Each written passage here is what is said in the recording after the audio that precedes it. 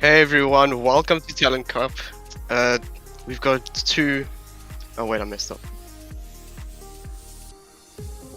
Okay, welcome Keep to going, Talon Cup, good stuff. everyone. We've got some really exciting games today. Actually, I've looked at the teams, the rosters, some really stacked teams. It's gonna be really interesting. Uh, I am one of your casters today for this game that you're seeing now, codename APW versus Flaming Flamingos. I'm Cena, joined by my co-host, Sun Phoenix. Hello, Cena. Welcome. Your first broadcast here. Are you excited? I know we spoke before and you said you're nervous and excited, but are you looking forward to it? I'm definitely looking forward to it. I'm super excited. I'm kind of nervous, as I mean, it's been made kind of obvious. But yeah, I'm really looking forward to it. So Awesome. we can look at these teams here. These teams are super stacked, actually. I'm looking at codename APW at the moment. Why don't you run us through that, son? Sure. Codename APW. We are running a bit late, so we're gonna just jump straight into things here, guys. Codename APW, aka codename Always Press W. I had to look that one up, and because I'm not so on my lingo. Cryptic Watt is on main tank here, of course, former player for Vanguard, where he was playing DPS. Aka Crip. Bubbles, this is Risen Bubbles, I'm told, so no main tank for him on the off tank role this time around, but I'm sure he's very comfortable on that. Daddy69, aka Damien, most recently part of Vanguard as a DPS, but formerly part of Valiance. And then we've got Lectix, a newcomer to the competitive Overwatch scene in South Africa, looking to cut his teeth here in the Talon Cup. And that's the great thing about the Talon Cup. We get to view all these new players and get some eyes on some new talent. Then we've got Miss Jones, a new player to the scene as well, but she's actively trialing for a few teams in the competitive scene, which is always exciting to see. And then, of course, we've got Phoenix, another member of that Vanguard squad to round things out here. Well-known, captain of Vanguard, well-known for her mercy and in general main sport plays. So between her and Daddy, a little bit of synergy there. Daddy, wow, it's weird to say. Between her and Damien, a little bit of inbuilt synergy there. Cryptic as well as a former member of that team, and then otherwise a few odds and ends here. This seems to me to be one of the more balanced teams across the board in terms of SR, but we're gonna have to wait and see whether that's beneficial for them or not. And then we've got on the other side Flaming Flamingo. Cena, why don't you run us through that roster? So on the main tank spot, we actually have Zov, who is former player, former main tank of TSG Team Mist. I'm actually really excited to see how he plays because he's known for his flanking Rhine, really aggressive playstyles. So that's going to be really exciting. On off tank we have Larina. I'm not too familiar with them, so I can't really comment on that. We do have Visions subbing in for Don't Be Toxic, so that's going to be interesting. Yeah, it's gonna be something. We're gonna have to wait and see. And we do have Maestro on the other DPS. I'm not sure who's playing what, who's playing hit scan, who's playing projectile. And we do have Kara the donkey and Von on the support roles. I'm not too familiar with a lot of these players because I'm pretty new to the competitive scene, but yeah. So interestingly enough, we've got Vanguard representation on both sides here. Of course, for those of you who don't know, Vanguard is one of our competitive teams here in South Africa, kind of middle of the road team, gatekeepers of Prem, we've called them in the past, or not Prem, Elite Division, as it's called in the 80K tournament. They kind of flit between the second division and the top division.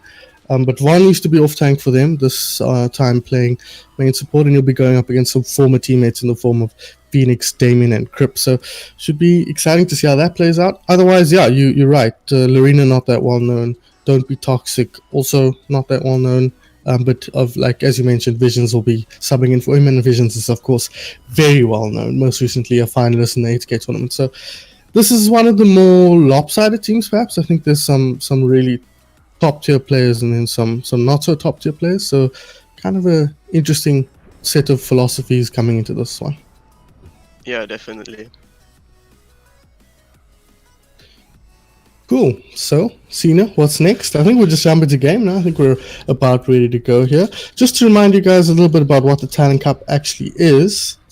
It is a fun tournament that Kaiser, Competitive Overwatch South Africa, puts on every year at this time, towards the end of the year, after the competitive season is pretty much concluded. And it's just a tournament to, it's a pug style tournament, so random players will sign up in groups of 1, 2, or 3. And we'll put them on teams based on their SR. Of course, SR not a perfect indication of skill, as I'm sure you can attest to, Cena, but it is some kind of estimation at least. And it kind of gets new players into the scene a little bit, get them to get a feel of what competitive really is like, but not in such a serious way as some of our more competitive tournaments. And it gives sort of weaker players to have a chance to play with really strong players and learn from them as well as letting the strong players kind of dunk on some poor kids, which people like Luke have a lot of fun doing, just taking home championships. We're of course sponsored by Eve Tech as well, so shout out to them sponsoring some of our prizes here. So yeah, we are just about ready to go here, Cena. Yeah, we're getting in game. There we go. So our first map, I believe, is Legion Tower. Yes. Yes, we're gonna be starting on Night Market. Night Market. Yeah, Night Market. It's fun. Fun? You like this map, Cena? So, as an off tanker, I do like playing ball on this map, but in the current meta, ball isn't played that much. We do have a pause in game. That's it's an auto It looks like we have some issues on the stream as well. I don't know. You guys are getting I'm getting a white screen. I don't know if you guys are getting a white screen, but yeah, we do have a little bit of a pause here. It's an auto pause, as you said. So I wonder who's disconnected. Who do you said you don't know the teams that well? Who do you think is going to be taking this one? Which team do you favor most? Yeah. I definitely think Zov. From my experience, I do think Zov has a more upper hand against or towards Bubbles from Risen, but I'm not sure because it's really, it's players from different teams, different SRs, different ranks, different skills. So I really don't know. I can't tell. Yeah. Are we still live? Because the Twitch is down. Okay. So we are live here, Cena, in game as well. The pause is now concluded. What do you think we're going to be seeing here? I'm taking my play-by-play role again. It's just like comes naturally to me. Sorry, go for it, Cena.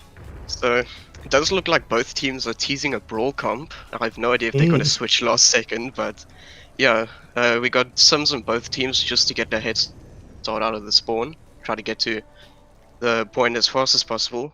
Just TP in the window to point. Phoenix is on the map instead of the Arno, which is interesting. Yeah.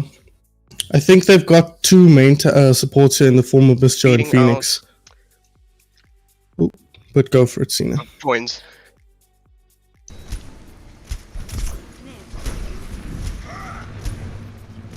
And at almost the exact same time, and as we can see, it's just a full out. Discord is very it's laggy going both ways, but okay, it's not just on my end. Okay, sorry about that, guys. But it seems like whenever I cast, I get my laggy co-casters between Blur and Cena here. I spend a lot of time solo casting apparently, but we'll try and sort that out for you guys ASAP as possible. Very early hand-me down here. Jeez, built up so quickly there by Zov. He picks up a double kill off the top of that, and that's going to be an easy cleanup here for the red squad. Really nice play from Zov to charge that ulti up so quickly. A good TP in that first team fight nets them that early ult advantage, and he takes quick advantage of that by getting the fight for his team. Coming in though, we have a squad switch up here, a little bit of roster switch up for the blue team here. Are we back, Cena? How are we looking? I hope. Ah, there you go, sounds good. Okay, so Maestro is using the wall this fight. Cryptic going down super early. Vision's just getting all the picks. Vision's just putting his team on his back. He needs to get that checked out. Damien does find a pick on Kyle the Donkey. That's their main heals down. Vision's just cleaning up. He's getting everyone. Yeah. Looking super Really- strong in that Reap. Really nice play from Visions there. It's funny you mention his back Tactics. because he's getting old now these days. You know, he's been around forever.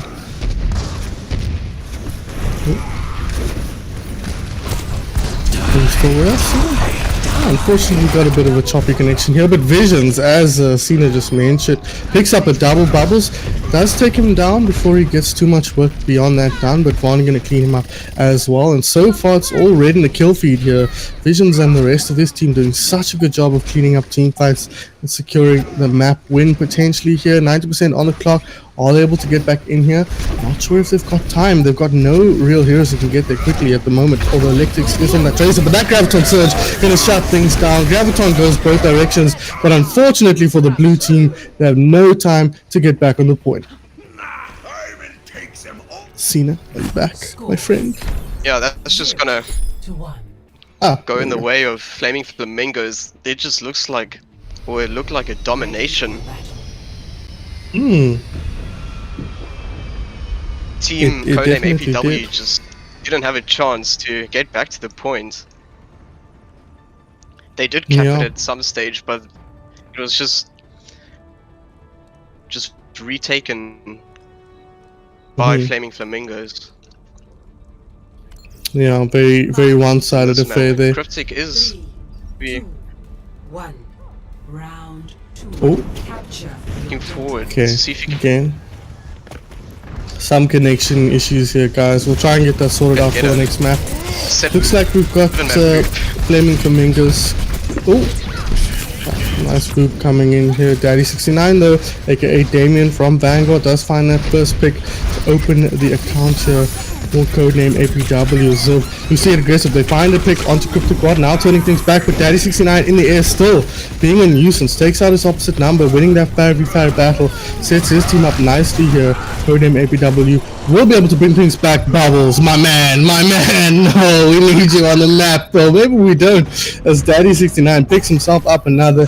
Dictix beats his opposite number there in Vision, and that secures the team fight for codename APW.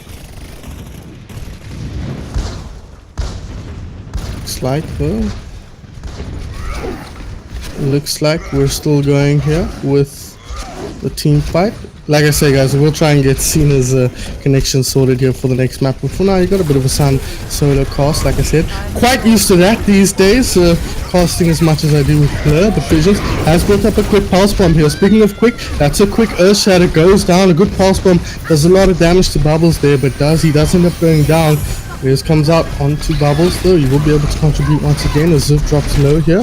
Healed up nicely by his supports, and he can look to get aggressive now, especially with the help of this nano boost. Can he find the picks he needs to? Does he even need to? Bubbles once again sends himself off the map here. The Risen main tag not helping his team at all when it comes to keeping his feet on solid ground, and it looks like Flaming Flamingos have found their rhythm once again. Will clean things up nicely here. A little bit of disjointed play for the codename APW here. I think Bubbles wants to really find his inner Pretz here, the way he's eating himself off the map at every convenience here. Cryptic is on the ball. Not sure how I feel about this ball. This will be having much impact here, but they open with the Coalescence, and immediately Phoenix takes on Von, the enemy Mercy here. She picks up a double. The whole pharmacy taken down as Cryptic contributes nicely here with a triple kill. I mentioned the ball and immediately proves me wrong by picking up that triple kill with the help of his Mind's Electrics. Cleans up Larina, and codename APW have really found an extra gear here in this map, so good on them. I think it's kind of the nature of these pug style tournaments where teams don't know each other. They want to play together that much. They kind of have to figure out a rhythm, figure out what compositions work best. That's a beautiful boot from Daddy69. Goodbye, Ziv. He's also struggling to keep his feet on land here, but being helped along by Daddy69's Farah. As that's going to mean they have to wait things out now. Ultimates wise, looking good for both teams here. 3 ultimates apiece, as Kyle the Donkey closing in on theirs as well. Sylvania. It's going to be a battle of shadows in this team fight though, but again, Rocket Barrage is online as well, so this could be quite an explosive team fight, and it could be the last one as well. for Flaming Flamingos, and that's a bad start. Lectix immediately finds Visions, takes him down, but the good rocket barrage here from Maestro picks up a couple, and Flaming Flamingos cleaning up, but Daddy69 in the background finds two, but a beautiful sweep from Kyle the Donkey. Gonna make sure that barrage doesn't find too much more. Nice work from Visions there to take down Lectix once again. Post-res, Mr. Jones will drop as well, and Flaming Flamingos will secure the point once again here. So quite a close matchup. Was a bit worried with the way Night Market looked. That Codename APW just went up to the level of Flaming Flamingos, but on this map, looking a lot better. And maybe it's a difference maker that is Cryptic Bot's ball. He seems to be contributing nicely here after a bit of a slow start. I wonder if we're going to see that continue here. And if they do make it to the next map, how they can do on Control Center, not a map where ball is favored at all. So they're going to have to find some solution there to that problem. We see Daddy has switched off the Fairy here onto the Genji now, looking to get aggressive onto the backline of Flaming Flamingos. He doesn't find the kills. Now he's under pressure, doesn't get the reflect direct hit there onto Maestro. So that is the DPS down as he comes forward now. Cryptic One lays down the mines. Questionable when you've already lost a player, but he's managed to bring back some sort of advantage here by taking down the Ryan.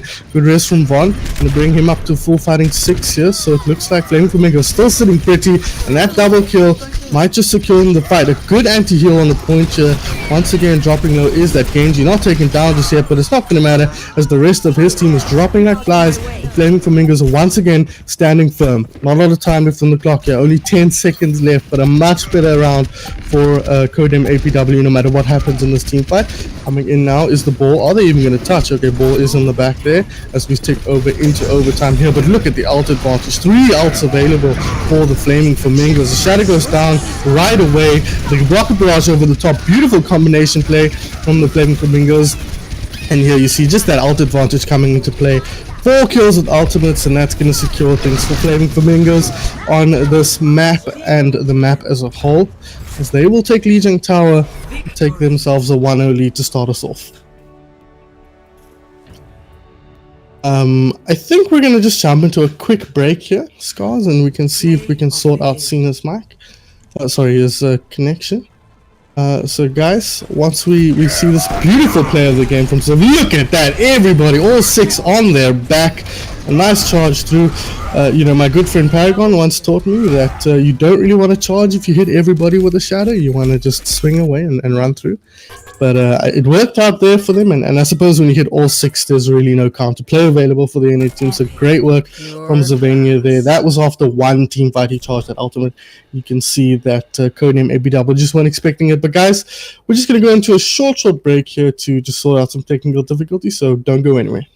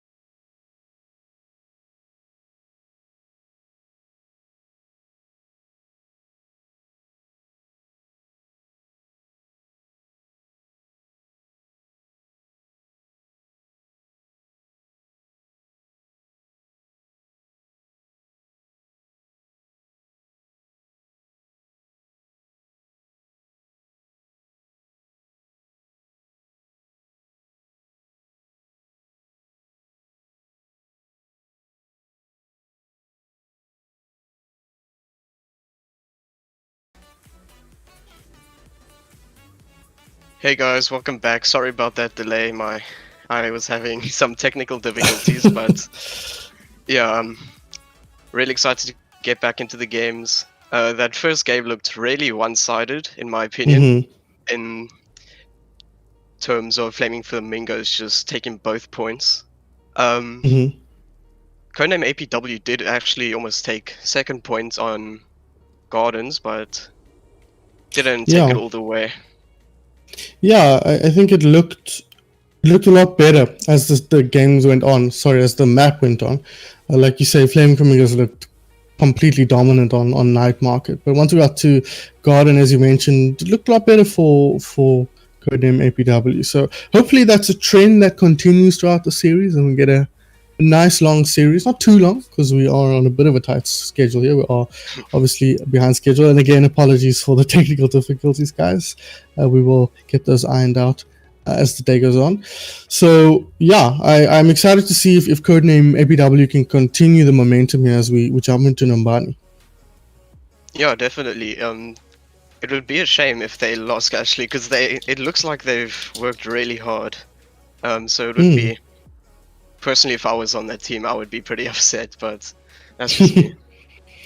Yeah, I think with Talon Cup though, you can never be too upset. There's an element of randomness that comes with pug style tournaments like this that you just can't account for.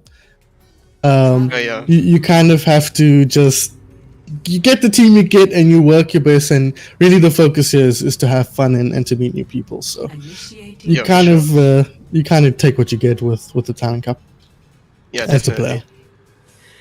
We are on Numbani now. It looks like Codename APW is on defense. What do you think they're gonna run here, actually? A good question. Obviously, Numbani first point, critical to the success on this point is high ground control.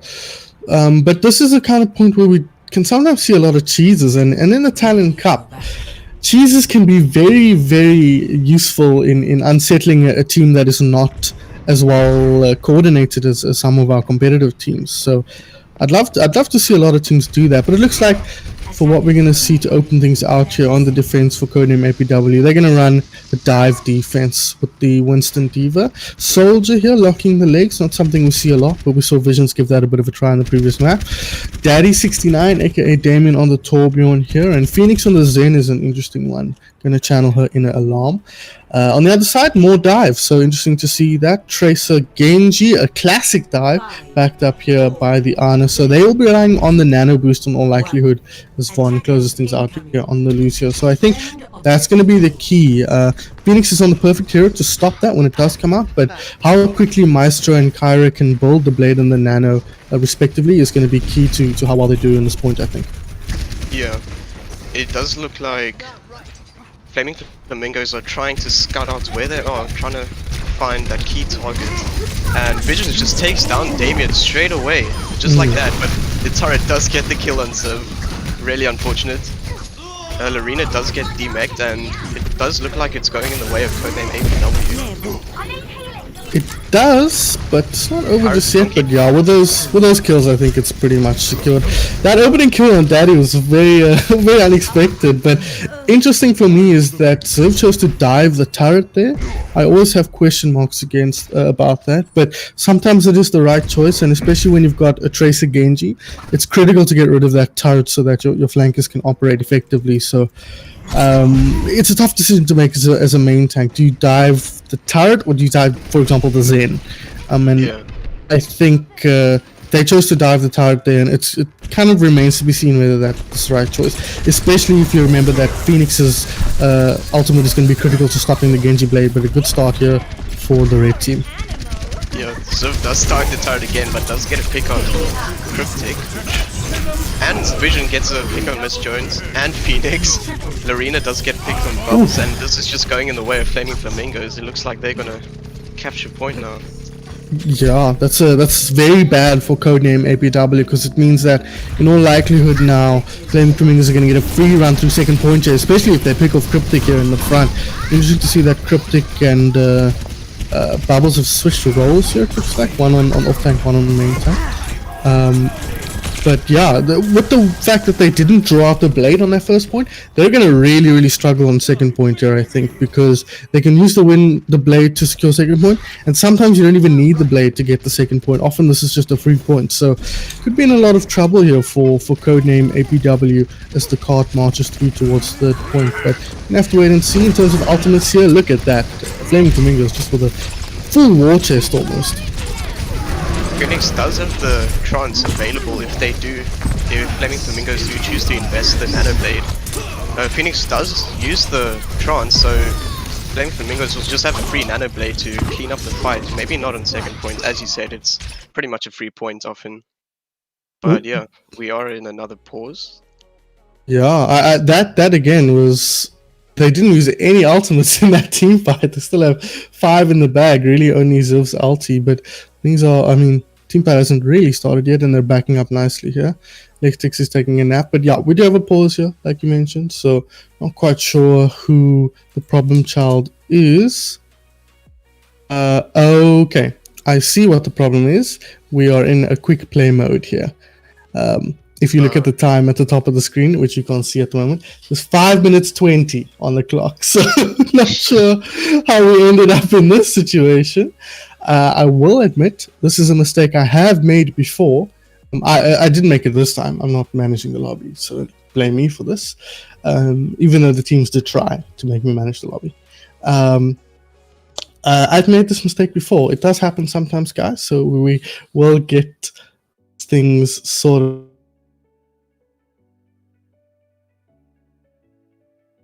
do here, but it seems like a day. Difficulty in the I was gonna say it seems like a day where everything is just going wrong. If it's not us here in the production booth, it's the teams messing up the lobby. But we're gonna see if we can sort things out. Meanwhile, Cena, you and I can just shoot the poop if you get what I'm saying. Exactly. This is what all your training has been for, Cena. This moment right here, talking through a pause. Can't wait, are you? Go for it. No, you carry on. I was just saying I can't wait. So yeah, I mean, they've baited out the trance here from Phoenix, so that's pretty cool. I'm not sure. I didn't see why Phoenix. I didn't see why Phoenix used the trance. I don't know if it's because his team was just taking so much damage, but that's gonna be a really tough time for them trying to deal with that Nano Blade. They might just have to reset afterwards. Yeah. I mean, like you said, Flaming Flamingos didn't use any ultimates in their fight, and they're about to cap second point. So third point it's not that close. It's about halfway through at the moment. Halfway through, okay. So third point is just going to be a freebie for Team Flaming Flamingos. Yeah. If they choose to not invest any ultimates in the... Well, I mean, I don't think codename APW will be able to come back to contest second point. That's just not something that is common. But yeah, this is looking like a domination in the way of Flaming Flamingos, just like last map. Okay, looks like we are gonna have a lobby restart here soon. I think false alarm, we're heading to Busan. Just forget about Numbani, don't need that map, just write that one up to a draw. No, we will be jumping back into Numbani. There we go. So we'll get a restart here. I think unfortunate for Flaming Flamingos, and I think if this was a very serious competitive tournament, they might be a bit more of a fight, but I think these things happen in Talon Cup. You got new people in new roles, so sometimes mistakes do happen. Things go wrong. Are happy to give a bit more extra room to this kind of thing, and we will be restarting the map here on Numbani. I mean, this does give time for codename APW to just talk about what was happening, because I mean, it didn't look like they were that prepared. They did win the first fight, but I mean, after that, it just looked like they lost it. Yeah, we might actually see them give up first point for free. That is true. Yeah. Just as a You know, because they did cap first point the first time. So wouldn't surprise me if they just gave up first point. But it looks like they are setting up for a first point defense, and it does the ultimate, the way the ultimates work out are completely different when you don't fight the first fight, obviously. So it wouldn't quite be the same if they did just give up first point. And yeah, looks like they're actually setting up here for the first point defense.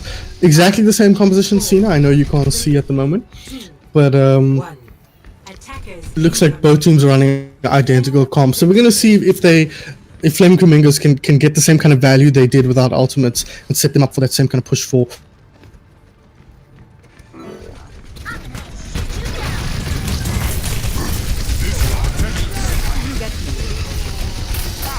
No, because I mean they are running the same comp, so hopefully they're more prepared. But we're just jumping straight in. Flaming Flamingos just in this title space, trying to.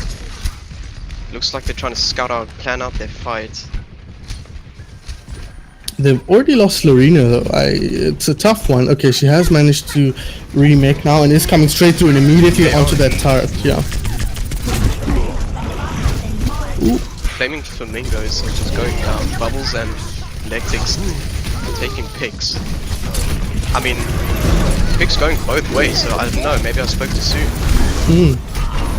No, it looks like it's going in the way of Conan W. Okay, That's a much better team fight there for Codename APW. Like you said, that little bit of extra prep time and planning time because they knew the composition. They actually got reset up nicely there and managed to counter what they were doing on the side of Flaming Flamingos quite well. So quite impressed with Codename APW. It seems like it takes them a little bit of time to get into a rhythm. So if they can slow the enemy team down, they can actually do quite well. But the dive comes in straight away. So. Looks like Zov is diving their tanks, which is absurd, but Bubbles does get a pick on Maestro. The pick's going both ways.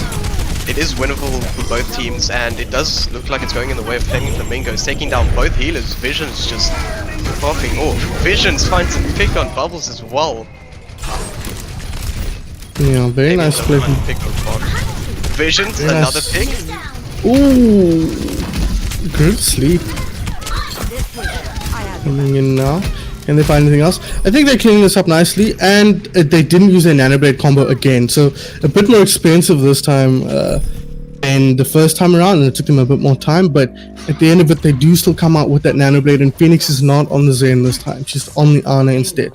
So that means there's no Transcendence to protect Codename APW from this Nanoblade. So I'm expecting this next team fight to go all the way of Flaming Flamingos, courtesy of that Genji Blade. Yeah, as Visions does take down Bubbles, but does pay it with his life. Pick's going in the way of Codename W. But you never know, this might just be turned around by Flaming Flamingos. I mean, look like that last fight. But they are just pushing card now. Cryptic just taking the front line, hiding behind Bus. Yeah, Bubbles is pushing up, trying to take that 1v1 on Zov. Ooh, no, unlucky. Maestro not using the blade, and as I say that, he uses the blade. Yeah. Does take down Phoenix, but it is, it is a one fight by Codename APW. Does look like they're more prepared compared to, last attempt on this map, but Flaming Flamingo is gonna have to think about what they're trying to do. Well, they it seems like the Genji. Yeah, exactly. It seems like they want to switch things up here, bring the Mei in. They still have that Sound Bear and have both tank ultimates here, so a lot to work with, and that was an expensive team fight for Codename APW. But that Nanoblade got nothing done. That is disastrous. But let's see if they can make something work for this next team fight. Nano is invested on Bubbles, but he is frozen. And it does look like picks are going in the way of Flaming Flamingos. It does look like they have won the fight, however there are still players from Codename APW trying to contest this card. Vision's trying to control that high ground as Tracer, and it looks like this is a reset for Codename APW. Very nice work pretty from... impressive. It is pretty impressive that they were able to hold this second point as long as they did. Yeah, I agree, but they still have a lot of work to do. 3 minutes 30 left on the clock and a pulse bomb from Visions to boot. They do have the Molten Core now if they need to commit it, but this freeze and this takedown. Oh, pulse bomb is huge though in the background. Ooh, And yeah, wow. this is going to be another reset for Codename APW. Yeah. Flaming Flamingos is just looking so dominant. That was gorgeous. Pulse bomb in the background. We didn't get to see it unfortunately, but really nice play from Visions. Takes down both supports, and at that point the fight is elementary. Easy cleanup for the red team, but Molten Core comes in now. Bomb is being used by both teams.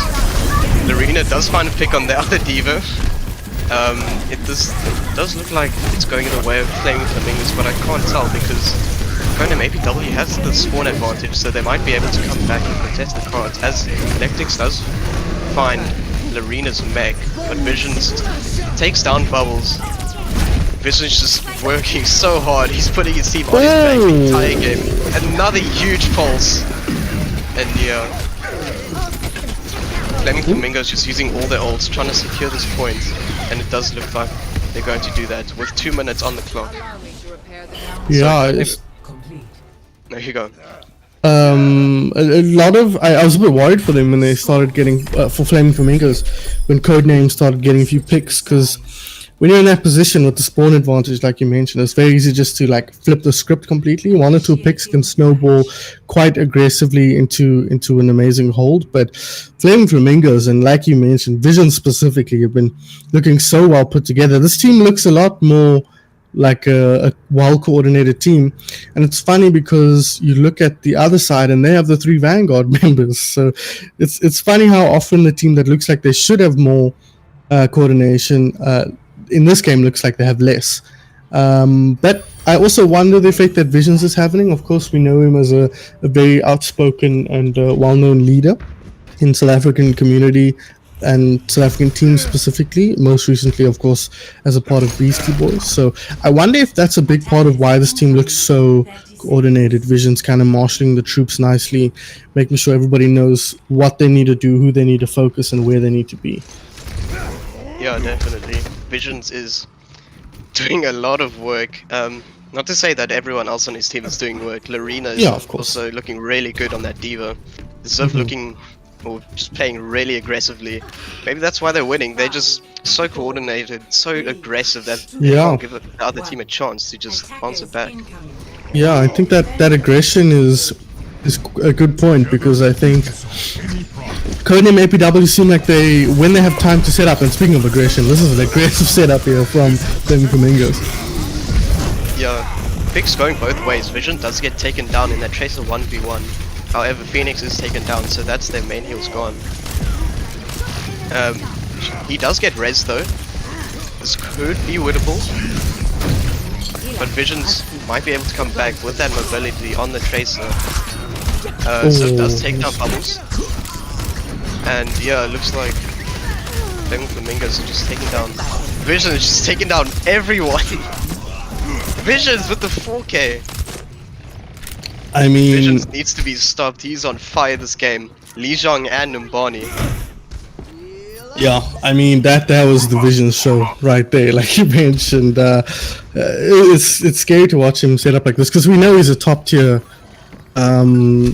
support player. Obviously, we know he's a decent main. I mean, depends on who you ask. I think he's a decent main tank. I think Miru doesn't agree, for example. But we saw him play pretty well on Beastie Boys recently, so we know he can do that. And now it seems like he's a pretty stellar DPS as well, at least in the right situation. So.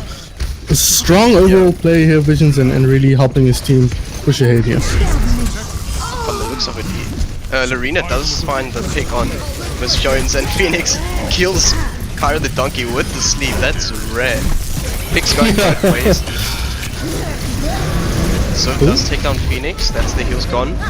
Lorena does throw out the bomb, doesn't catch anyone. Cryptic gets one with the mines, and so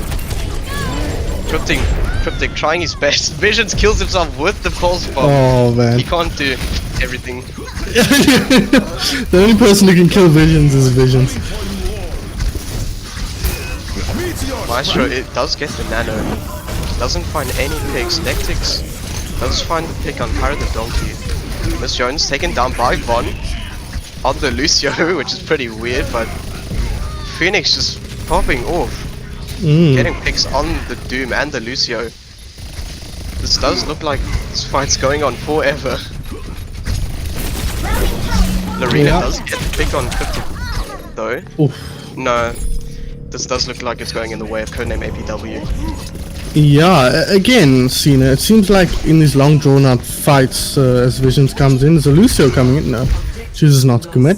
It seems like if these fights get drawn out and Codename APW can kind of stretch things out and have more time in team fights, seems like they do a lot better. So I think Flaming Flamingos are going to want to close things out quickly, but this next fight's getting started nice and quick. Bubbles on that aggression just dives straight in as point is captured, and that aggression is really helping out. Damien with the just cleaning up with that nanoblade. That's how you do a nanoblade, Cena. If anybody's watching and they've never seen a nanoblade before, and Maestro didn't help you get a good sense of what it's supposed to look like in the previous round, that is what a nanoblade is supposed to do. It's supposed to be a team fight winner if there's no hard counter. If Phoenix doesn't hit a sleep, it should kill, 2-3 people. If they're not running a Zen, which they aren't. So really nice work from Damien and Phoenix there, set up nicely the two Vanguard players, but I think teams are going to get aggressive again here. Vision does find the pick on Miss Jones. This aggression from both teams actually. Vision's finding picks on both supports. It seems like every fight Visions just kills their supports and they can't really answer back with anything like I said before, because I mean what are they supposed to do without any support? So, yeah, I agree. I think they need to put a little bit more energy into keeping their backline alive. Or they need to do the same thing and just get aggro on Flaming Flamingos backline and just win the fight faster, but I think that kind of playstyle favors Flaming Flamingos more than Codename APW. I think Codename APW can afford to play a little bit slower, a little bit more defensive, protect their healers, punish the dive, and then go from there. Yeah, definitely. Visions on the Tracer is definitely helping with this aggression. The Tracers just take out both honors, that's... okay. Okay. Raze does... Miss Jones does get the res on Phoenix. Maestro getting the pick on Cryptic. This is definitely going in the way of... Oh no, I spoke too soon. Pick's going both ways. No, it's going in the way of Flaming Flamingos. Yeah. It depends on who is alive, who wins that kind of 50-50 fight, and really the heroes that were left for Flaming Flamingos favored them nicely to clean things up. But in general, I would say Codename APW feel a little bit more comfortable in fights like that, but here we go again. They've got the Nanoblade almost ready to go. They've got Cryptic Watt on the ball with his mind, just want to do such a good job on using Tower Gardens, and here he goes. And look at that dive from the Flaming Flamingos, it just looks so coordinated, sorry. They just dive in together, and Maestro does copy the Genji on the Echo and gets the... Now, he just redeemed himself with that Nanoblade. Yeah!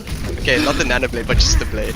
Yeah, I was gonna say, he's a better Genji when he isn't playing Genji, apparently, because that Replicate did a great job of securing a couple of kills there, and I think Codename APW just weren't expected that. We haven't spoken about the Echo here as Nectech misses the pulse bomb, but speaking of Genji blades.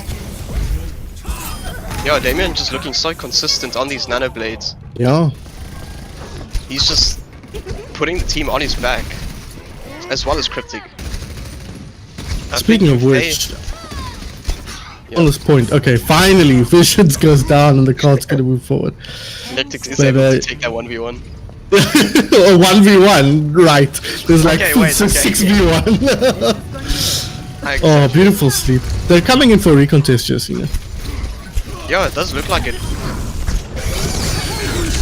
But it does look like things are going the way of... This bomb? Codename APW. Bomb gets nothing. Does get the res on Phoenix. Visions again. Visions again. Visions ultimate is his worst enemy. Yeah, like I said, the only person who can kill Visions is Visions. Unless it's a 6v1, in which case Lectic wins the 1v1 apparently, according to Cena. But yeah, Really nice team fight there from Codename APW, cleaning things up again with that Nano Blade. So looking at the Nano Blade this time, 60% towards it. So 2 team fights they should have ready to go. And if gaming can be as consistent as you mentioned, I think they should be able to clean things up nicely. But they might not even need it. Now, pop a few squats on him as well. Why not? Bubbles just with the BM. Leading up these kills with his Primal Rage, and it does look like Codename APW just dominated that fight, giving Flaming Flamingos no chance. And if they do finish this, they will have less time, but it does give them the chance to actually win this map. Yeah, but they cannot let it go into overtime, Yasina. If that happens, they cannot win the map. So they've really got less time than it looks like they have as the duplicate comes in, this time on the Monkey. Nanoblade on the other side, though. Yes, Daddy Damien does get slept. Cara the Donkey with that sleep, and it does look like Flaming Flamingos are just able to clean up. Oh man, And that is so unfortunate. are gonna have to pull off a miracle to try and cap this point. To try and even touch this point, I think. Okay, Lectix is in position here to get the dive, and he comes in now, gets a touch, perfect timing to start that overtime. Cryptic does have the mines, but does get taken down by Maestro. Pulse bomb from Lectix does miss, and does not take down Kara, but Lorena actually getting 2 picks. Bomb takes down Miss Jones, and yeah, just looks like Flaming Flamingos is just so dominant on this defense. Mines do come out from Cryptic though. This could get a few picks, but I don't think anyone in his team are able to come back and just follow up on those. And yeah, this map does go in the way of Flaming Flamingos. Again though, Codename APW finding a nice rhythm, getting a few good team fight wins and a good couple of pickups, pick-offs, sorry. And this man, especially Damien on that Genji, backed up of course by Phoenix on the Ana. Here we go, Nanoblade in the mix here, finds 1, finds 2, there's Visions out of the, Lorena, sorry, out of the game. 3 on Von, and that's pretty much a team fight win, single-handedly, or I suppose, double-handedly as it were. But really nice work from Codename APW, but ultimately Flaming Flamingos are looking so good today. But reminder, Visions is not a part of this team, he is a substitute.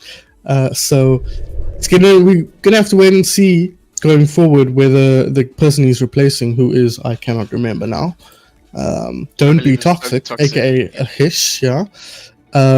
If he's going to be able to play as well as Visions has been playing on the Tracer, and whether information can kind of into 4. But we do have one more map to go here, so it's not all over just yet. But I'm very impressed with Flaming Flamingos so far. Yeah, based on the 2 teams we've seen, I think they're the number 1 team. It's a tiny sample pool, but in my humble opinion, they're the best team we've seen so far. I would say it's one-sided, but it does look like Codename APW are putting up a fight. Yeah, It's just not a complete sweep, but they are looking reasonably dominant. Mm-hmm. I agree. And shout out to Lectix, actually. He's been putting in a really good performance. I don't know if it's somebody we know just playing under a different name, or if he is a new unknown player. But as far as I know, he's a new player and he's performing very well. We've seen him take down Visions a couple of times in the Tracer v Tracer duel, so that is very impressive with how strong we've seen Visions performing today. If Codename APW are able to just put resources into Damien and just try and put resources into him to try and win the fight, they're definitely gonna have a much better time. But that's gonna be difficult because Bubbles is a pretty aggressive main tank. He does dive in, and he's gonna need a lot of resources to try and stay alive. So it's really a difficult situation for them. I agree. I think that's a good point actually. Bubbles is quite a resource heavy. He needs a lot of resources to be as successful as he can be.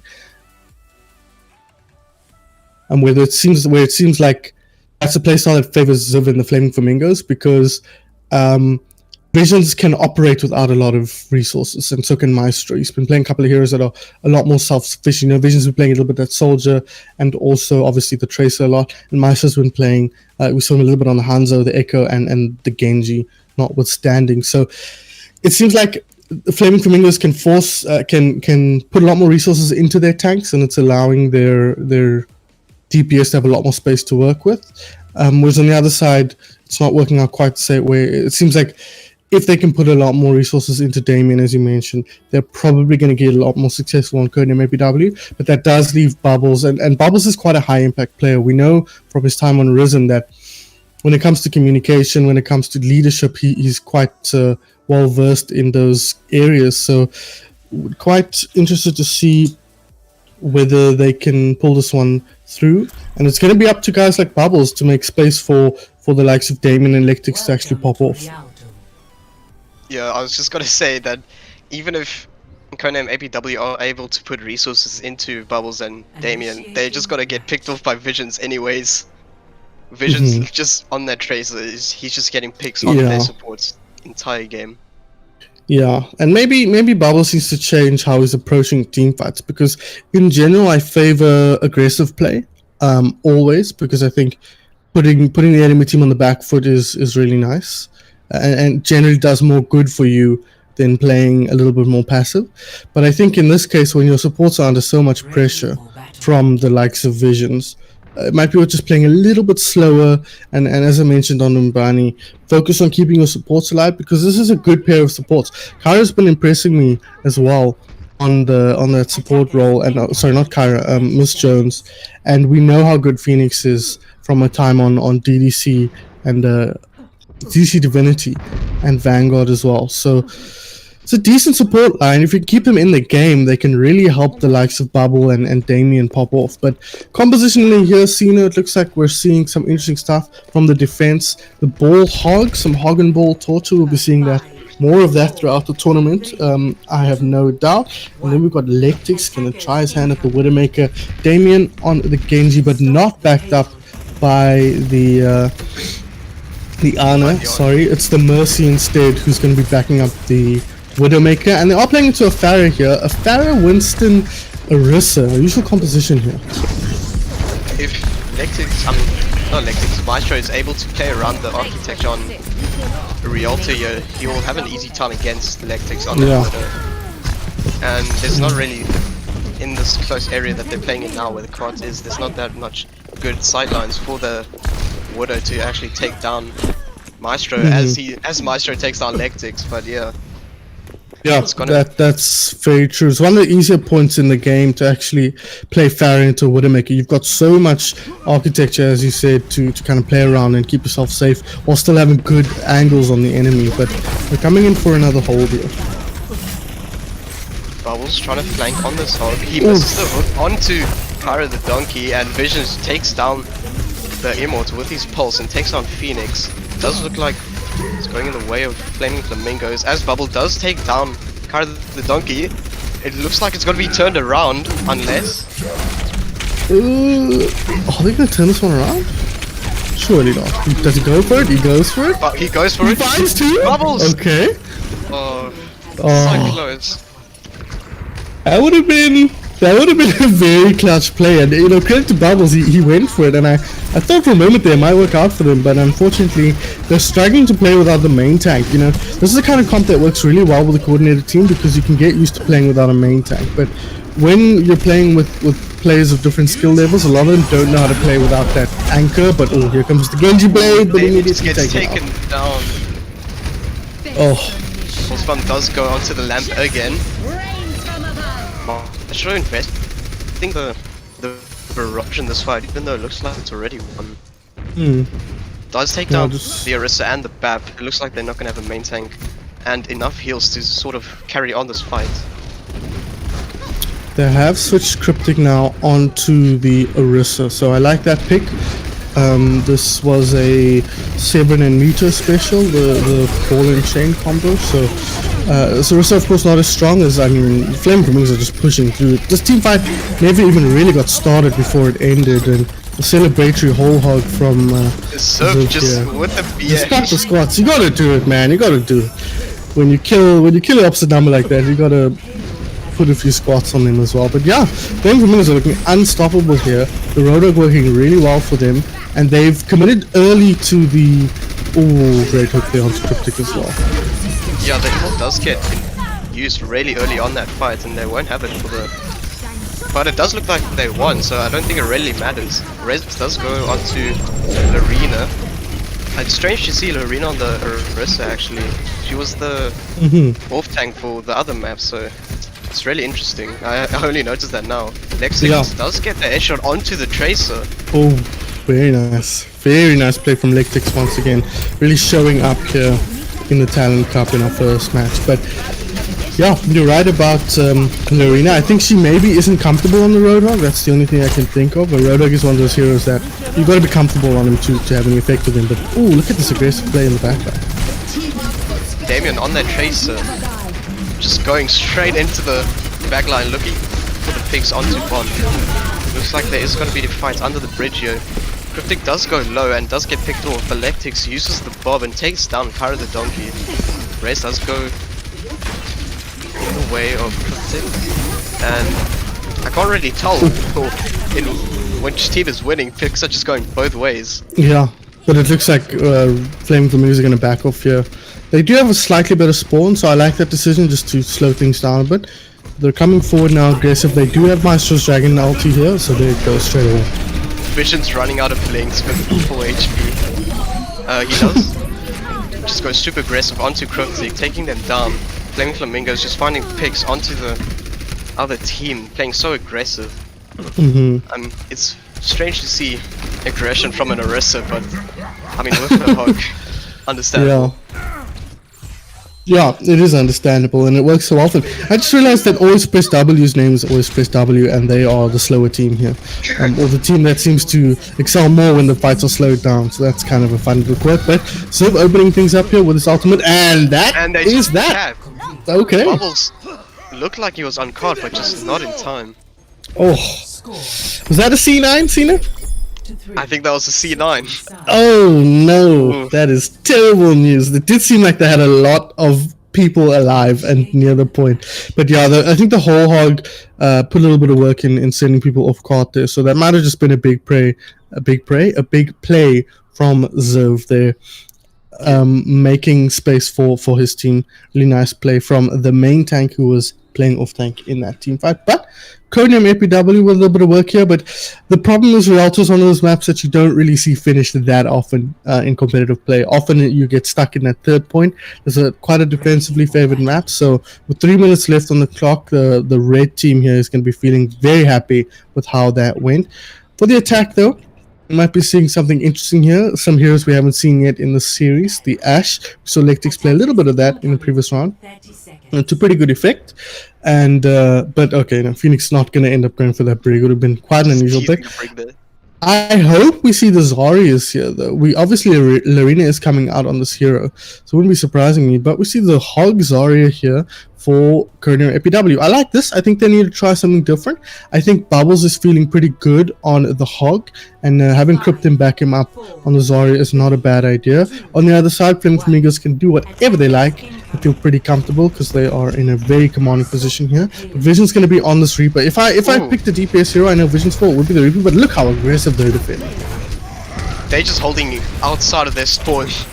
The aggression from the Flaming Flamingos is just out of this world. Lectix does get the pick on one though. Not the It was a mutual pick. That much high impact. It's a mutual pick as well, and he's going to get back super quickly. But yeah, they're going to use this time to back up. I like this play. This is a Vision's move right here. You can see this is coordination personified. They get in, get the one pick, but they've lost one player, so they move back to get that closer respawn for Vaughn. But look in the back line here. Damien is going in the back line as the jump. Man. Ooh. He does get taken down though. That was a mistake from Damien. That I don't know if that was called out, if his team was ready to follow up, if he was gonna, you know, assassinate someone from the back line, but Flaming Flamingo is just taking them down. Oh. I like the creative play there. I think they do need to do something different here. If they try and just bash heads with this team, they're gonna lose every time. It looks like Flame Flamingos are just better at that than they earned in Codename APW. So I like the idea of going for a little bit of a flank there, trying to pump some damage in from the back line. And it did open with a pick, but here is a beautiful ultimate from Ziv. Vision's only halfway to his Death Blossom. I only noticed that now. With his aggression, I thought he would have been much closer to his Death Blossom. Lectix does get the pick on Bondo. Lectix just trying his best. He's trying to put his team on his back. but it's just not enough. Flaming Flamingos are just too coordinated, just too good. Yeah, I agree. But look at Maestro popping off on this Widowmaker. When you think Maestro, you don't think Widowmaker. You more readily think Monkey, but he is popping off in this team fight so far. That's his third headshot kill. And that one onto his opposite number. So Lectic's gonna have his work cut out for him here, trying to counter out Maestro, and then there's still Visions to deal with as well. So a lot of power on this team. An aggressive move from Bubbles here. Bubbles just Never charging in with the bubble, but gets antied straight away and just gets punished.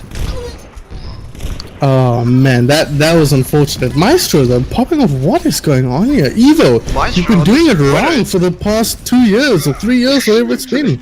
He's not supposed to be on the no aim, no brain heroes. He's supposed to be on the hit scan popping off like he's been doing here. This is a very impressive performance, and he's been punishing Lectix very hard on the enemy video, but has given the opportunity for Codename APW to build up some ultimates, and they can come forward now and look to get a few picks here.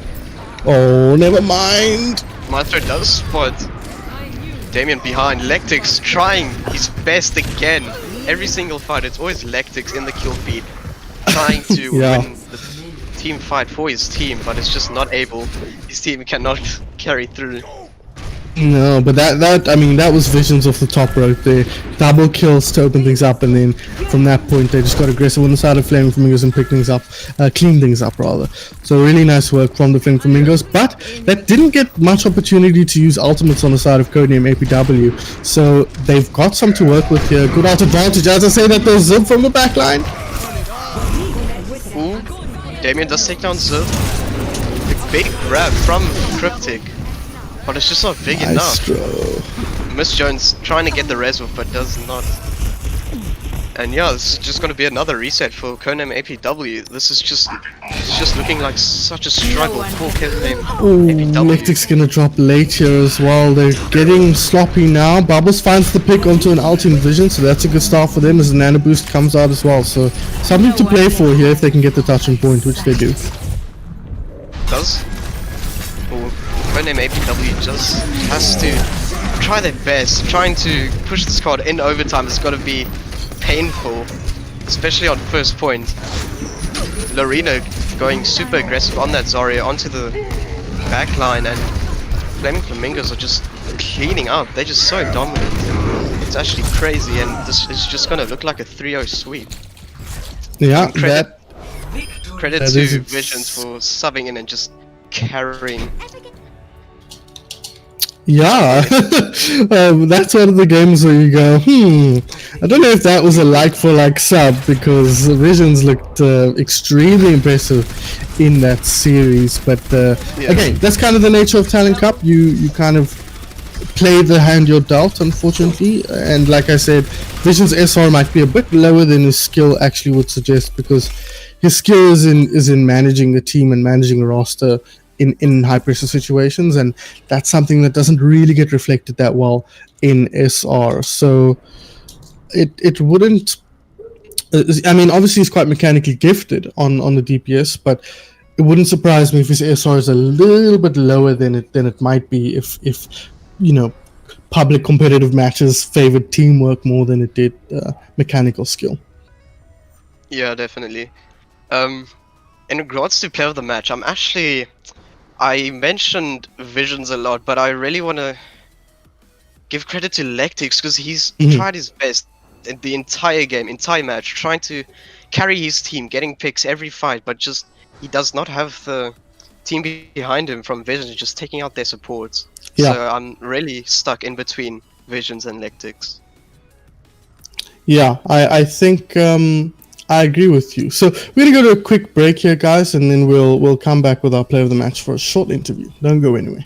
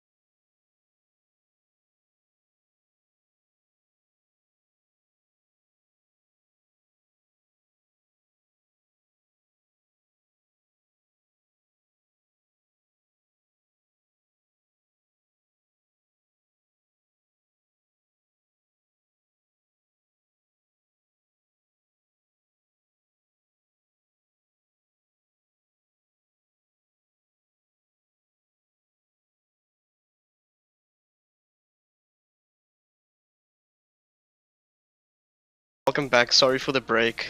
We are here with the Player of the Match interview. We have picked Ziv for Player of the Match. Um, he did look really dominant in the games that we have just watched, so he is really deserving of this Player of the Match. What are your thoughts, Thank you. Phoenix? Yeah, I mean, obviously, welcome, Ziv, aka Battle Cattle, aka apostrophe, or whatever symbol you were using in that game as your name. I think, it peeled back the curtain a little bit here. We were looking at Visions, and then we were looking at Lactics, and then we were looking at somebody else, and then we settled on you, Ziv. So we jumped through a lot of hoops to get here, but we ended up deciding on the Flaming Flamingo main tank and Rodok players. So first off, congrats on the win, obviously. And Thank you. how are you feeling after that game, especially with how your team performed? Obviously, you had Visions in as a sub. What kind of impact did he have on the team in that game? I mean, he did allow for a lot of opening picks that I can't deny him of. He really helped us with those opening picks and making a lot of space. Like, no, that's technically supposed to be my job, but Visions really did make a lot of space throughout that, and he did. Yeah, he just opened up a lot of opportunities for us. Okay, awesome. Otherwise, everyone pulled their weight really well. I'm very happy. Yeah. And in terms of like leadership and guidance, was he quite a big voice in that, or did he kind of leave you guys? Not really. He was just doing Vision things, you know. It's getting all the picks, but otherwise, yeah, we were all pretty just inputting inputs. Wasn't really one specific person. It was just everyone was just working as a team. Okay, awesome. Cena, go for it.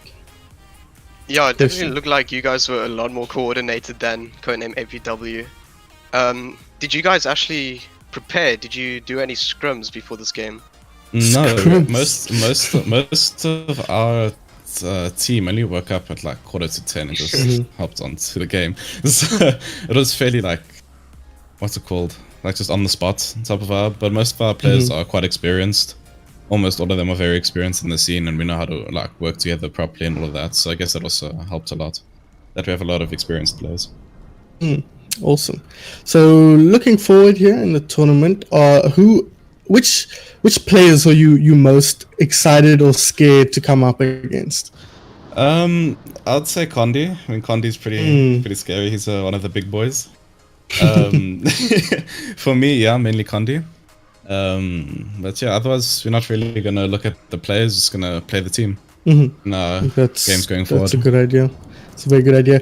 Condi, player we haven't seen a lot of in this last year. Obviously, he hasn't been playing on a local team other than his little cameo for the Beastie Boys in the 80K finals. But an extremely strong player. So I think that's a good shot. Somebody we don't know that well at the moment, but who we know is extremely well versed in Overwatch. Cena, any questions from you? Any more questions? No, that's it for me. I'm done. He's done. He's sweating. He's stressed.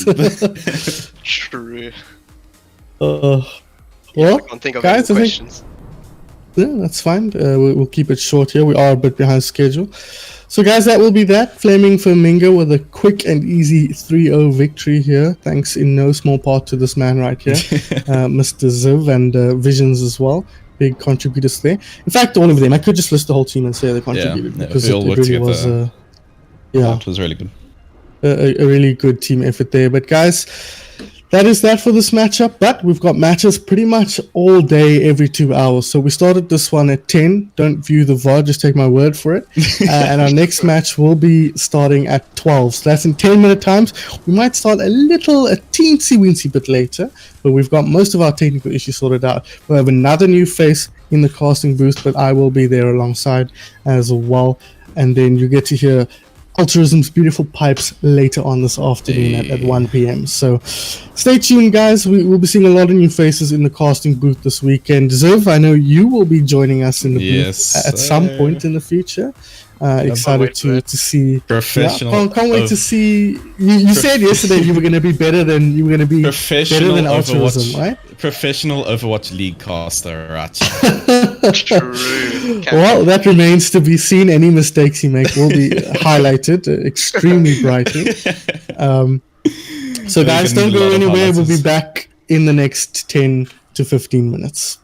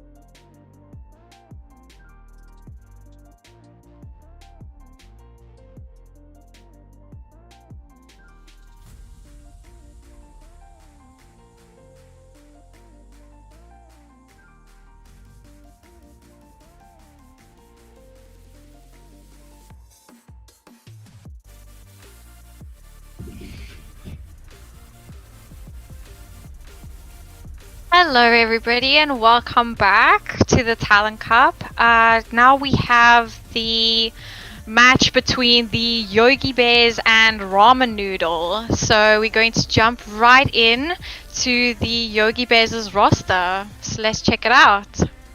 No introductions today for the casters, eh?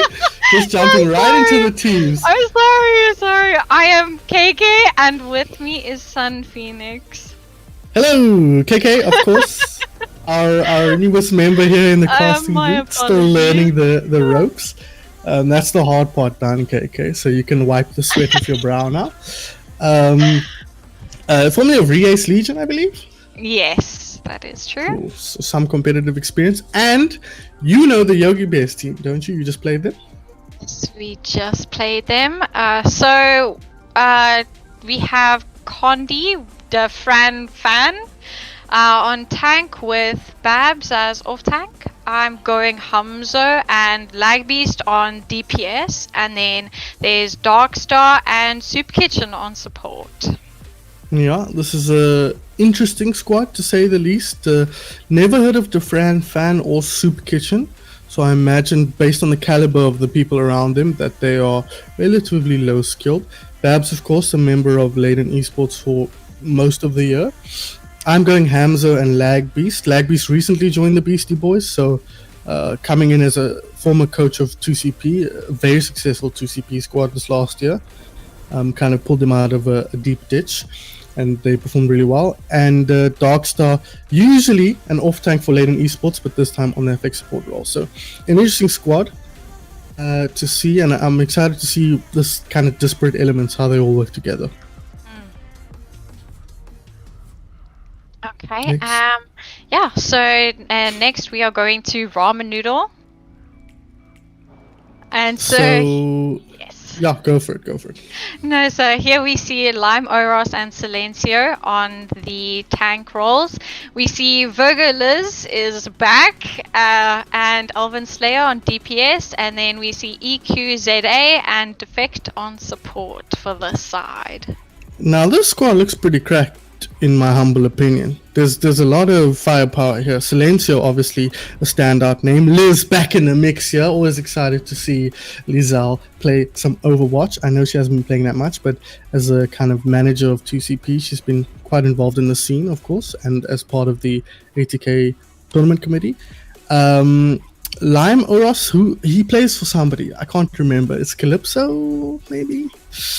It's Risen, that's what I said. Yeah, Risen. So Lime Oros, usually a DPS player, I believe. So on the tank role, interested to see how he performs. Alvin Slayer, well known for his exploits as a part of OG Kintsugi. Interested to see him on the DPS. Usually he plays that off tank role. So him and Silencio kind of flipping the script on each other here. EQZA, a member of the OC squad, Overclocked Esports. He plays flex support for them. And then Defect, of course, well-known, a fellow admin of Causa, former member of OG Thunderclap, and recently a part of the Evo squad as a sub. And kind of just floating around playing Overwatch on the main support. Excited to see this team play, because there's a lot of friends of mine on this team. So, no bias, but it should be interesting. Oh, yes, no, it's going to be a very interesting matchup as my team, the ATK, we changed our name last second. We versed the first team, and no, it was very, very interesting seeing Lagbeast on the DPS. Yes, it was very interesting. Obviously, they had a sub in for that match, so like Luke kept diving, myself and Hobo Parker, so that was very, very painful as a support life, but you know how it goes. But yeah, so it's going to be a very interesting match. I'm very excited to see what's going to happen between the Yogi Bears and Ramen Noodle. Great name, by the way.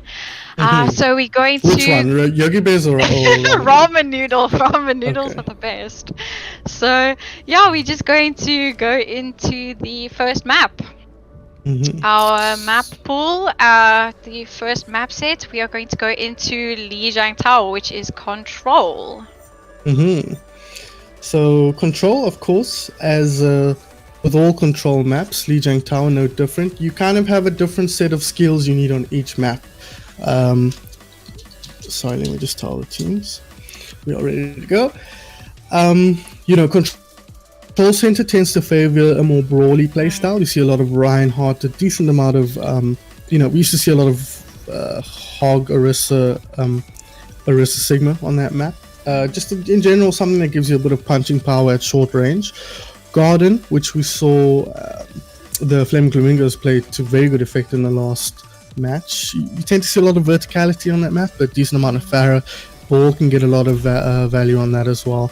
And then Night Market can be quite similar to Garden, but you've got a couple of options. We see Symmetra on that map quite often to get you that teleportation onto the point nice and quick, and then a lot of Brawl to follow up. But the map, you have a lot more options on how to play, and that is where we're going to be starting here.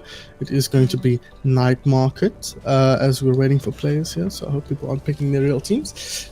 Okay, so interested to see how this plays out. I'm excited to see what some of the players on off roles are going to do and how well they're going to perform. You never really know how somebody like Lag Beast is going to do on that DPS. He's been a main support for his whole career since his time as a part of Damage Control in 2016, which is, for those of you who aren't as old as I am, at least in Cowser terms, that's 100 years ago, basically. He's been around for longer than I have, and he's been playing main support the whole time. So I'm excited to see what he can do on that DPS. Hamza is quite a well-known DPS, so there's no shock there. Silencio, off-rolling, but really we've seen him on a little bit on that off-tank, even though he's better known for that DPS role. Same for Alvin Slayer, he kind of mixes between the two. I'm interested to see how what's the word I'm looking for you? How refined Virgo Liz looks after a year out of the scene playing competitively. But she was well known for her Pharah when she was playing, and a decent amount of Tracer and a lot of Diva as well. No Diva this time around. The last time she played, 222 wasn't a thing. So she's used to being able to mix up between the OT and the DPS. So excited to see what they can do. Otherwise, new players as well, always keen to see how they mix it up with it. Squads wise, we've got the Zarya Winston dive here. Lag Beast locking in the legs. Alvin Slayer on the Widowmaker. So not a long range punching power from both teams, but the Pharah could end up being a difference maker here from Burgerless.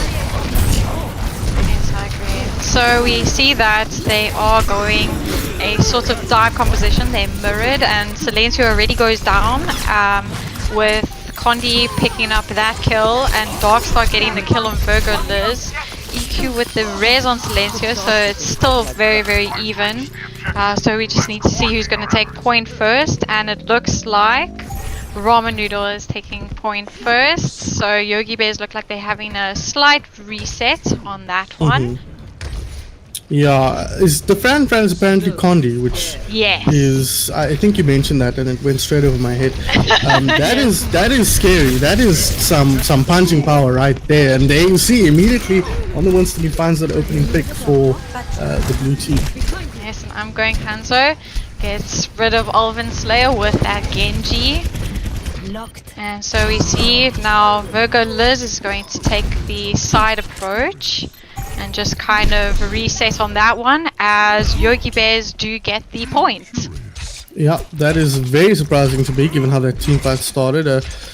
Oh no, sorry, Defran did get the opening picks there, so that's not that surprising. Condi did. Nice work from Yogi Bears, able to kind of leverage that opening pick into a team fight victory here. Ultimates wise, Alvin does open up with his ulti, looking for the shots onto Lagby's, not hitting them though, unfortunately. And looks like Liz is going to open things up. Yes, she gets the pick on Soup Kitchen on the Mercy. Oh, but it goes the other way, and they are using the Nano Blade. Oh, and they get no picks with the Nano Blade, but Lagby's coming out with the Annonade, and they get the trades. There's still a fight going on between Condi and between Lime Oros on the two Winstons. Oh, okay, and Lagby's getting picks on the Pharah, but it is still going very, very evenly. Oh, my word, yo, that is back and forth fight so far. Very, very back and forth. Ooh. Yeah, no picks coming up, but this is obviously favoring the blue team who are currently in control of the point. So Yogi Bears have to let this one go as long as possible, but that double pick from Silencio might just seal the deal for Ramen Noodle. They are still contesting the point, and there we go. There, the flip comes over, and now it's just basically cleanup from Ramen Noodle, getting the picks on the Genji, the Mercy, and the Zarya. Still getting a little bit aggressive here. Lime Orange needs to be careful not to give his life away. 7 HP! That was a calculated risk there, I have to say, even though I've never seen... Yeah, I've never seen Lime Orange play main tank, but I'm going to go ahead and assume he's very well versed in his Winston. But yeah, these fights are long and drawn out, and that's something quite typical of the Talon Cup when you have these teams whose coordination aren't as strong, because things tend to not get as cleaned up as you might expect if they're going to drop early here, though. And Lag Beast and Super... Yo, that is a lot of kills! Yeah. Oh my goodness, okay. So Kondi comes out with the ultimate, and that should be the cap for the Yogi Bears. That was a very, very strong fight, opening up with 2 picks from the Yogi Bears, and then they just capitalized on the ultimate, and so they get the cap on that point. They do indeed, but it's interesting to see Alvin here on the Sombra. He must be on it for quite a while because he's already close to his ultimate. Oh, speaking of ultimates, Graviton Surge is starting to. Oh, that was a nice pick. Oh, picks going the other way as well though, with Lime Oros Lag Beast using the visor and getting a pick on the Tracer. They are still contesting though. Ooh, Ramen Noodle coming out with a lot of kills with that switch onto the ball, and Silenzo's already up to 33% on ult. And there goes the flip, but they do have overtime. However, they only seem to have Nano coming up. So we'll see what they can do with the Nano Winston. I think that's probably the most viable for taking the point. I think you're right about that. Let's see here. Nano did come out onto the Winston there, so getting aggressive now is the Fran fan on the point. Okay, yeah. Ooh, and Lag Beast with the Anna. Oh my. Ooh, very, very strong and very close from both of these teams. Picks going both ways, but it looks like that Yogi Bears are coming out on top with the pick on the Mercy at the moment. And they need to get that Tracer on point. Oh, Silencio! Oh, Silencio with a double boop. Connie with the kill on the Tracer. And with the kill on the ball. Oh, this is very close to Babs. Oh, Babs, wow, and they actually got that secure it. Oh, that was an intense game. That was very close. These teams are putting up a sweet fight here. You know, compared to the last match where Flaming Flamingos just dominated codename APW. This is a much closer affair, and there are some heavy hitters on both of these squads. Of course, I mentioned the Fran fan Condi on the main tank, but it's been a lot of Lag Beast contributing as well. That Soldier, those picks at the end there, very, very nice from him. And I think what we could be seeing come into big effect here is that main tank difference that people like to talk about. I know Condi is more known for his DPS, but I think he's been playing a lot of main tank recently, because when he subbed in for Beastie Boys in the ATK finals, he did so on the main tank. So I think that's one of his more comfortable roles actually, and that might make a big difference here. Compositionally a little bit different here. I'm going Hamza on the Doomfist. We've got the Ryan Zarya versus the Ryan Zarya Hog. So a little bit different philosophies here, but that's a bad start for Yogi Bears. Ooh, yes, especially getting 2 picks. And then Alvin's going down to Lag Beast, but still they should get the point cap, considering they're going to the May taking down I'm going Hamzo, Soup Kitchen and Lag Beast all going down, so that is easy point cap for Ramen Noodle in the beginning. They are being very, very aggressive at the moment, protecting the sleeping Zarya. Of course you have to do that when one of your tanks is slept. Just got to make sure that they stay alive, but they are being exceptionally aggressive holding this corner here. No picks gone either way, but Yogi Bears are taking a lot of poke damage as they are trying to regroup and make a push out of this choke point. And they're going to be pushing into grab here, okay, so it's going to be tough all around here. I wonder if they're going to, yeah, looks like they're going for the flank on the right side here. Good choice from them, a good took to start things off, but I'm thinking we'll see the grab this thing. Yeah, there you go. Is the grab. Grab comes out, and there goes the 2 supports, and so I would think that this is just an easy cleanup for Ramen Noodle. I'm going Hamzo does get the pick onto the Moira, but still quite a very strong team fight. Yeah, very strong Very team fighting strong, deep, yeah. strong win from them. And they Ramen Noodle are coming up on Tire, Shatter. They now have Mayult as well, and they have a Coalescence. So Speaking of this which, is gonna coming out now, Shatter goes down as well. oh, that was 3 ults. Very interesting choice on the 3 ults with That is very true. all good from them. They are just making sure that they can get as high of a tick as possible, so that they can go push that into overtime if they do manage to lose the cap. But they're looking very strong at the moment. We are coming up to grab dragons, and there it comes out. Very strong. 4 goes down, and this should be a solid point, and they did not manage. Oh, there we go, overtime, as I spoke about earlier. So it should be they should need to win one more fight, get their ults up, and then go from there. But Yogi Bears are also, they can definitely come back, as they're gonna have the Hog ult, they're gonna have Nano. And we know I'm going Hamzo. I mean, it's in his name, Hamzo, you know. So easy. Quick. And there is a grab. Oh, that is huge. 4 picks on the side of Ramen Noodle. Lagbeast does get the 1, but that should be a overtime tick down unless somebody can get the quick touch. Does the Tracer make it? Yes, the Tracer makes it onto the point, and lots of people coming in now. Oh yes, and they have switched to the stall side of things with the ball, which is, you know, we always love to see it. Soup Kitchen goes down, Silencio on that. They use beats to prolong this fight. Oh, and they still touching. Yo, that is quite hectic. And they have the Diva, they have the Trace on point.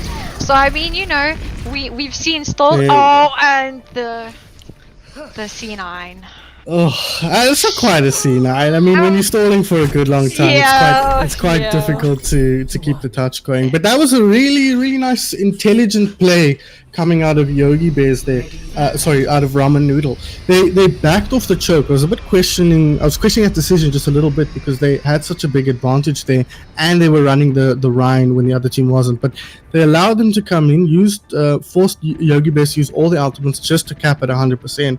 And that then, like you said, Ramen Noodles just came in with the Graviton Surge and the Coalescence and cleaned things up nicely. That was just a well-controlled series of team fights by Ramen Noodles. As soon as they won that first point, they did a great job controlling the choke and using that to their advantage. As we jump into a pause. That is a PP, so it's not an auto pause. But yeah, that was a really smart play coming out from Ramen Noodles. I wonder if that's going to be a part of how this game unfolds, is the raw mechanical skill coming out of the side of the blue team, Yogi Bears, versus Ramen Noodles playing a lot more tactically on the other side. But we'll have to wait and see. Both teams are capable of both elements. I think there's a lot of mechanical skill on Ramen Noodles, and there's a lot of tactical prowess on Yogi Bears as well. So no reason to think that these teams couldn't, be a lot more balanced. But it seems like that game for me, it stood out how intelligently Ramen Noodles approached that one. Looking at this next match, though, we see the pharmacy. Like I mentioned, we might on Gardens here. We've seen honor for both teams, almost a mirror matchup. No, both tanks are completely different, so nowhere near a mirror matchup. That's when you start a sentence and you have no idea how it's going to end. But yeah, another pause here. Just the team's struggling to get things going. Wait, what is going on? Okay, no, teams are ready to go. Interesting, different takes on compositions here, and quite a normal dive comp here. The Diva Winston from the red team, but immediately Alvin's there finds it opening pick with the hands up. and the soldier changes now come into effect. So, and there goes the defect on the Honor. Ball doing a lot of work. Condi looks like he's very, very comfortable on ball, and there goes the Mercy. Okay, so basically a team wipe pretty much. for Ramen Noodle. So the Yogi Bears have the first cap on this one. It's going to be very, very interesting seeing how that ball comes into play, especially when you have somebody who's comfortable on ball, and with the new soldier changes, the Pharaohs on both sides I feel like are going to struggle quite a bit, going to have to play a lot more carefully than they would normally have to play. Definitely right hugging those high points where they can be protected. We see that they're coming around, and Lime Oros gets the pick onto Soup Kitchen on the Mercy, but he is on 44 HP and he is anti. There we go, he's getting healed up now. So I'm going Hamzo gets Silencio out of the mech, and EQ goes down. Babs is playing very, very well on this Zarya. Then they're using the visor to get those cleanup picks. Elven Slayer with the tactical resets by jumping off the map, easy. And Yogi Bears do solidify that point after that team fight as well. Yeah, a lot of ults coming in here though for Ramen Noodles, but a few ults to respond with on the side of Yogi Bears. So then he's going to open things up with the Diva Bomb though, and he finds an opening pick onto Lackeys. That was big. Condi busy zoning off point with the bombs, but he does pay for it with his life. Elven Slayer getting 2 picks off there. Lime Oros using the Primal Rage to get them off of point. Silencio and Elven both getting picks, and so this is an easy flip for Ramen Noodle. Yeah, very, very straightforward. Nice work from them, and not a very expensive fight. They leveraged the pick they got from Silencio and didn't overcommit in terms of ultimates. So they still have a lot to work with to build some time here. On the other side, they do have the Graviton Surge, and I think they started with that, but it gets eaten. Beautiful work from Silencio. Now they've switched, Yogi Bears have switched to a Genji who goes down almost immediately to Elven Slayer's visor. Soup Kitchen using the ult to try and keep team alive, but they are being Ramen Noodle are being very, very aggressive onto Yogi Bears at the moment, and they seem to be taking a lot of poke damage, but they do get Silencio out of mech, and huge hook getting Lime Oros, Babs getting Liz in the sky, and so this should be a flip, but they are still stalling out there. The point is contested. But Elven Slayer eventually going down to Babs, and so that is the flip for the Yogi Bears. So this is a very, very close matchup, and it could go either way.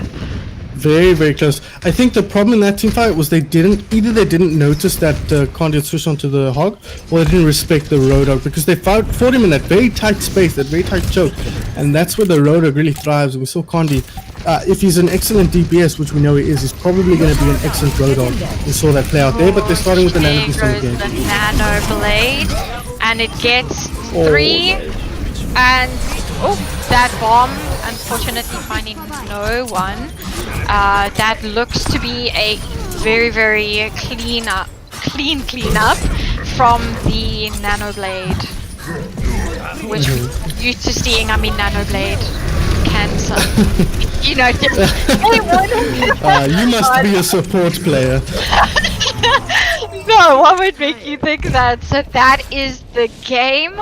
Very, very close from both teams, but Yogi Bears looking very strong with their picks and that switch on Genji from I'm going Hamzo. Play of the game. Yeah, very, very nice play from play of the game. both teams. Oh, I think this was that grab and the choke there. Yeah, we got to see this the first time round, so second time even better. And that's the thing about Zarya. If you're a strong DPS player and you can track, you're going to get a ton of value out of this hero. Especially so when makes you a lot have of sense. 90 average energy, easy peasy. 75% kill participation. No doubt who was carrying in that match for the side of Ramen Noodles. But unfortunately for them, Yogi Bear is just too strong on this occasion. And like I said, I mentioned the main tank difference, and I think that was a big part of that. But credit to the likes of Hamzo as well. We saw that blade right at the end, as you mentioned, Kay. Really, really important for them to just close out that series and make sure Ramen Noodles didn't have any opportunity to come back in and flip that point. So As you mentioned, though, a lot to play for here for both teams. Both teams have the potential to win this match. This isn't the one-sided stomp we saw in the previous match. This is a real fight. Both teams are looking like they're capable of winning this match, and it's going to come down to, like I said, how does Ramen Noodles deal with Condi on the main tank on the opposite teams? And on the other side, how do Yogi Bears manage some of the power on the side of Ramen Noodles? Specifically, our player of the match there, Silencio. If you can shut down Silencio, Ramen Noodles are going to have a tough time playing through that. And if you can shut down Condi, it's going to mean that the rest of the team, Yogi Bears, have to really step up to make that difference. So excited to see if these teams can do that. We are heading into Numbani here for our next map. A map where first point specifically, high ground defense is very critical. But if Hamzo, they will be on the defense to start off here. If Hamzo chooses to open things up with the Genji, that is a hero we can get a ton of value on that first point. You can build that blade, it's an instant team fight win. On the other side, if Alvin chooses to run that Sombra, another hero we see that's an instant team fight winner with that EMP. So there are ways to break a tough setup for first point, and I'd love to see a little bit of creativity defensively from these teams as well. Maybe a little bit of Bastion, a little bit of Torby, you know, something funny, something different to set these teams that are not so well coordinated off kilter a bit, so they can't play to the normal rhythms of an Overwatch game. Yes, it's going to be very interesting. Obviously, you know, Soldier with those buffs, very nice setup for Numbani high ground, which is going to be really cool to see if we do see the Soldier changes. But yeah, we obviously versed the Yogi Bears, and they definitely put up a insane fight on Numbani with the Genji, so we're just going to see what does happen. But it would be nice, I completely agree, to see different things, not seeing, you know, particularly meta picks. It's always nice to see them teams changing up, obviously, because, you know, you've got different dynamics because these teams have not played with each other, and so the communication, the differences in play styles, very interesting. And something that we have to mention as well is newer players who have never played competitively as well. Is that it's nerve-wracking playing competitive games. I mean, you've had your competitive debut more recently than I have, KK. Yes. But the first couple of games you played, it's quite stressful. And then you add on top of that you're playing with people you don't know, and people who are like masters in GM, and you might only be silver or gold. It's like there's a lot going on there that you have to think about. There's a PP, there's no PP, un-PP, no PP again. So these teams are struggling to figure out exactly how much pause time they want to use. Compositionally here, I'll run you through that while you guys can't see it. Babs once again on that Zarya, Yogi Bears on the defense here again. Condi going to be on that Winston again, a hero is well known for at this point. Lag Beast again on the Soldier, as you mentioned. I think makes a lot of sense defensively here. Able to use that high ground, but also has the mobility to circumvent the enemy dive very nicely. Hamza will be on the Genji, backed up by Darkstar on the Ana. So a lot. These two supports work very well with the two DPS that they've picked. So they've got Soup Kitchen on the Mercy, backing up Lag Beast on the Soldier, and Hamzo and Darkstar working together with that Nano Blade. So nice synergy between that and that. But that means Condi's going to have to be quite careful about how he works around that Winston, because you'd expect the Genji to be getting a lot of attention. Although I suppose he doesn't need attention until the Nano comes out, and that takes like half a second. So the fan, aka Condi, should have space to work nicely with Darkstar backing up on the Ana. On the other side, though, the attackers will be Ramen Noodle at this point. Silencio on the Diva once again. We saw him get a beautiful beat on the Graviton Surge. That was very impressive in the previous map. And the Limos on the main tank has not yet picked. Alvin Slayer on the Widowmaker. Liz again on the Pharah. Very common hero for her, as I mentioned, and used to be fairly common on this map as well. Defect on the Ana and EQZA on the Mercy. We've seen EQ, aka Zephyr, on that Mercy quite a lot for Overclock, so a hero he's well versed in as well. So this is going to be very interesting. They are actually deciding to go underneath instead of taking the high ground, but they dive and Slime That is a misses the stop. jump, so that was but unfortunate.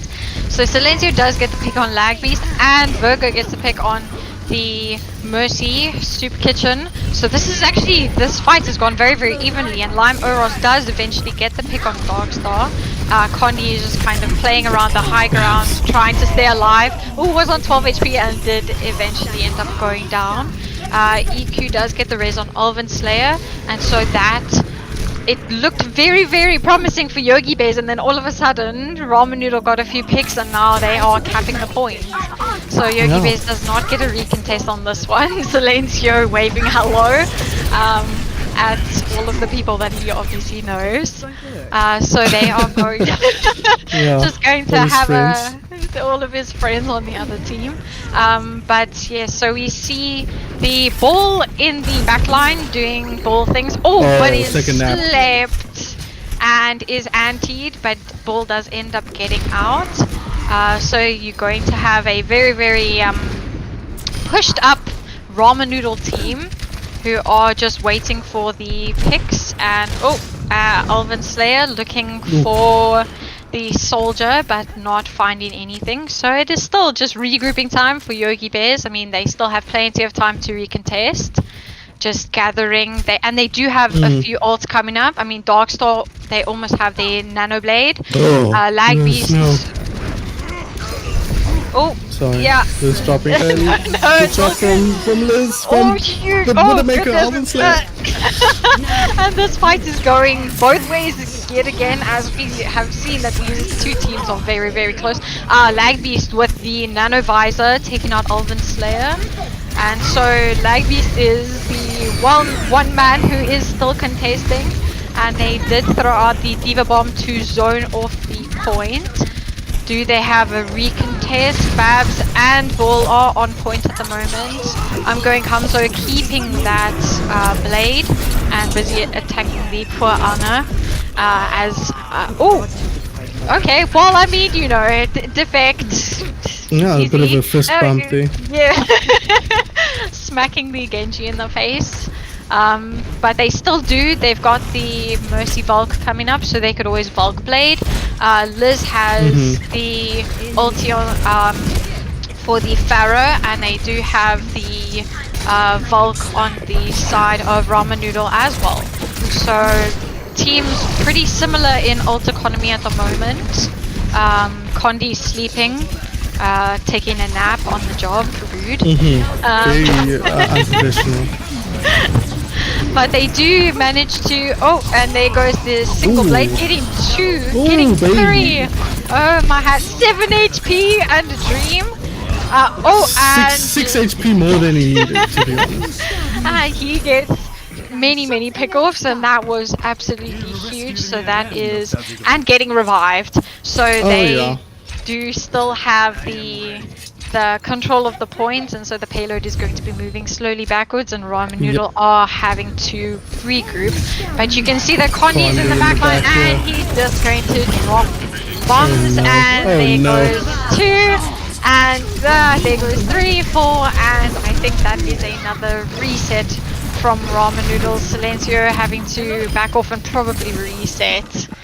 They committed a lot of ults there, though. I think they used everything except the Genji Blade, which they used in the previous fight. So they've got nothing coming into this next fight. The effect does have the Nano Boost. They'll probably use that on the Winston here, so since Liz just switched. We do see Elven Slayer now on the Sombra. They feel bogged down. They feel like they need to break this point, and the Sombra is the way they want to do that. I wouldn't mind to see... Oh no! Onto the Soldier. He was aiming for the Winston there. It's not the worst thing in the world. It helps this work away towards an ulti a lot quicker. It happens every other. Yeah, of course, I mean, you know, easy Mercy Manor, you know, getting value. But Silencio there with the pick on the Lucio. Soup Kitchen going down. They are being aggressive onto the, there goes Lag Beast, drops, he does get the pick on Liz on the Soldier, but they get the res, and so Ramen Noodle definitely up on the well, just with the people side of things. I'm like losing my losing my voice Up here. on the people side of things. That's one way to phrase. Look, I wouldn't say exactly what you said. Like my words are not. You're ruining my ability to speak as well, apparently. But it looks like Lime, Oros, and Co are going to back up here. Maybe switch compositions. Because they're going all the way back to spawn. Yeah, Silencio not even going to commit the Primal Rage. A very interesting call there. I like that. They're committing to a composition here rather than trying to finagle out the ultimates here. But speaking of ultimates, opening up Lag Beast with the Visor immediately gets a pick on EQZ there. Yeah, that's just unfortunate. He was not behind his shield, and so you know, if you're a support and you're not behind your shield. And there goes Elvid Slayer as well. Silencio does get the pick on to the Genji, and there is no res for that, so he's just going to have to make his way back. But it seems to be a slight regroup from both teams, just getting set up. Silencio on the high ground. Oh, and he's going to run into the hook. And then there's the hack. There's the hack onto the, and there goes Roadhog. Because, you know, if a Roadhog is hacked up, he can't use his heal, and then there he goes. Yeah, exactly. And that's the counter. Oh, wait, the blade coming in here, nice and early. Oh, that was one pick, but it goes the other way, and they do pick off I'm Going Hamzo. Babs gets a pick on Virgo Liz, but she gets res, so but Babs is still getting pick-offs onto the supports. Because, you know, Zarya, high charge apparently. What is this EMP, dude? Very interesting EMP, I must say. You know, it does. Can I just say, Defect must be losing his mind right now. Because when OG were playing in ATK, his biggest complaint, and there was a bit of a public kerfuffle about this, was that OG's use of the Sombra was bad. And that was a bad use of the Sombra from an OG player. And Defect is on the team. So I'm sure he's real displeased right in this moment. But it's fine, so we can see that there Silencio does have the grab, and the grab is onto the nanode. What is that? A nanode soldier? Zarya. Oh, Zarya. Sorry, I wear glasses for a reason, okay? We see Lagbeast does get a pick, and Condi and Lagbeast getting another pick, so this is a great defense from Yogi Bears. They did invest a lot of ults into that, but Ramen Noodle switching over This line. is gonna touch. And Not there quite we close go. enough. It was very, very close though. It's still a good push, easily holdable. Yeah, absolutely. They'll be quite happy with that, I think. But there were a couple of mistakes. Obviously, the most glaring one was that EMP. You don't throw 50-50. You don't throw EMP into 50-50 fights. It's just not worth the risk. That ultimate can take quite a while to build, especially if you're not that adept at Sombra. And that's really the biggest weakness of that hero. At the professional level, the tippy top, Overwatch League, they build that ultimate every team fight, every second team fight. But at this level, and anywhere below that, often you'll find teams not able to get as much value out of Sombra just because the EMP takes so long to build. So it's quite a skill playing Sombra in a way that builds EMP quickly. It was a very interesting choice, yeah. Yeah, but I agree with the choice of Sombra, because if we remember back to the ATK tournament, for those of you who were watching at the time, when we spoke to Bebo, the best Roadhog in South Africa by a country mile, I think, he was saying he can't play Roadhog against Sombra. It's just not worth it. You can't make it work. You just lose so much value on the Roadhog. So it makes perfect sense as a way to counter the Fan Condi on the Roadhog. I like that choice a lot. And we saw it come into play there on that high ground push the first time around from Ramen Noodle. But unfortunately, they weren't able to leverage the Sombra into more, and the Fan played really well after that to keep away from the Sombra for the most part. And aggressive play from Yogi Bears prevented that Sombra from getting as much value. So really nice work from the Yogi Bears there. Ramen Noodles going to have to put up a pretty strong defense here, and it's going to start on this first point. If they can burn a bunch of time off here, they'll set them off well for the rest of the map. And we can already see that they are on point. Yogi Bears have already pushed to point. Condi is dropping very, very low, and he is going to fall. Virgo Liz with that orb just honestly melting that Winston, which is unfortunate. But there are picks going the other way. I am going Hamzo, picking off Liz, but Lime, Oros, and Silentio are both getting other picks the other way. And so Ramen Noodle look like they should be comfortable to hold this for the time being. Yogi Bear's going to need to just regroup for this one. We see Condi on the ball, but is Discord orbed? So it's very, very interesting from Ramen Noodle seeing the Diva Rhine actually. I wanted to comment on that earlier. It's very, very... I like it here because it allows the Diva to control the point. So she can hop down, jump up at a moment's notice, and the Rhino can control the high ground. So I like the choice as a flurry of kills comes out from Ramen Noodles. I'm just going to keep talking through this team fight, if you don't mind. Ultimates-wise, Ramen Noodles are working their way towards couple, but they do have Lime Oros with his Shatter available as they clean up the rest of the kills here. There's almost at that visor, sorry, but it's the nanoblade on the other side that's critical. Oh my lord, Alvin Slayer, just relax, please. That was beautiful, that pick on my hat. Just a sweet headshot onto Soup Kitchen there. Just very, very clean on that side. And Lagbeast does have the visor, but it's tough to get value on the visor. But if he plays patiently and he lets the team fight kind of unfold and break down a bit, that's when he can get a ton of value. When the Reinhardt's not near his teammates, but it's going to start with Condi coming to the back line here. Nope, false alarm, just working his way through there, getting a sense of what's happening here on the high ground before rejoining his team.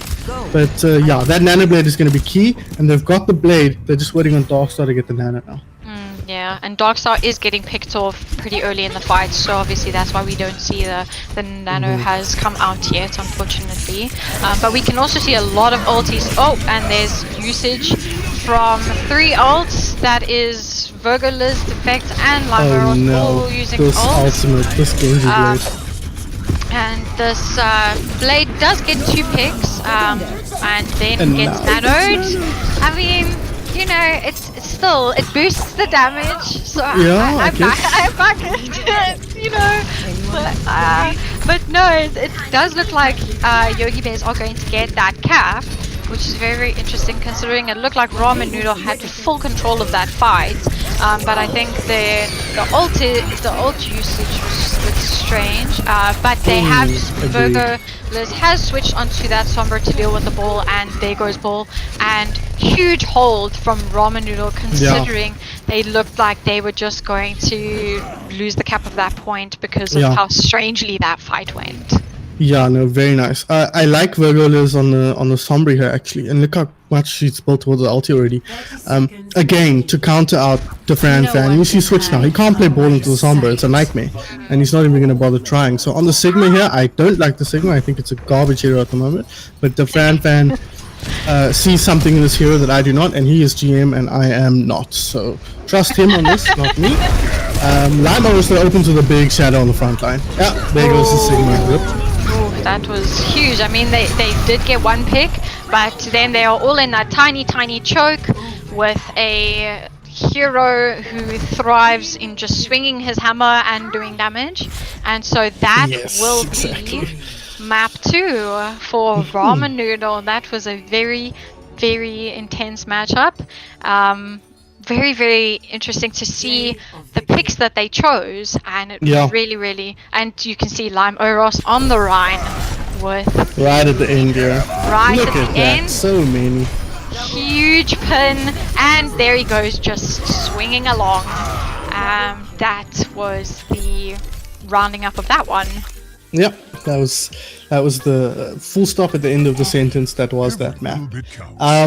I'm impressed with Ramen Noodle, I have to say. That was a stellar defensive performance.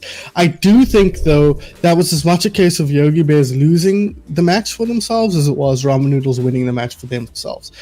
Which sounds like a stupid sentence, but allow me to elaborate here. Yogi Bears... what's the word I'm looking for that isn't a swear word? They messed that up for themselves. They really did that ultimate push there.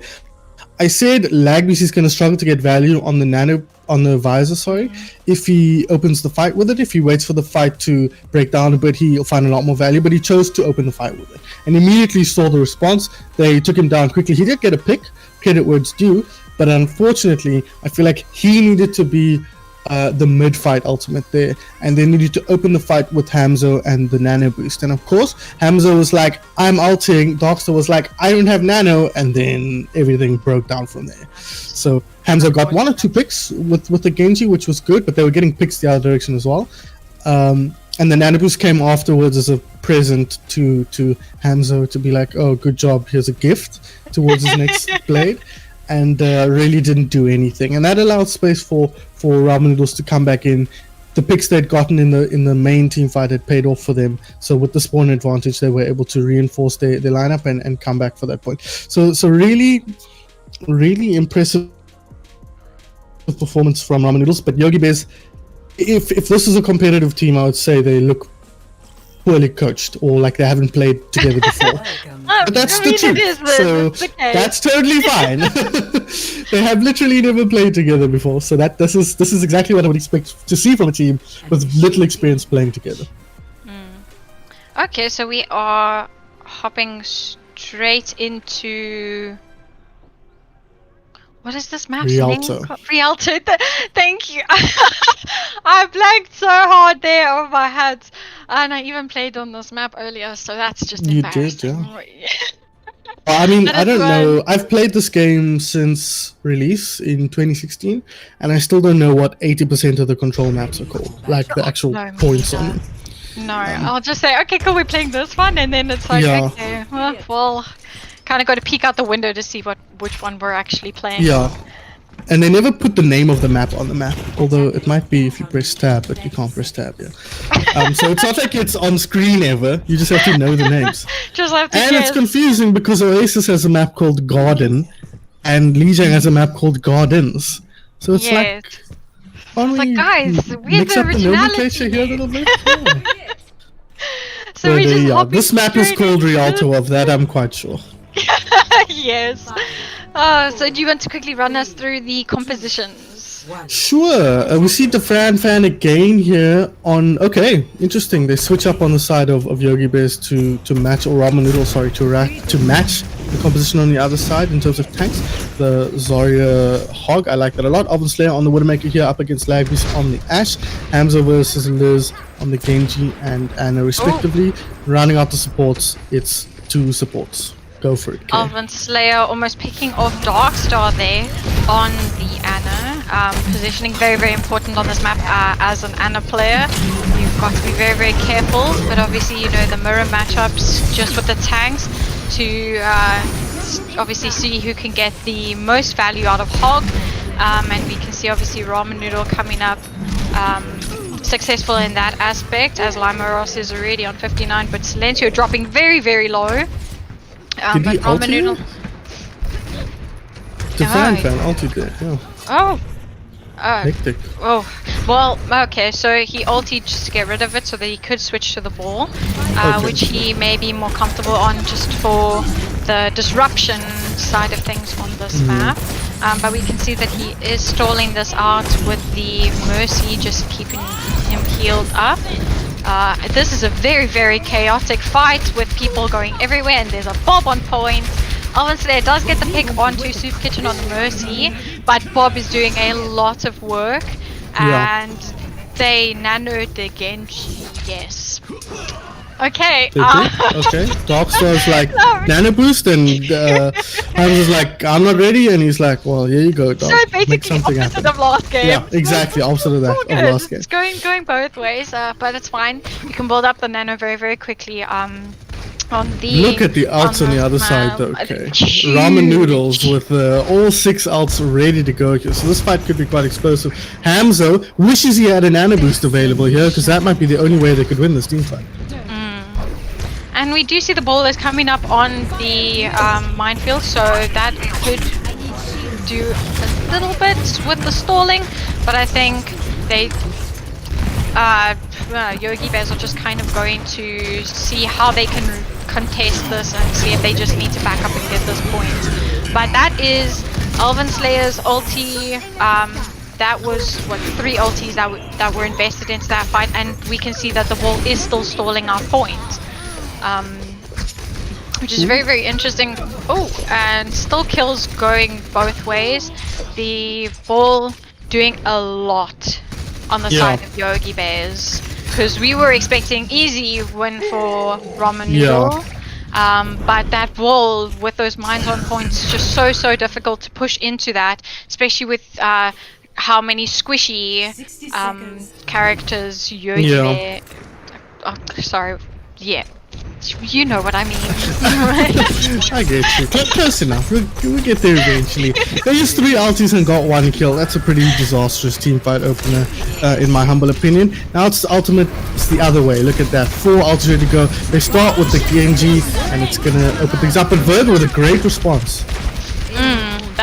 That Pharaoh should have been taken down a lot earlier, so they do not have their Genji, but they do mult that the Bob on the side of Yogi Bears, so still very close. But you see there Elven has now sights, and he is trying to get a pick to see if that can open the fight up on their side, but that is a grab blade onto a hog that is just healing himself.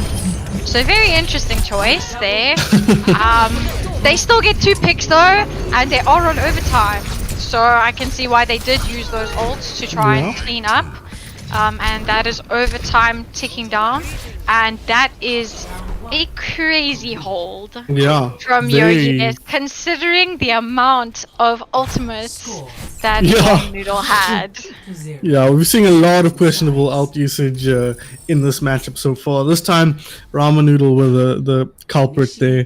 Unfortunately, like I said, committing 3 ultimates and getting 1 kill is a little bit concerning. Although, admittedly, they committed the sights, which is not the biggest kill securing ultimate, more of a zoning ultimate in a lot of ways, but still, you commit the grab, you want to hit more than 1 person. The other funny thing that happened in that round was that Darkstar nanoed Hamza, and Hamza died before he could ulti. But that had the effect of pulling out the trance from Defect. So Defect had no trance when Hamza came back with his ultimate, and that was really what secured them that last team fight. Hamza straight into Defect with the blade, and once the damage is limited, the healing is limited, it's pretty hard to win the team fight out from there. They dealt with the Bob in the previous team fight, which had done such good work previously. So yeah, really nice play from the blue team there. But again, just a tiny issue of ult usage that's the problem. And like we mentioned before, you kind of expect that with teams that have never played together before. You kind of expect some mistakes when it comes to using ultimates.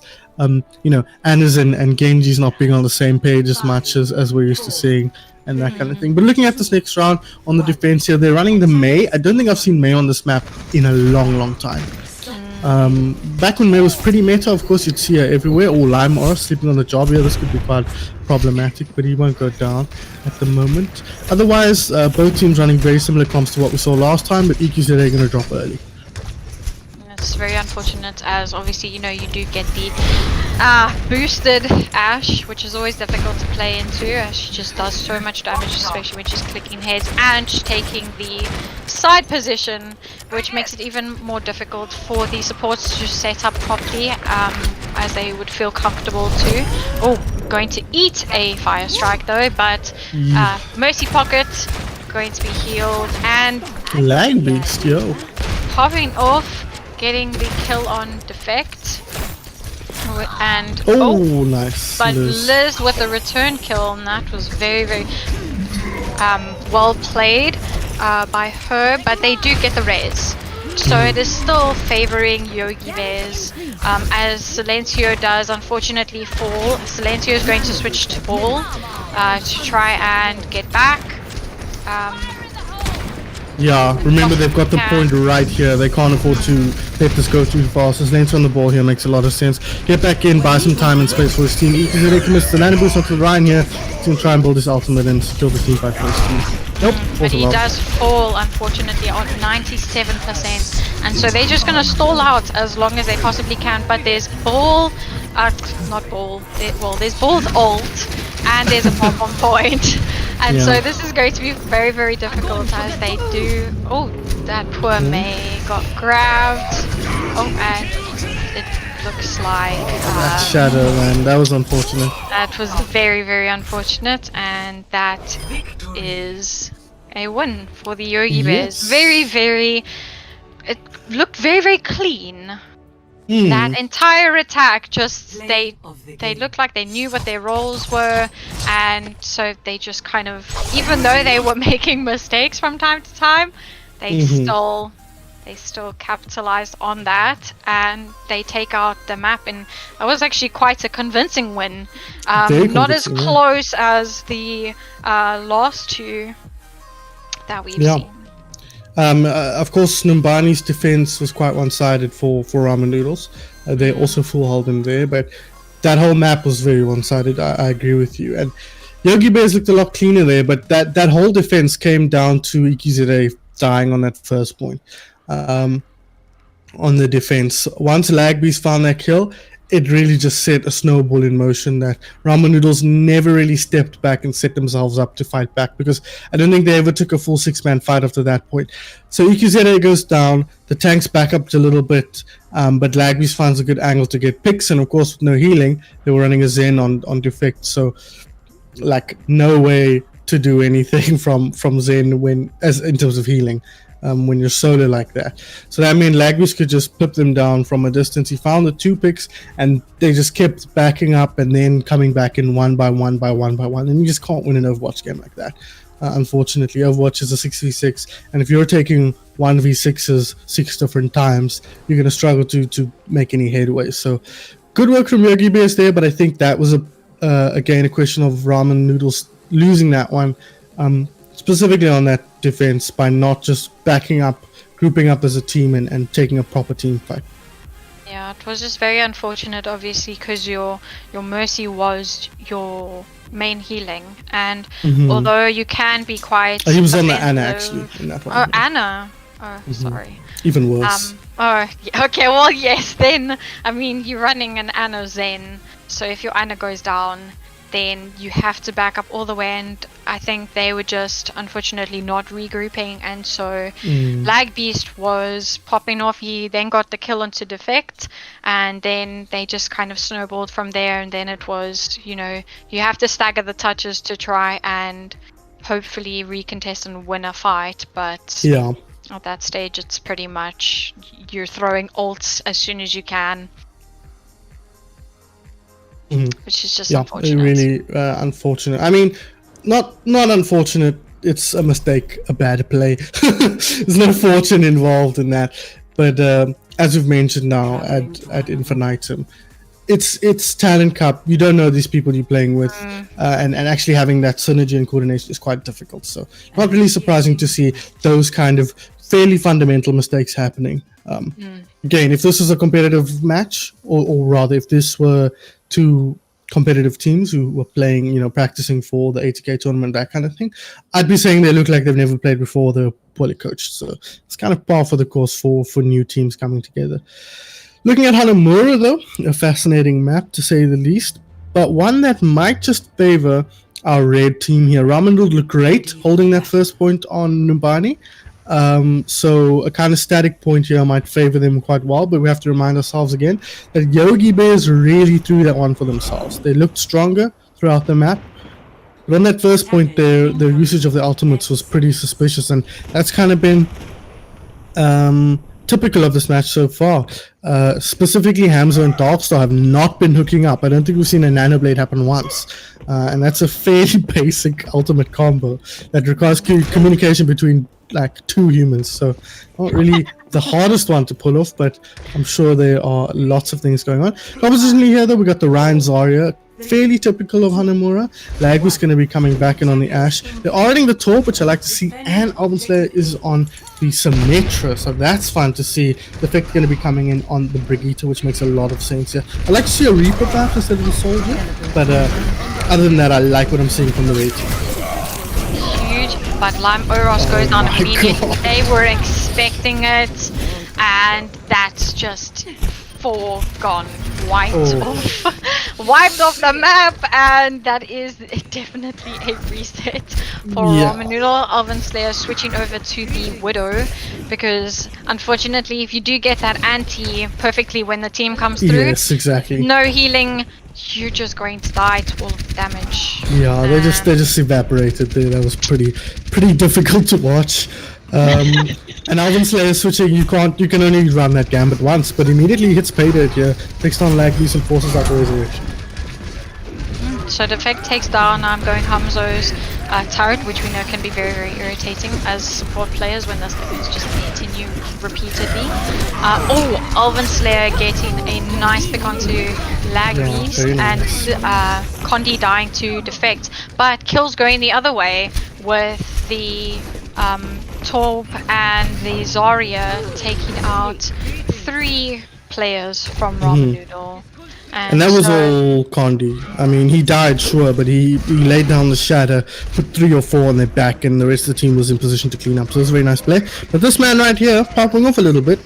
If they don't respect him, he's going to find picks. So could be a key part of allowing Ramen Noodles to push through here. But Ramen Noodle don't really have a great plan. I think they're going to rely on Silencio's Graviton Surger, but we've seen how easily that can go awry if we're not careful, especially playing to Babs' own grab. So I hope they don't commit grab at the same time. They're going to start with it, and Babs will commit with it as well.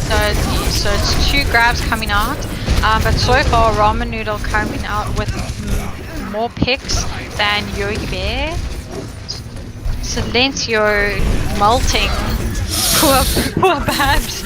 And Alvin Slayer just popping off Silencio with the high charge Zarya and waving for just a gesture, a nice friendly gesture on the Zarya.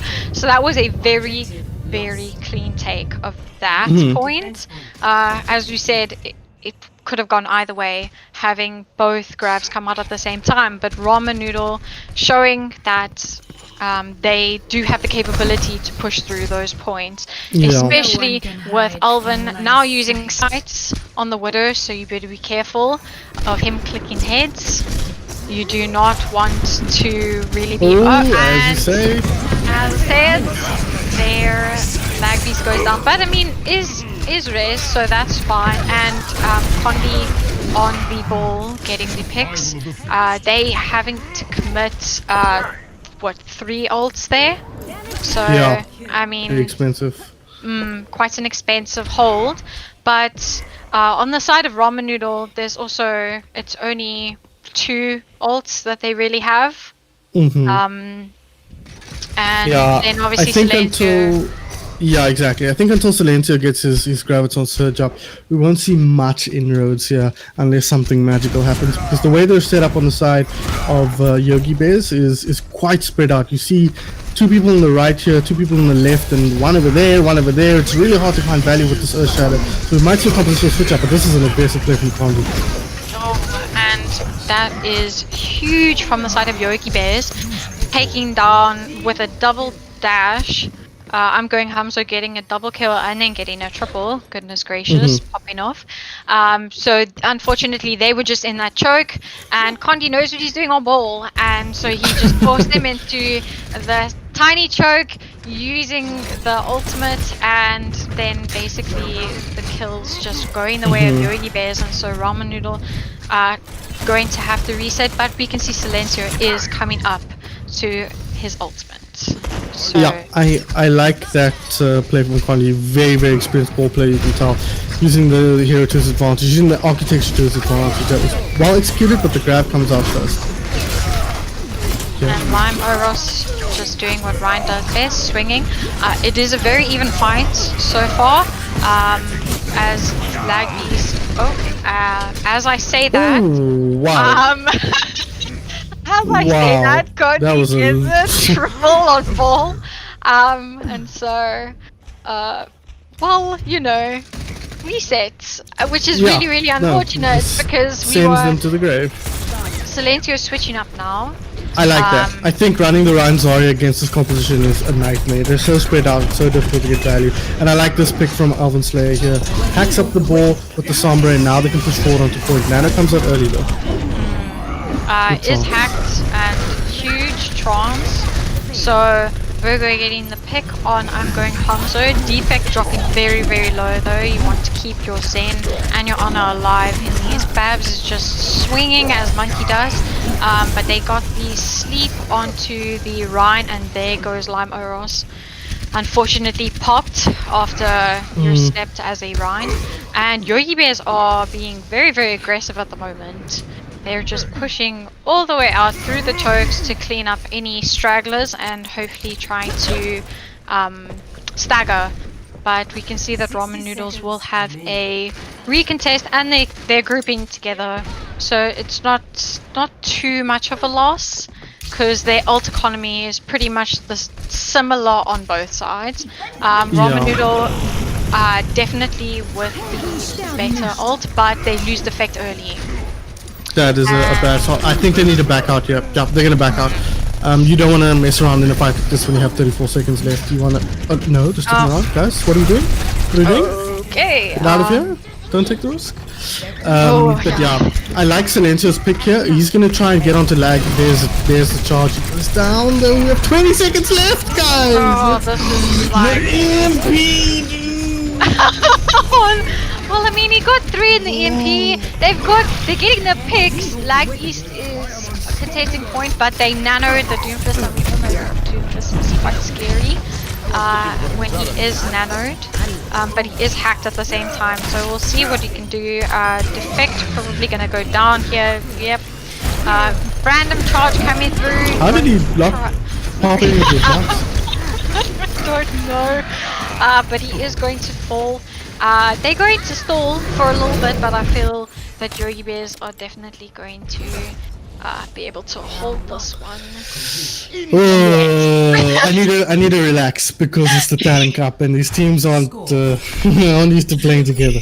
But that whole sequence of events made me very sad because from my POV from over the top of the fight there, I could see exactly what was going to happen. And the thing about 2CP is you can't win 50-50 fights. If you win a fight with 3 people up, you're still going to lose. You're not going to get the point because the respawns are going to dominate you when they come out. So you can't afford to take 50-50 fights on the second point of 2CP.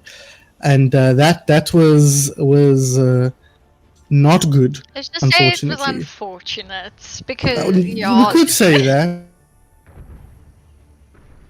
Or we could be honest and say it was bad. But it was a case like I molded a bit at the EMP there, but it's a case of they were in a position where they didn't have a choice. They put themselves in that position, don't get me wrong. But by the time Alvin Slay's in that position, he's like, I EMP now or I die with it, and we lose anyways.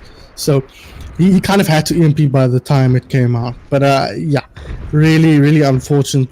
Yeah, let's use your word. Unfortunate sequence of events there. But that was such a hard comp to fight into. The way Lag Beast was set up on the complete opposite flank, just pumping in damage from the side. I think the bigger issue there for me was Lime or the Reinhardt. That hero gets no value in that situation. He was struggling. So he's going to reprise this role here, which makes a lot of sense in first point. We'll have to see if, with the help of Liz's May, they can put up a much stronger defense. So we're just waiting to see. Nice. He's dropping very, very quickly. With the res from Soup Kitchen though, it's nothing too terrible. They're still very even. Obviously with those orbs you want to be very careful. I'm going Hamzo dropping very low and nice falling kill. to Alvin Very Slayer. Alvin Slayer doing what he does best, clicking heads. Baby. And Soup Kitchen unfortunately is on the receiving end of that as the Mercy. Very, very interesting from Yogi Bears as they don't have a lot to contest Alvin Slayer. Now obviously they've switched to a Widow of their own to see if they can get the picks. But the Doomfist was nice, but it's a tough hero to make work. Especially with how far back Alvin Slayer was. It means Lag Beast has to take a 1v1 and distract him so Doomfist can get in position, and you don't want a 1v1 an Ashe against the Widow. That's just a really bad matchup at this kind of range. So we're gonna have to see if they can find an opening here. Be they can open it, opens his team. We're looking towards Condi, I think, to open things up as Silencio works his way towards his ulti.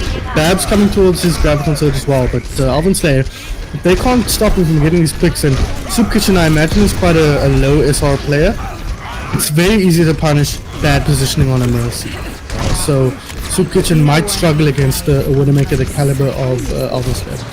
And you can see Ramen Noodle, they have a lot of ultimates coming up. Ooh. That was a huge shatter. But the grab with the May wall to block him off from his team. He'll die, yes. And unfortunately he does die. And cleanup from Ramen Noodle is very, very well clean. Yes. I mean, there's Very not well much put else you can together. really say. It's very, it was a really well executed fight. Obviously starting off with Alvin Slayer's ulti and then going into the Grav to stop the Shatter from really doing much. Yes. And so you see he has now switched the ball because he feels like Rise. Oh, that he's was snapping. a beautiful sleep from the Anna. There's a shadow on the front line though. It didn't find anything from what I can see. No, it was. Oh, and Alvin Slayer doing Alvin Slayer things. So, unfortunately, as we said, if they don't get somebody to contest him, he's just going to punish the squishy heroes on the side of Yogi Bears, and they're not going to be able to push because they're going to get the distraction in the back, but they're going to have no follow through because the heroes are just dying, and unfortunately, they're just getting staggered. So Ooh, grab early. it was a nice grab, but huge wall with the Genji just sitting there going, help me. He can't really do much. Grab And the other way counter now. grab and huge from Silencio. 12 HP unfortunately They're couldn't still get getting killed. kills. And they are getting kills with Oh no. lag piece on the Junkrat. Oh no. You know, Junkrat, Hanamura, you know, more So that was a very, very good play from Silencio, but unfortunately he was high charged and he couldn't get healed up. And so I was just about to compliment Liz on her nerves of steel. She was in a grab, she had no ice block, and she didn't ulti. She was like, I'm gonna hold on to this guy. The grab came out from Silencio, she's like, I'm not gonna ulti, we got this. And then they lost the team fight with the Blizzard still available. So I was about to compliment her, but unfortunately ended up being a bad call. But coming in now, she still has the Blizzard for this next fight, but they cannot win, unfortunately. They're playing for a draw here. But Silencio does get the pick onto Condi, and I'm going Hamzo.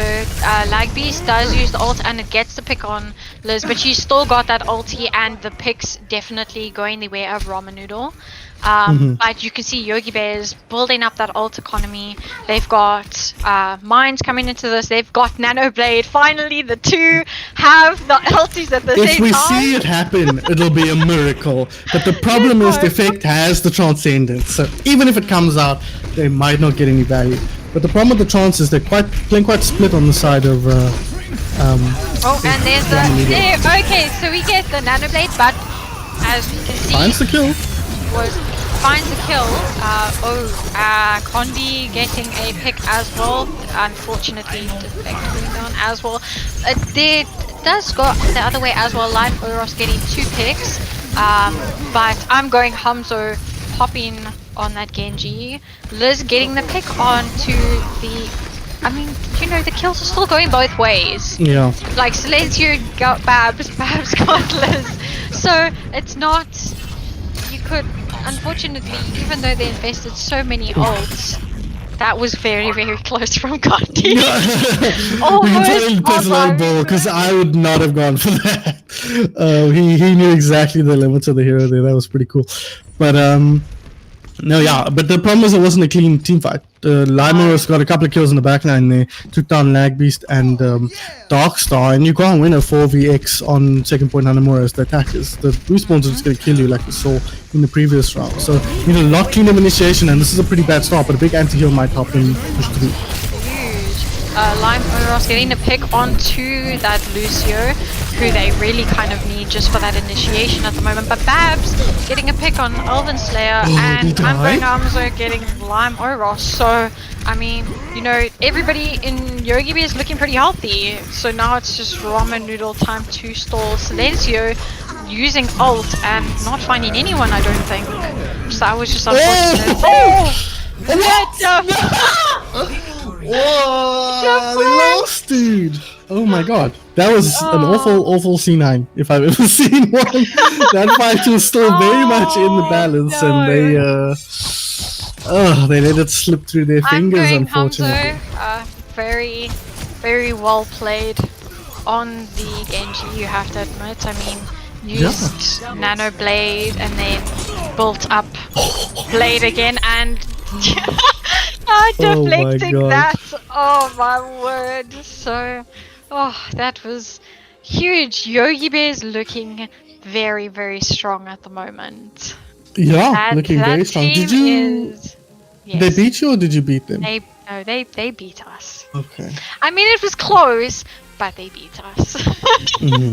Yeah. So they Makes look sense. very, very strong at the moment. I mean, I'm going Hamzo very strong on that DPS, and you know, the whole team just looks like they are, you know, doing things that you are going to expect from a team that's never played together, with some communication errors, but overall playing very well. Their ult rotations not terrible, and overall just very, very nice gameplay. It's good. Yeah, no, very, very impressed by Yogi Bears there. Obviously, a few ultimates going awry there, some cleaning up that needs to be done. But it's the Talon Cup, so it's not such a big deal. A lot of teams are going to be making those same kind of mistakes, so shouldn't get punished too heavily.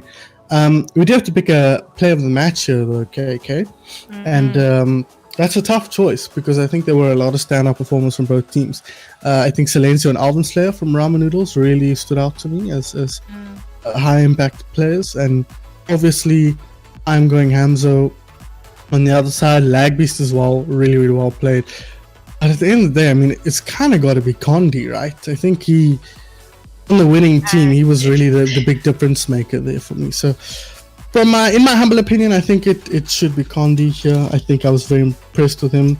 And unsurprisingly, I think given the caliber of player that Condi is, but I think that was a big difference maker in the series. Condi was able to get so much value on a variety of heroes, like that ball, for example. Having him be so strong on the ball in the Winston gave them an extra layer that Ramen Noodles just didn't have in Lime Oros as much. So really well played from Condi. We will try and get him in here for a brief interview. Is he going to play ball here? In a metaphorical sense. Yeah, no pun intended there. Yes, it was amazing. Because obviously, being a support player myself, when you're playing a ball that knows what they're doing, it is infuriating. Because ball is just there to disrupt you at every moment, and just with him switching heroes at the right times as well. Like you could see when he was forcing out the picks on the Sombra, etc. He was switching up, and then he was like, "Cool, I forced them onto this now. This is what I can play." Yeah, exactly. And it was always reactive. And it was just very, very enjoyable gameplay to watch from the tank player. I couldn't agree more. Really excited. I'm excited to see him go up against some main tanks that are on his level. You know, not to discredit Lime or Ross or anything. I just think Condi's a stellar player in that main tank role. So I'm excited to see what he can do when the enemy main tank can get as much value as he can. We are trying to get Condi in for an interview here. I don't know what's going on with my dude here. Is he WAF? Yeah. Oh, he's in Pug's Help. Like, why would you join that channel? Okay, so we'll go down to him there and pick his brain briefly here. Oh, goodness.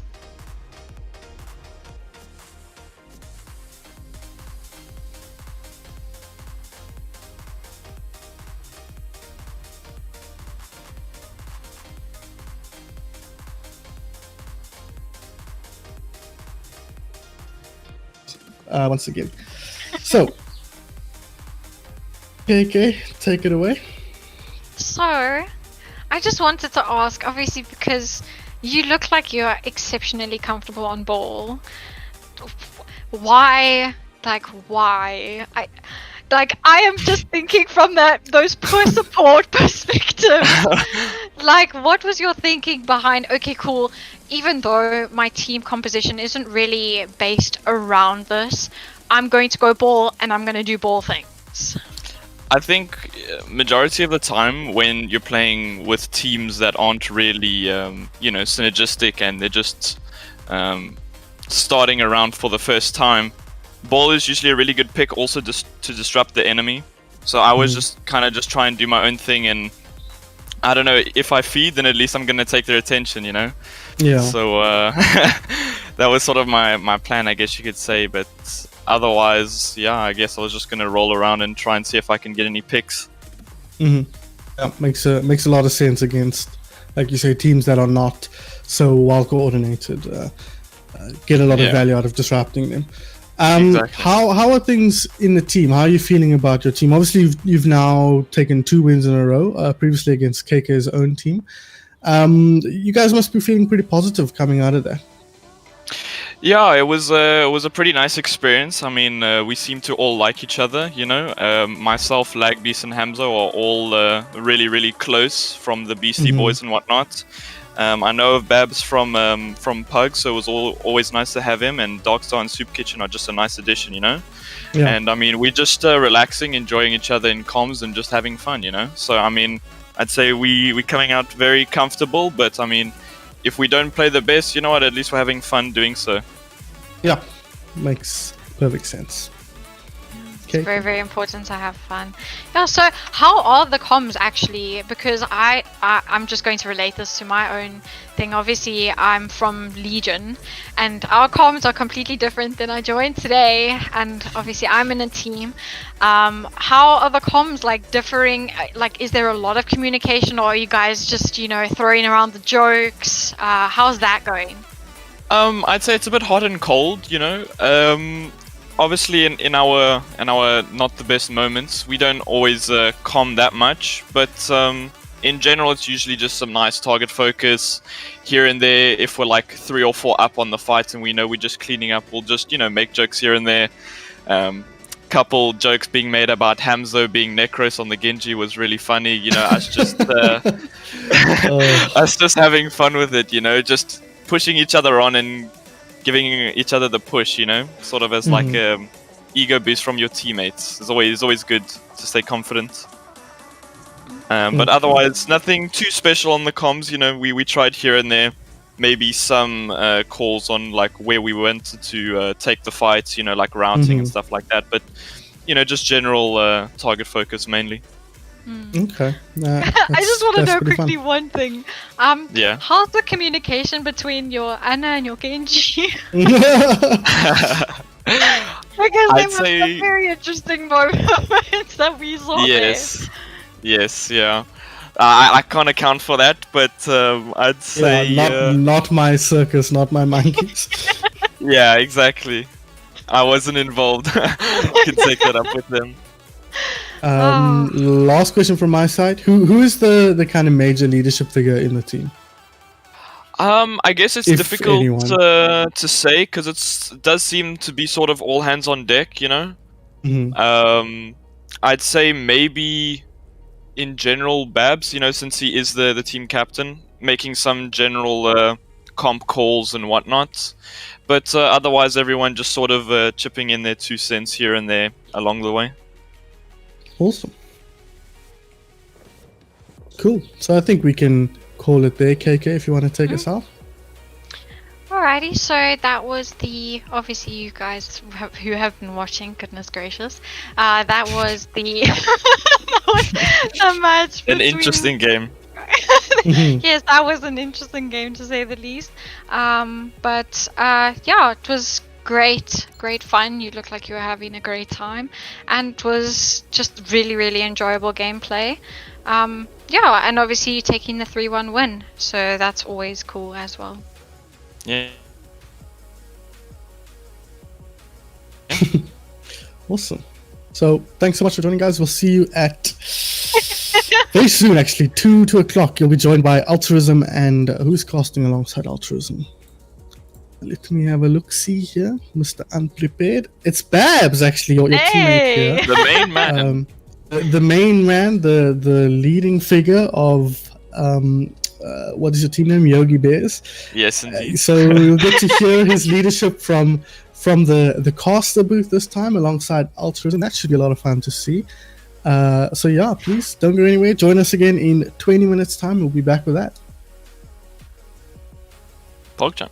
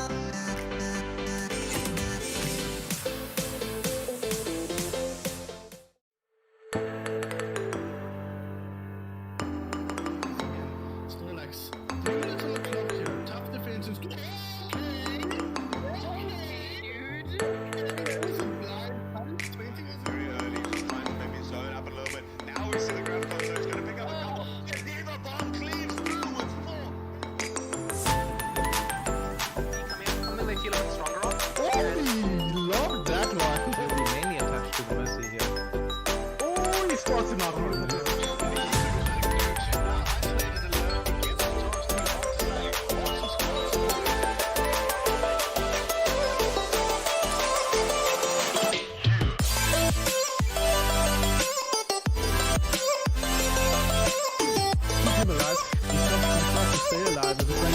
Now EMP comes out and that is it. Free kill. Don't worry about Blur. Blur has replicated Bash and has gotten the other way around the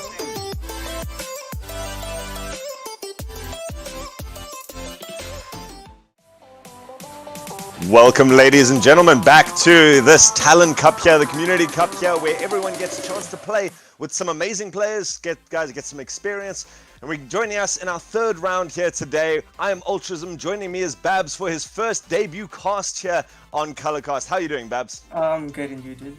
I'm doing so well. I've been watching some of the games today, and it's been interesting to see how the different teams come together. You know, it has been a big showing of the very experienced players coming through, showing how to lead their teams to victory. And we've seen some great players also coming out from some of the new players. So I'm excited to see what's going on here. You've been around the Overwatch scene for a long time.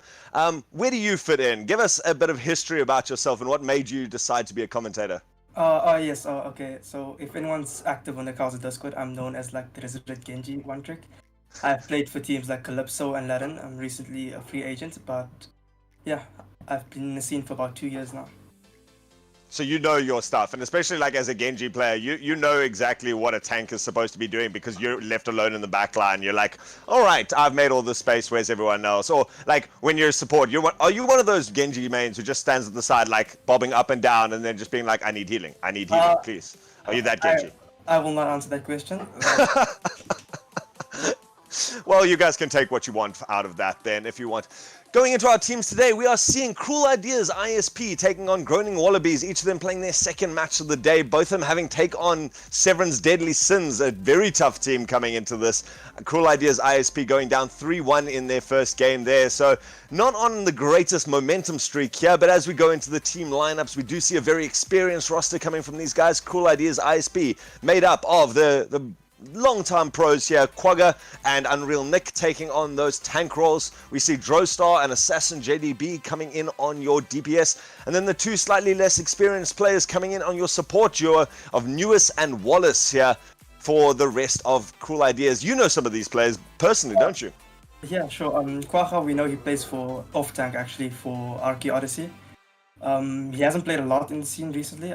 I'm not sure if he's been on the bench or what, but I know he's a really good main tank player. Unreal Nick off tank for Ryzen, amazing diva, probably his best hero. Drostar, normally projectile DPS. He's recently from Calypso, which is recently disbanded, so I think he's a free agent. Assassin JDB, Odyssey as well, amazing player. Genji and Hanzo, really good. News I'm not too sure of. I haven't actually heard the name before, so that's like a black horse to me. And Wallace, I think everyone knows who Wallace is. He's the Reddit Lucio, the king of the boobs, as you may.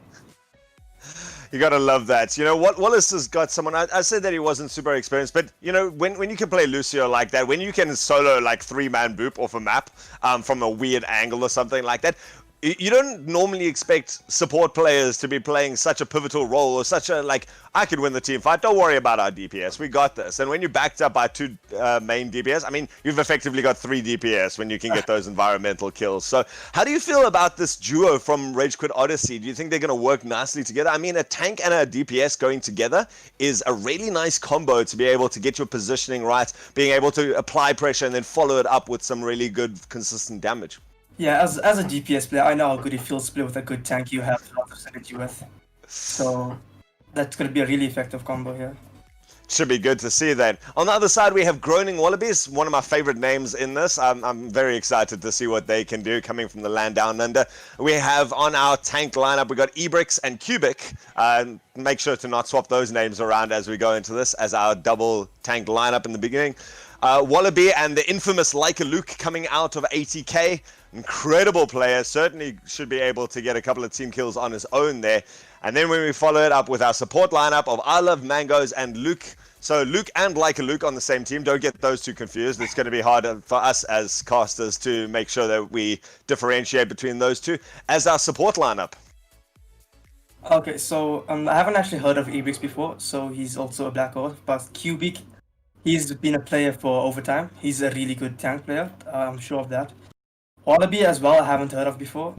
He subbed for me on support actually in the first game, but that's as much as I know of him. Like Luke, he's the ZA King. He's peaked 4.6k on DPS. He's been top 10 in the world. He's basically a great player. I love Mangoes, a player I've played lots of bugs with, but that's where my interaction with him stops. And Luke, also an overclock player. I've played Plugs with him, I've played Comp with him. He's a really good DPS player. And his support is pretty cracked as well, so he's a lot to expect from Luke. Man, having 4.6k on DPS means that you can actually play any position at that stage. I mean, especially support, when you got someone like Zen or Bap or something like that, or even an Ana, where aim is so important. It's so cool to have someone who can hit those shots every single time. I mean, as a Genji main, you must love an Ana who can actually hit you as you're dashing around. The guy's just like, that's fine, I'll flick shot you, and you can just constantly stay at high HP. Yeah, when you have a support that can actually look after you, you enable the best, and especially with like a Luke on his Genji to first play, even he's like an amazing player. So having a support line that can support him, it's going to be really good for him.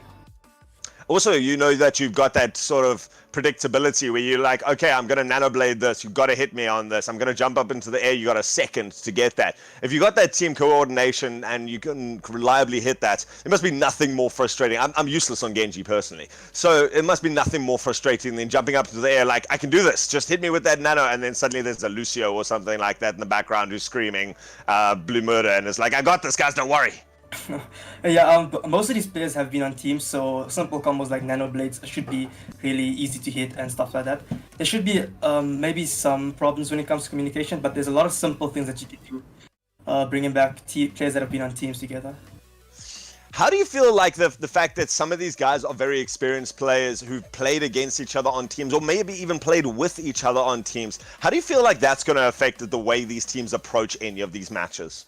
I feel like it's going to be a really good thing because there's very new players and there's experienced players. So the experienced players can like really guide the new players when they need to. Yeah, that guiding of a new player is just, it's so important. When, especially if you've got like an amateur support or something in the back line, being able to make that space for them, just give them such a nice zone of control that they can just stand in so safely. I mean, obviously we've saw a couple of players doing amazing work. Elven Slayer in that last match coming out with a Widow means that there isn't really always any perfectly safe space. These guys can hit shots in the middle of nowhere. So, you know, you having this combination for both teams, in fact, of one really nice experienced support and one amateur support who's trying to earn their way through, kind of also gives a little bit of solidity towards the team and dependability, where if you do lose one support down, you got another one who can just keep that healing going, keep that support going, and just enable the team, and hopefully they will be able to stay alive for the rest of the team fight to drag it out. Yeah, having at least one good support is really good for your team. Like, if you have someone that you know you can push forward, you can rely on them constantly healing you up, that's a really good thing. Especially with DPS as well. If you know that if you give someone a damage boost or nano and you know they're going to pop off, that's a very good insurance for teams when it comes to winning fights that look like they're about to be lost or any similar situations. It's also nice to see that we've got some very high level, you know, when you've got like a Luke, who is an incredibly good player and has very good game sense, that shot calling. Talk to people who might not be too familiar with playing with the team or playing around very advanced strategies or anything like that. How important is a good shot caller for a new player who might not be able to read the game so well themselves? Yeah, a shot caller is really important. As I played with Luke earlier today, and his shot calling is amazing. So when you have a shot caller that can actually lead a team and call out the perfect calls that you need, it makes a world of difference. Having a core team with good comms and a good shot calling, it can take a team from bronze to gold in my eyes. Yeah, no, definitely. Just being able to capitalize on those things. Our first one is going to be Lijiang Tower. Our first map for the day is going to be Lijiang Tower. And of course, that shot calling, those plans, those strategies that guys have come up with, they haven't practiced that much with themselves, with the team. And so control point is where it really starts to come down. All these wonderful strategies that we have only survive until first contact, and then it goes crazy. So just looking at the lineup so far, do you give any sort of prediction as to how this is going to go? Any team that you're favoring going into this? I'm not sure if I'm favoring any teams, but there are some players that can really pop off on this map. For example, Wallace on the Lucio, we know there is a map or two on Lijiang where you can actually basically carry a game as a good Lucio. Also, like Luke on the Pharah, his Pharah is really good, and there's two really good Pharah maps on this map, so it could be a really big impact for both teams. It should be interesting to see this. We've seen some very close contentions in these control point maps. And a lot of it comes down to individual skills. Like a Luke going to be looking to pop off on these sort of things. It's going to be interesting to see how these guys go into it. So I'm very excited to get into these maps as soon as possible. We've got a couple of other maps as we go through this for the rest of the day. Of course, after we go onto Lijiang, we're going to be going on to Nambani, the hybrid map, Rialto on Escort. If we make it that far, Hanamura, our assault map. And so far, it doesn't look like we've gotten to Busan so far on stream today, but it's going to be interesting to see how well it comes down to these control point maps. When you got two control point maps in your roster, it really does set the tone for which team is going to come out, because that really can be determined by a single team fight. Whoever wins that first team fight has such a snowball into it. It's going to be interesting to see when it comes to a team that's been made up out of random people like this, or at least people who haven't played together very much. How much do you feel like the mental game comes into the play, where you've got some guys who might actually get tilted, especially if, you know, you get high level players that can get tilted because the rest of the team's not following up. They're so used to people being able to work so cohesively together. And then you got low level people who just go, all right, it's fine, we're not doing this, I need to step up, maybe I'm letting the team down, I need to try some more exciting stuff. I mean, we've got Wallaby on Wallace there, who's gonna be he might be looking for more adventurous Lucio Boobs. I don't know if that's possible. When it's Wallace, anything's possible. But yeah, so the mental in a team like this with Talon Cup where it's randoms is very important. A lot of the new players tend to get discouraged really fast. So for example, if you lose a point or if they get a team wipe, people really lose mental very fast, and that's where I think the experienced players come in, where they can essentially hold up the mental and like give you more of a confident boost.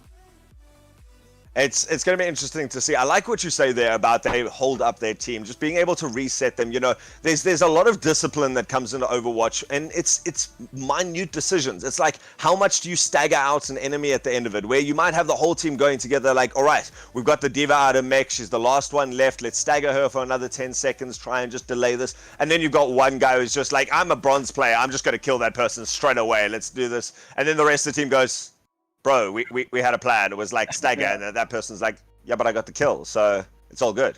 It's great. So I feel like in moments where your strategy is essentially thrown out the window, a good shot caller is really important. So they should be able to like work on the moment and in the moment to essentially adapt to what's happening in the game. And that's really important for especially a team with a bunch of newbies.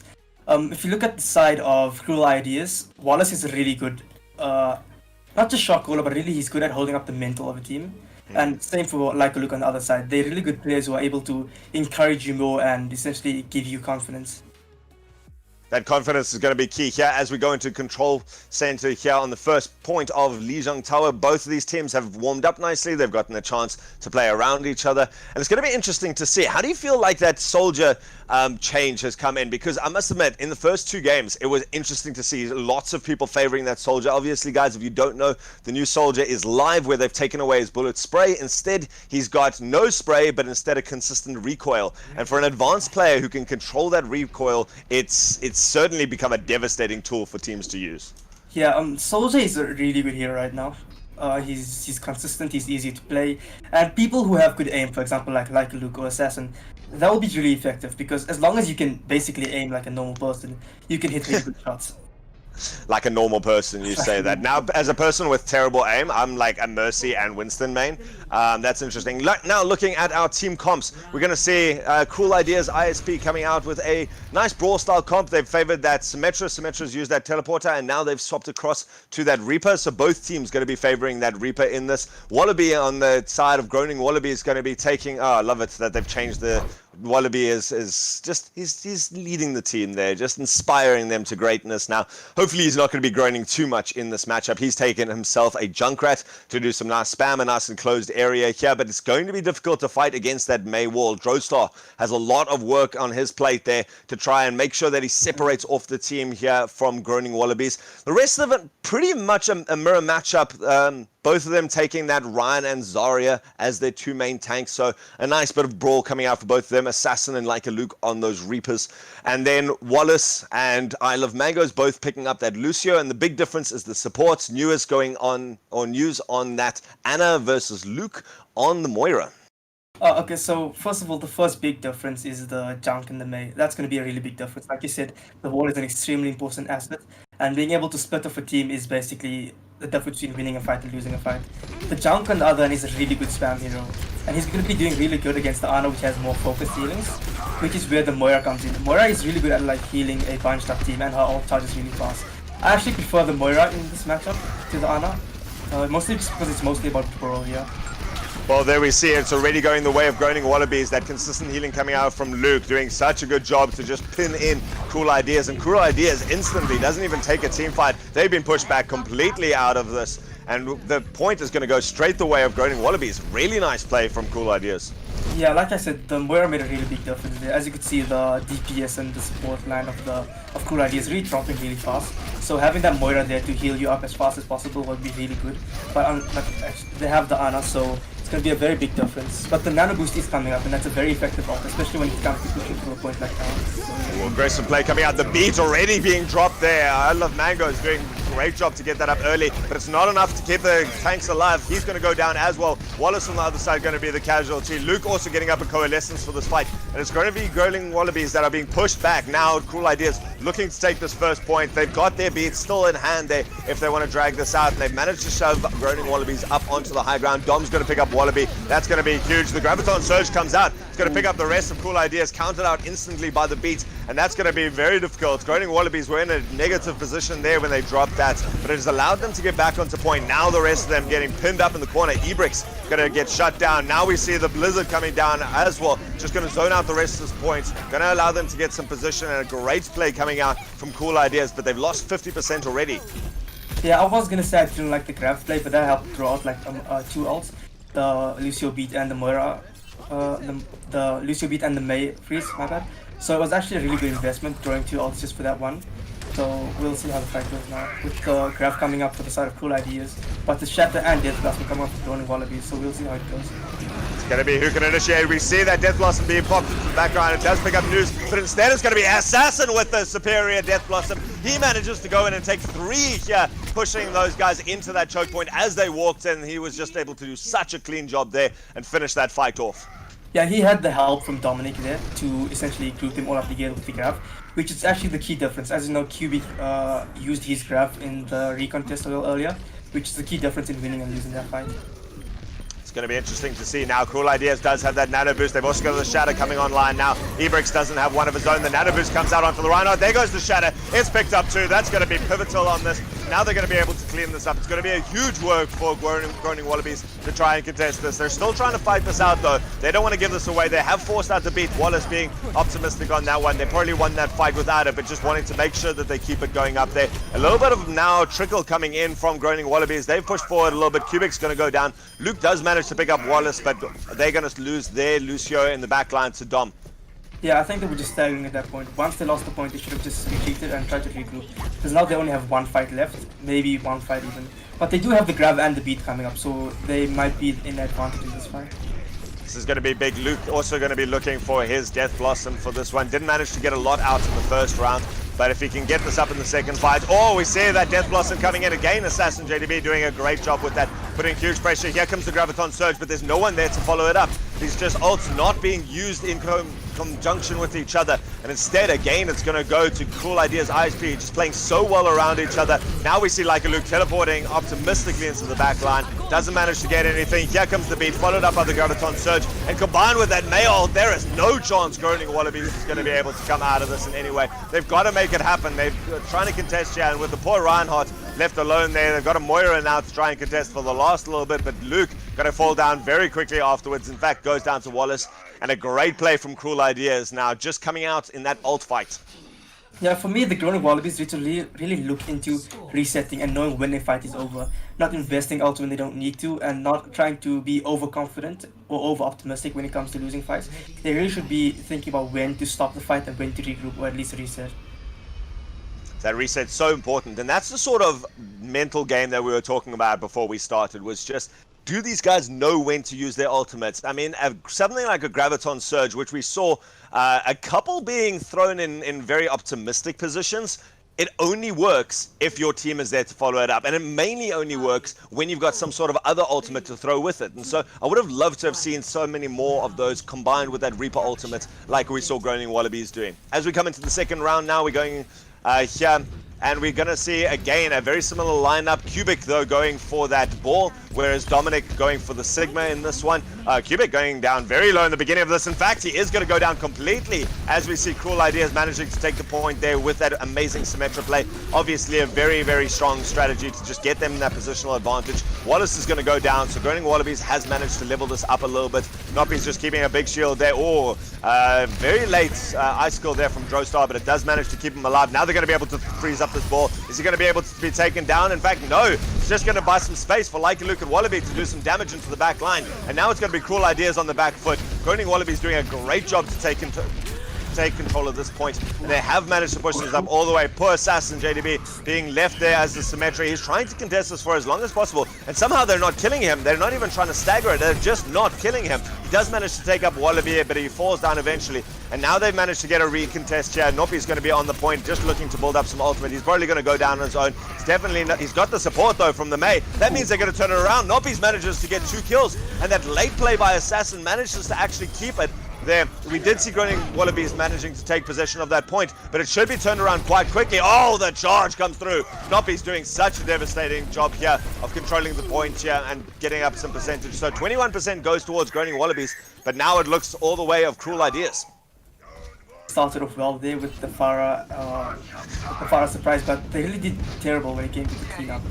I feel like they need to focus down more and focus targets more than they were doing right now, because I feel like they got ahead of themselves once they started getting kills, and they kind of lost focus there. It's going to be interesting to see now how Groaning Wallabies uses these ultimates. They've got a couple up there. Like a Luke and Isle of Mango's got this. Oh, Like a Luke getting hacked up quite early. Doesn't get punished by this, and instead manages to actually turn around that kill. Gets the kill on Assassin. They've lost Wallaby on that Junkrat. Here comes the barrage from above. Manages to pick up news, but instead plays with his life. That's the problem with a Pharah barrage. Instead, now we see the Gravitic Flux. It comes up, it grabs 2, it throws them down. It grabs 3, in fact, and they are able to capitalize a little bit. Wallace dropping that beat now to keep the rest of Cruel Ideas on point here. Dominic doing huge amounts of work here on the Sigma. Now they're going to throw out the May ult as well. That's separated off poor Ebrex, but no one's focusing him down. He's just not dying. They managed to do it. They just wanted to push the rest of Groaning Wallabies up, and with a single ult committed there by Groaning Wallabies, they're not able to retake the points. Yeah, that was a very messy fight. I feel like the Sigma from Dominic there made a very big difference because he was able to spare from an off angle, really damage multiple people at once, making a lot of them half and low, leaving it for the Sombra and the May to finish off. It's going to be interesting to see what Wallaby can now get out with this Riptire. If he can get enough of a distraction. Cubic getting hacked up in the beginning of this fight. Wallaby looking for that, holding on to it. Like a Luke having swapped off that Pharah now onto the McCree. Just wanting a little bit more control on the point. Wallace goes down early. That's going to be huge. Groaning Wallaby is going to look to really just extend this lead that they've got. They've got a little bit of time, but they're being very slow and very patient about this. Now we see Wallaby going to the back line. He's got an ultimate, but he manages to get the Anna without that. Now he's going to drop his ultimate. This is going to come in very quickly, and it gets destroyed. Dominic on point there, managing to shut that down so quickly, and instead they've given up a lot of percentage. So Groaning Wallabies has a lot of work to do now. Not many ults to use in the back line. They've got that nano boost, but they really want to try and take this without it. They've managed to get onto position now, and they have managed to push Cruel Ideas off. So even though the tire not going their way, they still managed to come out on top of that fight, but they've got to win every fight from here on in. Yeah, I really like what Assassin JDB did there. He didn't invest his EMP because he knew there was a lost fight already, so he just tried to stall out for 99 as long as possible. I don't like Snoppy's using the Shadow there, but it's a fast bowling ultimate, so we'll see how much that plays. Oh, we see the Gravitic Flux coming out, but instantly cancelled by that EMP. Nice use of it to keep the team alive. They've got to win this fight. And so they managed to get onto the point. They've got the positional advantage. Now their opposite Gravitic Flux comes out. Dominic doing a good job just managing to pick up that Reinhardt. Followed up by Norpies with a great charge. Such good play coming out from the tanks. Again, Norpies playing so well on this Reinhardt. Just being able to dominate the position of here. Wallace is going to go down very soon if he's not careful. In fact, there he does. So they've lost both of their supports. That's going to be a big problem if this fight drags out any longer for Cruel Ideas ISP. They have managed Cubic swap now onto the ball. And Leica Luke goes down just before his ultimate's going to go down. Luke managing to keep his team healed up nicely. And that's the difference of having a support alive. Yeah, again, there was no follow-up on that EMP. The Cool Ideas should have been more proactive on that fight. So as the EMP went through, they should have sped onto the Groaning Wallabies. That was the main reason why I think the fight didn't go as good as they expected it to be. Big fight coming up now as Ebrix has got that shatter, and no shatter to counter out for Cool Ideas. They don't even have a defensive ultimate. They're going to have the nano boost soon, but that's not going to keep a whole team alive. Maybe this Mei ult is going to be able to do it. Here comes the nano boost, and there's thrown in the Mei ult as well, but it seems like most people have been able to avoid that. Not going to be able to do much. They do manage to tick onto the point, but now you're going to have a nano boosted ball coming onto this. He's going to not get hooked up. There we see Leica Luke coming in with that zoning Deadeye. Doesn't manage to get any though. It's still going the way of Cool Ideas ISP, and they've done very well now to retake this point. Not managing to get a lot out of those ultimates, but just using them with that zone advantage to get this. And now we see a trickle coming in from Groaning Wallabies. They're not being able to do all that much. Again, Noppy's getting the kills that he needs. Dominic, that double tank lineup running through the side here of Groaning Wallabies as Cool Ideas manages to take out control point 2-0. Yeah, I really like what Cool Ideas did. So whenever they were engaging in a fight, they made sure they kept point. So even if they lost the fight, it means they were gaining percentage, or at least not giving up percentage, which is really a key difference to why it wasn't 99-99 most of the time. That was a really good play from the shot goal on the side. There we see a little bit of ill discipline coming out from the ult usage. They're throwing 3 massive ults onto it, but they managed to get it out. And so a little bit of polishing may be needed from Cruel Ideas, but at the end of the day, that's what they needed to do. It's what got them the point. It's what got them those victories. It's what got them that first map. Noppy's coming out there at the front there with 9 Earth Shatter kills and 12 Earth Shatter stuns. That is huge from a Reinhardt, and managing to swing his way to victory. So Groaning Wallabies maybe using their ults a little bit optimistically. There we saw Leica Luke on the Reaper trying to drop a solo ult into the backline, and while you might get a single pick on the Ana, he did it as well on the Pharaoh, where he managed to pick up Noise's Ana again with the Pharaoh ult. But when you're paying with your life straight afterwards and you're not actually providing any kills or any like definitive teamfight victories, the rest of Groaning Wallaby is not able to follow up on any of those. And so Cool Ideas certainly looks like the stronger team so far. Yeah, I really want to see better coordination and ult usage from Groaning Wallabies. Cool Ideas really has, I feel like they have a good shot caller there. I'm not sure who is the one taking the lead, but they have plans and they're going through with the plans. Instead of Groaning Wallabies, it feels like they're just going into the fight without anything to go on. I mean, if you look at just that defined strategy, Cool Ideas were the ones who pulled out the Symmetra at the beginning there, and they just had a defined plan. Everyone group up, we're going to teleport onto the high ground, do it so quickly that they execute it. They won that team fight. They threw it away a little bit, Groaning Wallabies managing to retake the point. But that idea, the fact that they're going into a team fight, knowing what they need to do, knowing how they want to approach it, it means that even if you lose 1 or 2 team fights, especially on something like a control point, you lose 1 or 2 team fights, that's okay. You can consistently come back with those high level plays, you can consistently come in with the strategies, and that will win you out more times than not. And especially now, as we're going on to Numbani, it's going to be interesting to see. You need an idea of how you want to defend, what you're going to do when they run into you, how you're going to attack, where you're going to push, where you're going to back off. Yeah, I feel like this is where the experience of being on teams previously really comes through. Because, for example, like you said on the Symmetra play, that's a very basic play that most teams in SA and in the Tier 3 and Tier 2 Overwatch really pull off. So, being able to know basic combos, for example, the Nano Blade or the Grab Dragon, that really pays off when it comes to winning a fight with when you have the equal amounts of ultimates. Or even when you're behind in ultimates, as long as you can combo the right ultimates and use them at the right times, you can really steamroll the team with that. Where do you think the big difference is coming from these teams? Is it just a designated strategy play that's coming out there, or do you feel like there's going to be a big difference maybe between the main tanks? I mean, we have seen Noppies and Dominic. Of course, Noppies is Quaka that we were talking about before this, and Dominic is Unreal Nick, two very experienced tank players. And, you know, the tank line actually has a huge job in terms of dictating the pace of the fight, knowing when to push forward, knowing when to drop back. And Ebrix not managing to come through as the main tank for Groaning Wallabies there. Do you feel like there is a big main tank difference here that could be costing them?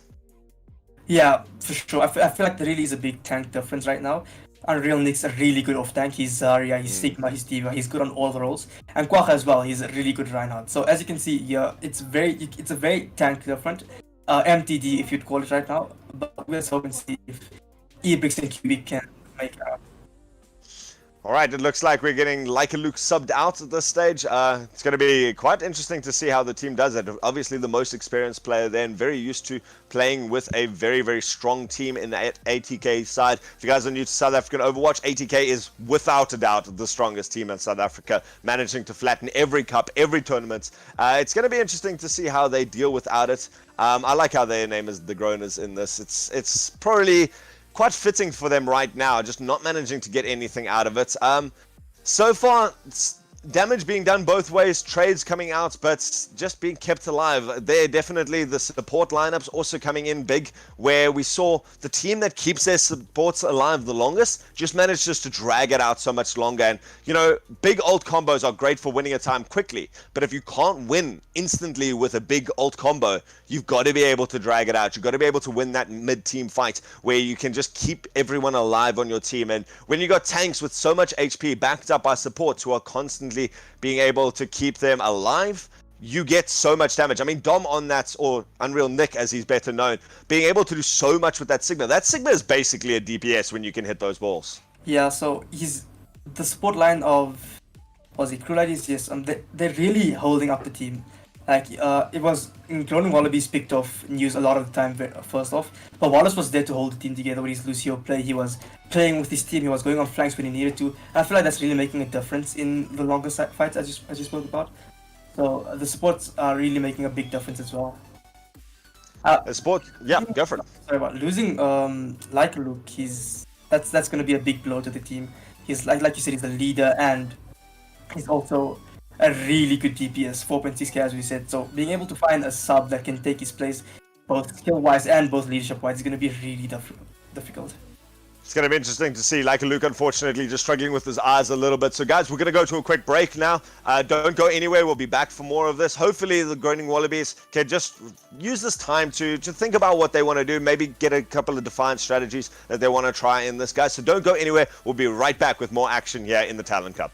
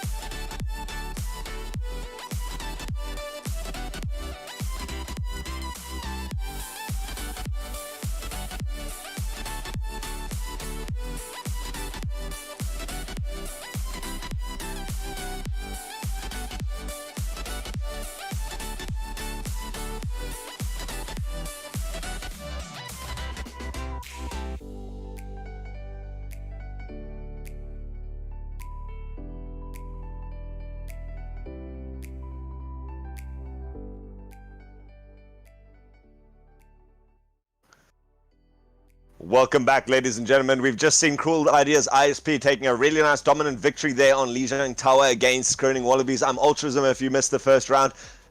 Joining me is Bubs on his debut, doing a killer job so far. I'm sure you guys can agree. Please give some love for him in chat.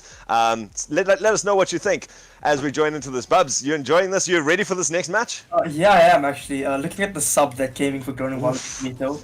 Mito is a really good player. He's really flexible. He can play almost every role. He can play almost every sub role in those roles. So he's a really clutch player. Plus his IGL, his in-game leadership skills is amazing. He's really good at leading a team, setting up the shot calling and everything. So this is a really good pickup for Groaning Wallabies. Oh man, I thought they were going to be suffering from losing like a Luke because he is a cracked player in his own right. But bringing in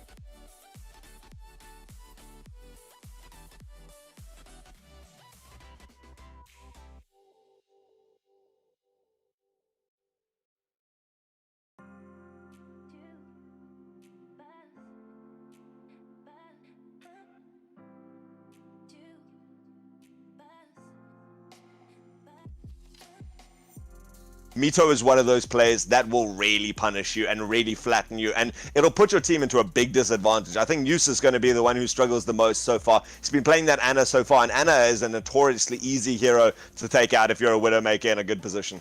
Yeah, so Mito's games, not just his mechanical skill, but his game sense is really good. So his positioning is often so weird yet so effective that teams aren't really able to shut him down. If you commenting Pugs at Kauza, so you'll know that he's really good at capitalizing on other people's smallest mistakes. How do you think he's going to feel? I'm pretty sure he's going to be one of those players that's going to pick up Soldier and just be like, yes, this is what I've waited for my whole life.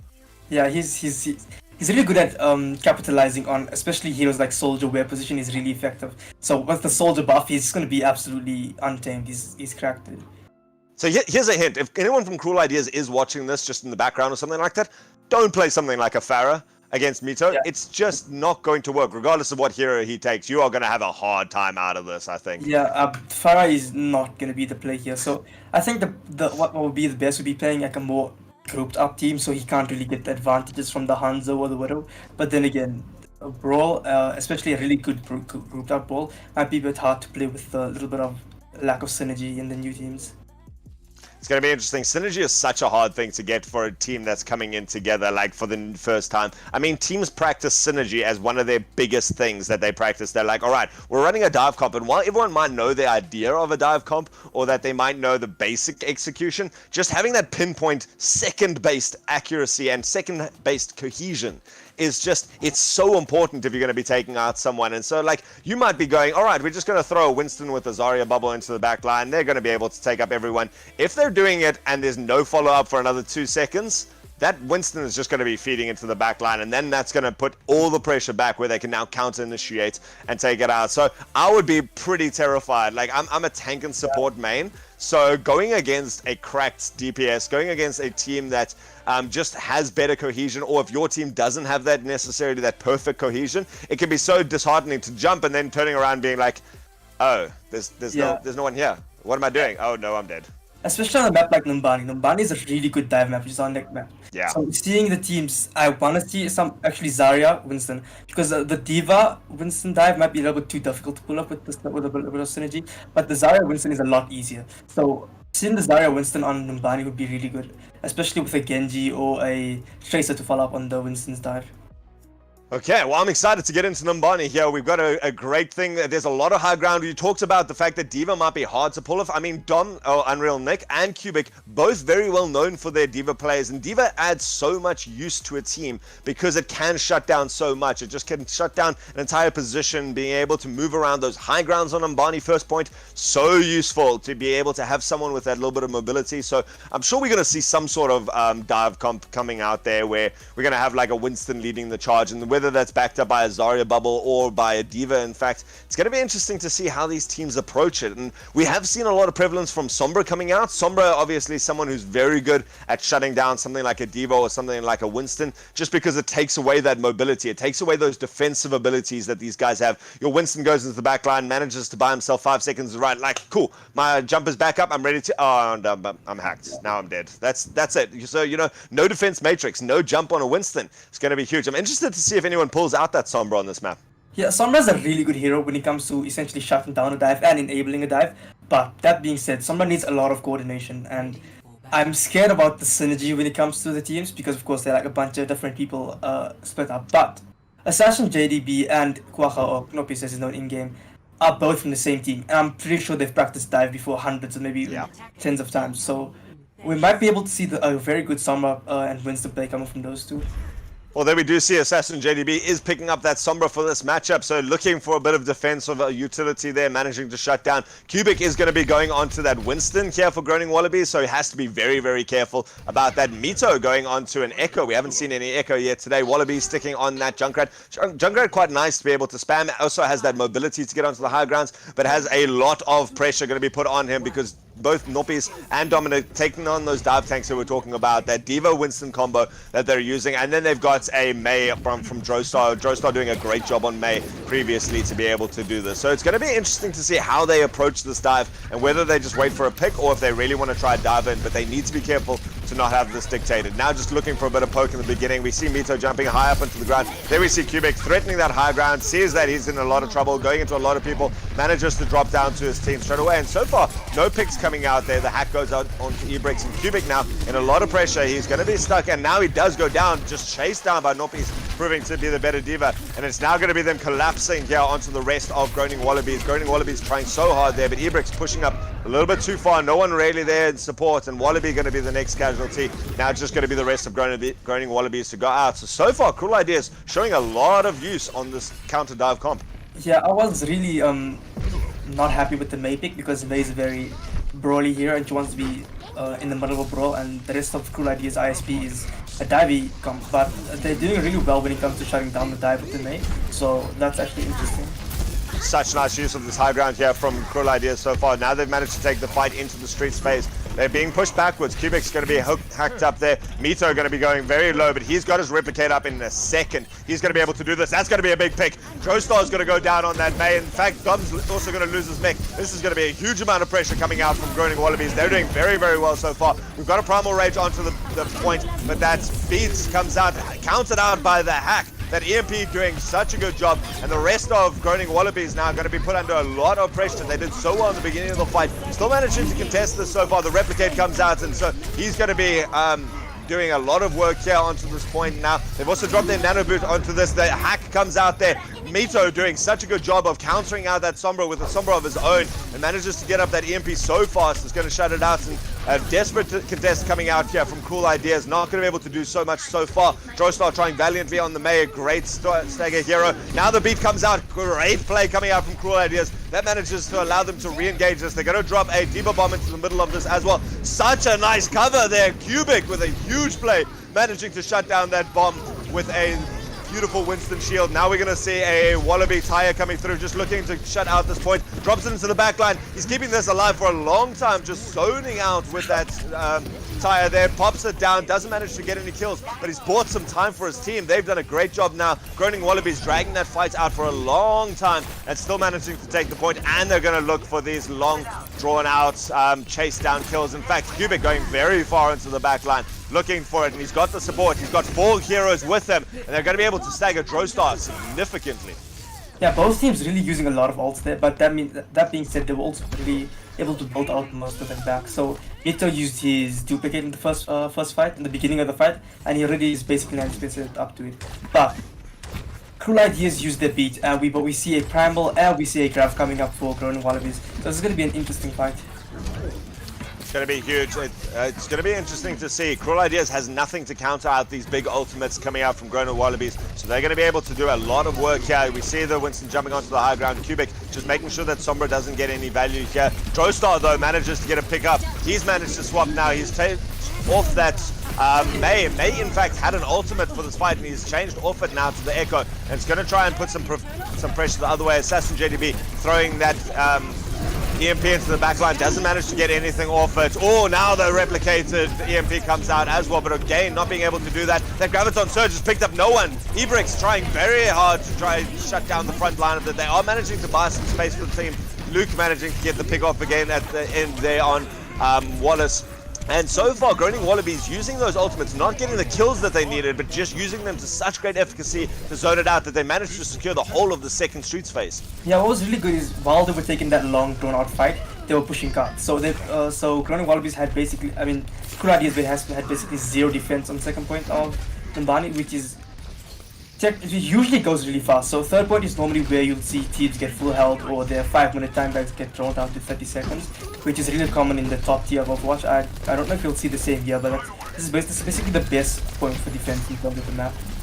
Man, we see Wallace there going in with the Lucio, just playing his weird Lucio, jumps past the rest of the team, manages to get the pick on the Ana, which is good. He's managing to contest this payload nicely, but it's still moving slightly. The Groaning Wallabies are still looking very healthy here. Luke's going to be rejoining his team very soon, and they're starting to build up more ultimates. Kubik's grabbed his Primal Rage here, but not managing to get anything out of it, just zoning the rest of the team back. We see Mito jumping forward as well. Wallaby's going to have his tire up, but they're going against nearly 5 ults from Cruel Ideas, but Cruel Ideas going down. They're actually losing this. They're managing to drop down. Here comes a massive EMP. This is where they're going to drop their ultimates of their own. We see a bomb come over the top, and it just shoves everyone back, and it just gives Cool Ideas a little bit of space to push forward. But again, they're just trying to fight into this wall of Groaning Wallabies. This is huge. Groaning Wallabies against all of these ults. 6 ults dropped now from Cool Ideas, considering that. But the tire comes through now. Wallaby trying to make that work. Gonna pay for his life because Wallace, again,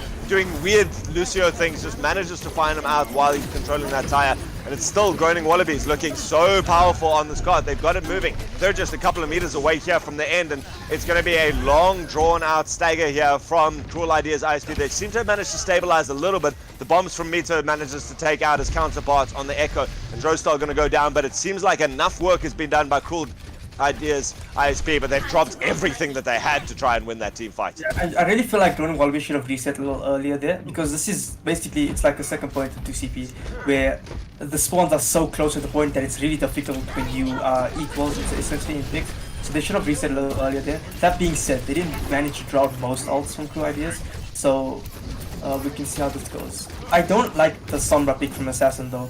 Like, it's not anything about him personally, but I feel like there's no synergy and there hasn't been any follow-ups on the EMP.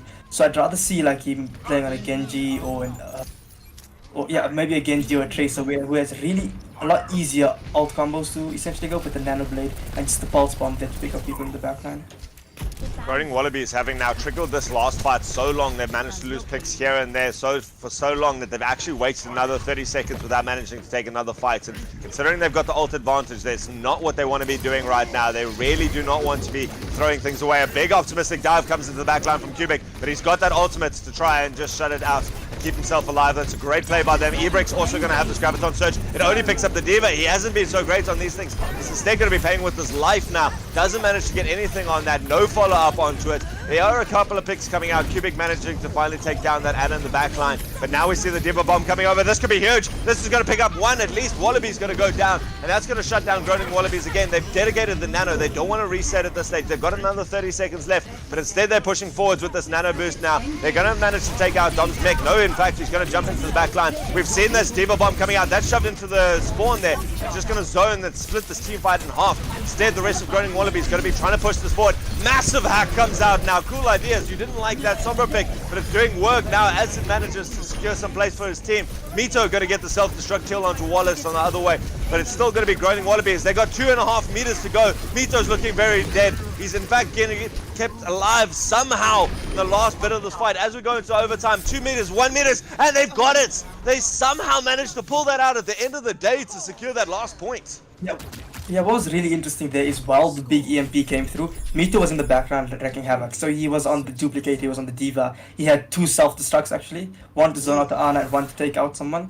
And that really threw off the healing for Cruel Ideas. So they were able to maybe dive for the EMP, but they weren't really able to sustain themselves while following up on that.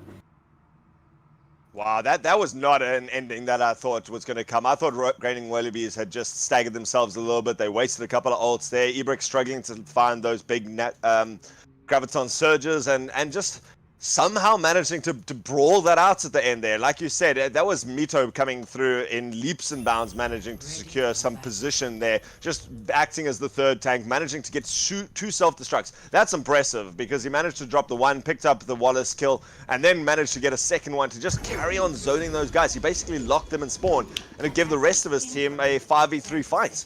Yeah, like we were talking about at the beginning, Mito coming in is a really good pickup. I feel like he's really helping the team adapt and essentially make plans and go in together and synergize more, especially with his mechanical skill as well. So he's really adding to a lot to the team here. And that's the beauty about Echo, is if you can play lots of heroes, it just gives you such a repertoire of heroes. And when he knows what he's got to do as D.Va, he knows that, I mean, you wouldn't be able to pull that off with the normal D.Va. He just has such good understanding of what it takes, and the fact that he can build both of them up so quickly. Now on the other side, we're seeing Assassin JDB swapping off that Sombra for this one, instead going for the Tracer. So a nice dive comp coming out, again, favoring that double dive tank there on the Winston and the D.Va. Looking for a little bit of low ground, just poking it out, and again, just splitting things up nicely. Oh, it's going to be difficult. Droestar and Wallace, in fact, Muse going down very quickly. Mito doing a short job of that. Noppies on the other side picks up a support of his own, and they managed to push them to this high ground. This is going to be an optimistic. They've dived back.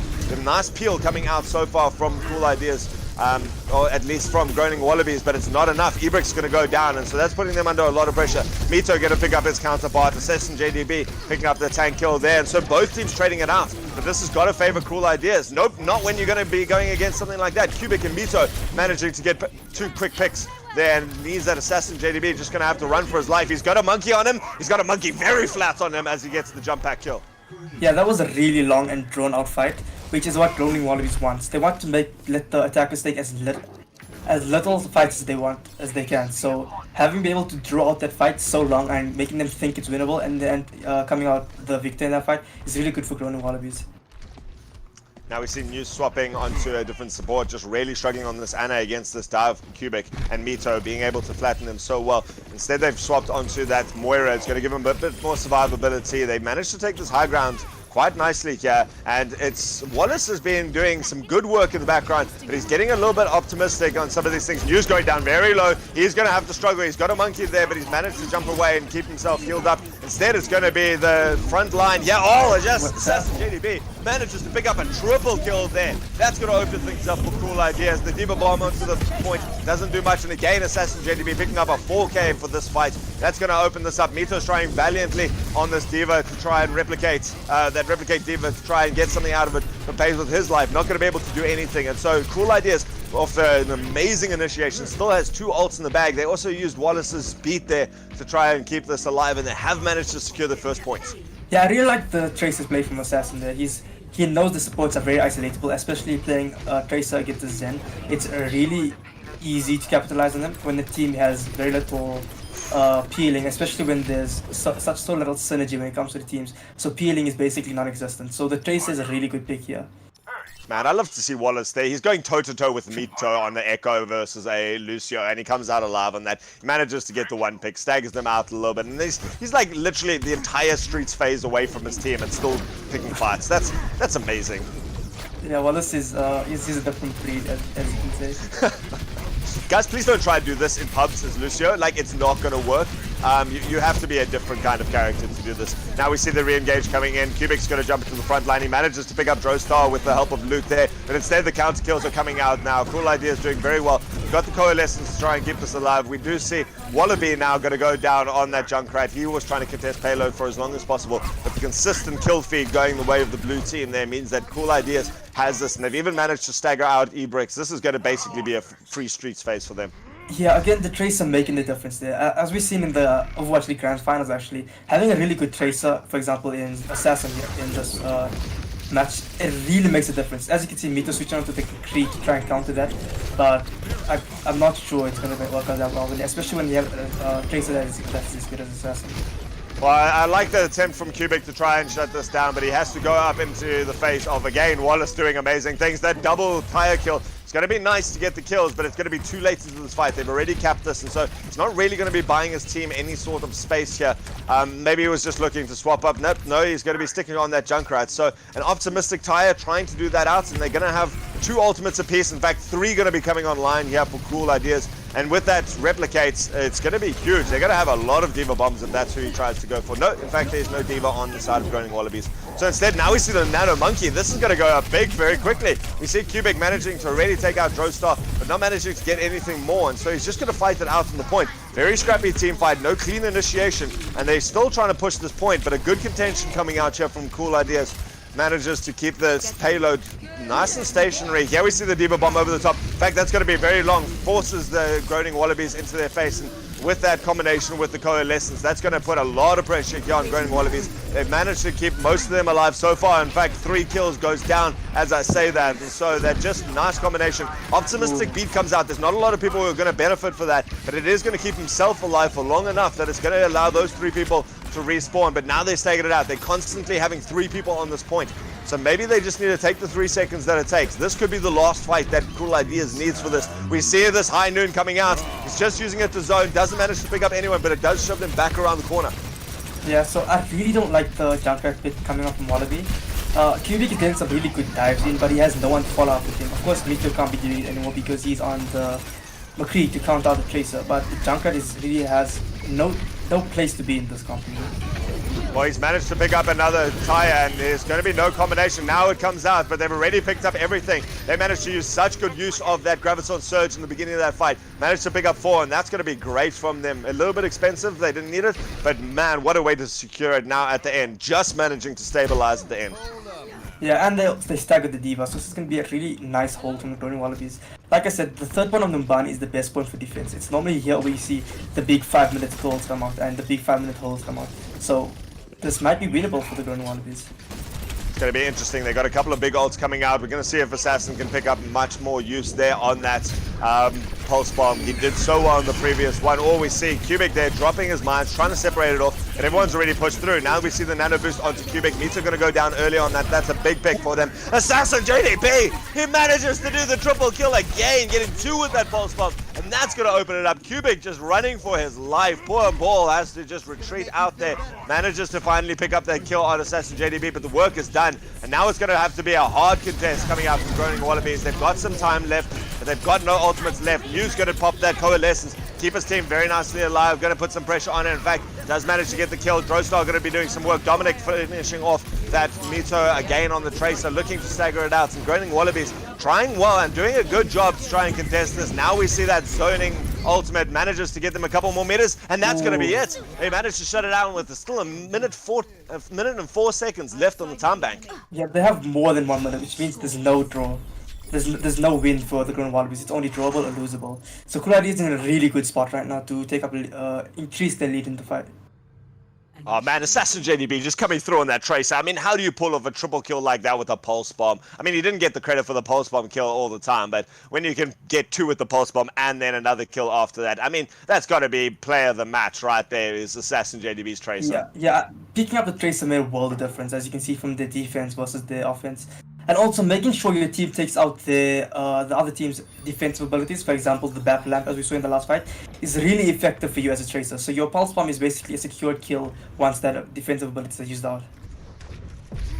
It's going to be interesting to see. I like the fact that they've now again gone for the same composition. It was working well for them. Assassin JDB again going to have to come off big, but they just need to get this point 1. Wallaby still sticking on this Junkrat. He's been able to get a lot of ult charge very quickly, but no real big plays coming out of that, not using those ultimates to their efficacy. Managed to get 2 kills on one of them, but didn't manage to secure any space with it. Droestar and Mito again going to be going on our Echoes, and Isle of Mango is swapping up now for the Baptiste with that Immortality field, trying to keep them alive. Yeah, I feel like here I want to see Mito pick up a carry hero, for example, the Widow or the Hanzo. He can be really effective on capitalizing on the unexperienced players on the side of Cool Ideas. Because Wallaby's Junkrat pick is not the greatest, so having someone that can carry a fight like Mito, I feel like he should be on the Widow here. Well, we're going to see him now trying to control this high ground. He does manage to get some bombs in, so he's going to be building up his ultimate charge very quickly. It's going to be interesting to see if he can do anything with it, though. Assassin JDB doing a lot of work. Wallace again going optimistic, and he's going to go down. He's going to be punished for this. That's going to be big. Instead, though, the kill feed is filled with blues. They managed to shut down 3. Mito, in fact, going to go down as well. Now it's just the 2 tanks left on, and this could be all that Cool Ideas needed. Wallaby going on there to just open up with that amazing first couple of picks. And that's going to be it. Cool Ideas managed to pick up their second map. Yeah, a really good dive there to end from Knoppis and Unreal Nick there to close it off there. Really coordinated. I'm actually surprised from that. Play of the game. Oh, there we go. Had to be this Assassin JDB. Just doing such job on this Tracer with that new comic skin that he's pulled out. And just look at this patience. He just picks up Mito there, or even gets stunned up. Mito there could have saved his team the game, but that's not something you can rely on, being able to take that jewel there. And just manages to pick it up at the end of that. Beautifully done by him. Noppi's 23,000 damage blocked, but Mito getting the credits in this one. But the game goes the way of Cruel Ideas, so managing to take it 2-0.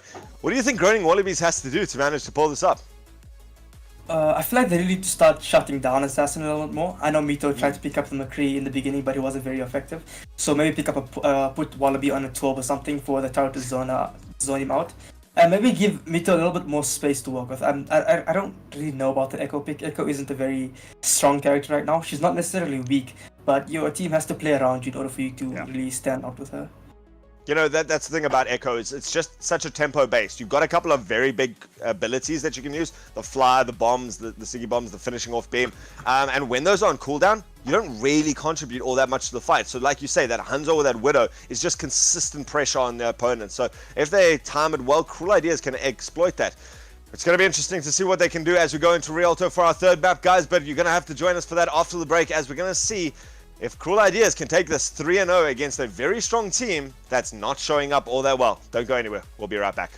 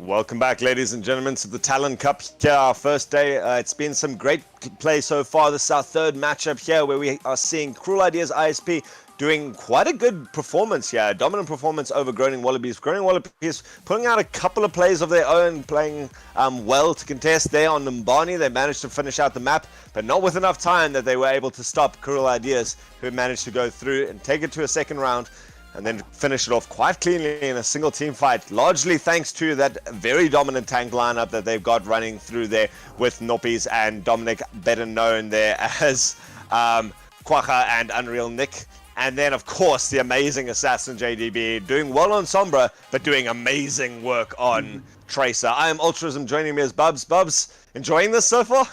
Yeah, it's actually really fun. Yeah, the game is fun to watch, and it's really fun to be casting. It's fantastic, and you've been able to see some of these guys previously and see them now coming into this, and we've talked about the big difference between these two teams, the fact that Cruel Ideas just seems to be able to come in with a decent strategy to every fight. Groaning Wallabies certainly coming through with a couple of things where they were just staggering themselves so much, they were just not taking clean team fights. Yeah, I feel like it's really close, but in the end you can really see the experience and the synergy coming through in the end, and having a good plan is really making the difference with the tanks on the side of Cruel Ideas. So what do you think Groaning Wallabies has to do? As we go into our next map, and what could be our last map if Cruel Ideas does well in this, is it's going to be Rialto, a map that's not super popular in the South African scene, so maybe some people don't have a lot of experience on it, or at least that's what we worry about when there's a defined team when they practice on it. But how do you think Rialto is going to shape up this matchup? It's a really good sniper map, so putting Mito on a Widow or an Ash with a Mercy Pocket could be really good. But that being said, it's probably one of the best Lucio maps in the game, and who else to be on your team besides Wallace? So it's going to be really interesting. I mean, Wallace has been doing some interesting things. We've seen him being incredibly aggressive, and he's certainly been able to get a couple of the picks there. Certainly doing a nice job of shutting down people like I Love Mangoes and even Luke on those supports there. Being able to get into the back line, jump past it, because, you know, when you've got the tanks jumping into your front line, weirdly enough, you think Lucio is going to stick back with your team and provide that healing, but he's off on his own. He's like that Dove support. I don't know if that's an actual thing. You know, Dove support is the new role, guys, the new meta. But yeah, with something like a Lucio or a Moira for some people, just DPS Moira, DPS Lucio, it's a thing that could work. But we are seeing him also getting punished a couple of times where he just then goes, gets a single pick, and then ends up on his own. And it draws a little bit of play around it, but if someone's got decent aim, which is what someone like Mito does, you can actually end up costing your team a lot. It's going to be interesting to see if you can get some boops here off this first point. Yeah, one thing about playing Lucio in this very YOLO style is you need to be able to manage your aggression really well, so you need to be able to know when to push forward or when to move back. Wallace is normally really good at doing that, but right now he's playing against a very good player in Mito who's able to punish him really well. So I feel like he needs to maybe manage his thoughts a little bit more and try to play a little bit more safer at times. I'm looking at these team lineups coming out there. We see Assassin JDB swapping back onto the Sombra instead of the Tracer. I'm pretty okay with this. You know, there's not a huge amount of space here for Tracer to move around very reliably. We see Dom, otherwise known as Unreal Nick, coming out on that Roadhog. That should be interesting. He's a very good player on the Roadhog that we see a lot of the time. We see Mito picking up a Sombra of his own though. Yeah, so the comp from Cruel Ideas is really old comp. It's the... Oh! No, Wallace! That's what happens when you go into the wrong stage. And we see him now going off the edge of the map. They're trying so hard, but countering it out himself. And we do see also Wallaby coming out on that attack, Torbjorn, as they push into this. Mito managing to pick up one, but paying with his own life, going up against the proven May that is Drostar, doing very well there. And since when did Orisa come back into the meta? Yeah, they're playing a really old comp, which is played on a very different patch. The patch just after Coach was patched out. It was popular before Season 2 Grand Finals of AL, but it's very difficult to play now with Orisa's new halt and with all the players on the side of the Groaning Wallabies. Well, it seems to be working for them so far, just comboing up those control abilities there. They managed to separate off Ebrix, and now these hooks coming out from Dominic does such work. He keeps getting Cubic, but Cubic again manages to bounce out. Wallace loses the Lucio duel there and actually gets punched to death. But so far, a lot of pressure coming out from Groaning Wallabies. A nice bit of flex coming out. They managed to build them up a massive Graviton Surge so far, but the wall comes out, keeps them all alive. That's an amazing play coming out there, and the Coalescence keeps them alive. So nothing coming out so far from Groaning Wallabies, but they are still managing to keep this progression up. They're managing to push forward. We do see the Blizzard dropping out, doesn't manage to pick up anyone. In fact, he's going to play with his life, and somehow this Orisa just not being able to provide enough of a tank presence in that front line to secure some position, and it's going to be Groaning Wallabies just walking their way through to the front. Yeah, I really don't like how Cruel ISP is playing. They weren't really playing off of the alt hook combo. That being said, they have switched onto the Ryan Zarya, which is a very normal brawl comp, which is also very good for the Mei in Joestar. But we'll see how it goes. That's going to be a late pick there onto Ebrex. Mito doing amazing work there in the background. He's just doing some incredible stuff here. He's playing a Sombra that we haven't seen so much. In fact, gets the triple kill. And so this team fight spread very, very far. The payload is still moving. And so Mito just into that backline has managed to build himself up an EMP, and he's got 4 other ultimates to combo this with. Yeah, the thing about Mito Sombra is it's not just his mechanical skill. His positioning is really good on the Sombra, so he's able to capitalize on players who are immobile and standing still, or players who are basically isolated from the team. It's going to be interesting to see what they do here. He goes for the EMP, he gets a big EMP, and it's going to be comboed up by the Graviton Surge. And so that's going to be able to shut down the rest of him. Groaning Wallabies taking this fight very quickly and with good efficiency as well. Poor Joestar is going to be trying to fight this out, but does go down eventually. Doesn't even bother ice cooling up, which is a good play by him. And so Groaning Wallabies just using the 2 ults. In fact, they only used the one. Mito didn't drop that EMP. It was Assassin JDB trying to make that work. And so with a single ultimate, Groaning Wallabies secures the 2nd point. Yeah, that's why I mean how I didn't like the Sombra in the first map, and the second map coming from Assassin JDB. There's almost zero follow-up on his EMPs, and that's basically what Sombra is for. EMP is one of the strongest in the ults in the game, if not the strongest, but having no follow-up on it is just basically wasting a spot in the game. It's going to be interesting to see what Cool Ideas can do. They've got the beats to keep themselves alive, and there goes the massive EMP. That's going to start it out. We see the Earth Shatter come out. That's going to pick up 2. They've dropped the Coalescence as well to try and shut this down as fast as possible. Massive play coming out from Groaning Wallabies. They're being able to take this team fight very, very quickly and very cleanly as well. It's going to be some time for the rest of Cruel Ideas ISP to try and come back and contest this. They've got some people, no one actually swapping to anyone that can contest. Nice bit of walling off there from Wallaby, manages to get them. Now we see the Graviton Surge again back up, and it's just going to shove them down. It's going to put them on in front of the payload though, so no payload progression. Now we see this Nano Boost coming through, big swings coming out here from Noppies. He's going to do a lot of work in the back line, but he's not going to get any kills. Instead, he's just going to turn it around. He's just dying instead, and it's going to be Groaning Wallabies with nearly 4 minutes on the clock. Amazing play, probably set up consistently by those cubic Graviton Surges. Yeah, and the good thing about them was their follow-up on that EMP.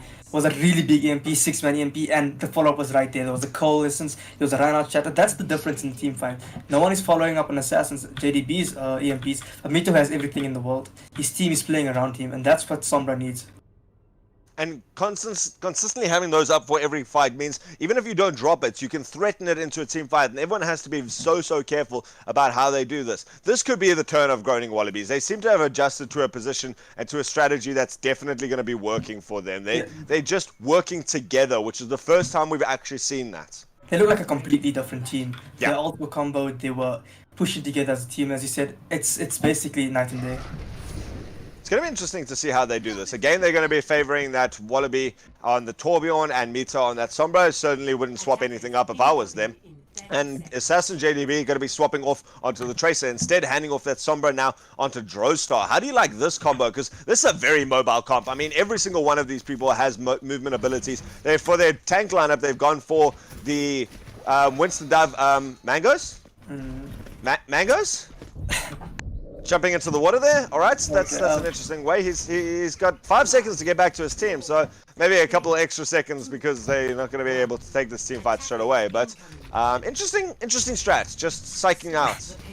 Yeah, Cool Ideas has a really good comp. This comp was actually the comp that helped San Francisco Shock win the NA bracket playoffs in the season 3 of OWL. So this comp can work really good, but it needs a lot of synergy, and I don't think the teams will be able to have that as much synergy as it needs. Being new to each other. I like this play coming out. Assassin JDB instantly shutting down that Torp tower. That's going to be the big problem with the very mobile team lineup, is that Cool Ideas has to fight into that and shut that down, otherwise it's going to cause havoc in the backline. But it's doing well so far, especially gives them the mobility around that Reinhardt shield. Cubic getting very high charge straight away, allowing to put some pressure into it. Now we see the hack up onto Noppies. Noppies is going to be falling very low. Does manage to actually stay alive, but now the focus has come onto him. He's going to go down. Yu's also in a bad position there, means that he's separated from his team. And so with already a minute down, it's going to be Cool Ideas not really getting any sort of progression here, and certainly not any sort of pressure, as we see now the hack goes up onto Wallace in the top corner there. Sit in the corner and think about what you've done. Yeah, it feels like Cool Ideas is really split. I feel like it's two different teams playing. And the Torb on the side of Groaning Wallabies counters both DPS, the Tracer and the Sombra. So this is a really nice counter pick from Wallaby.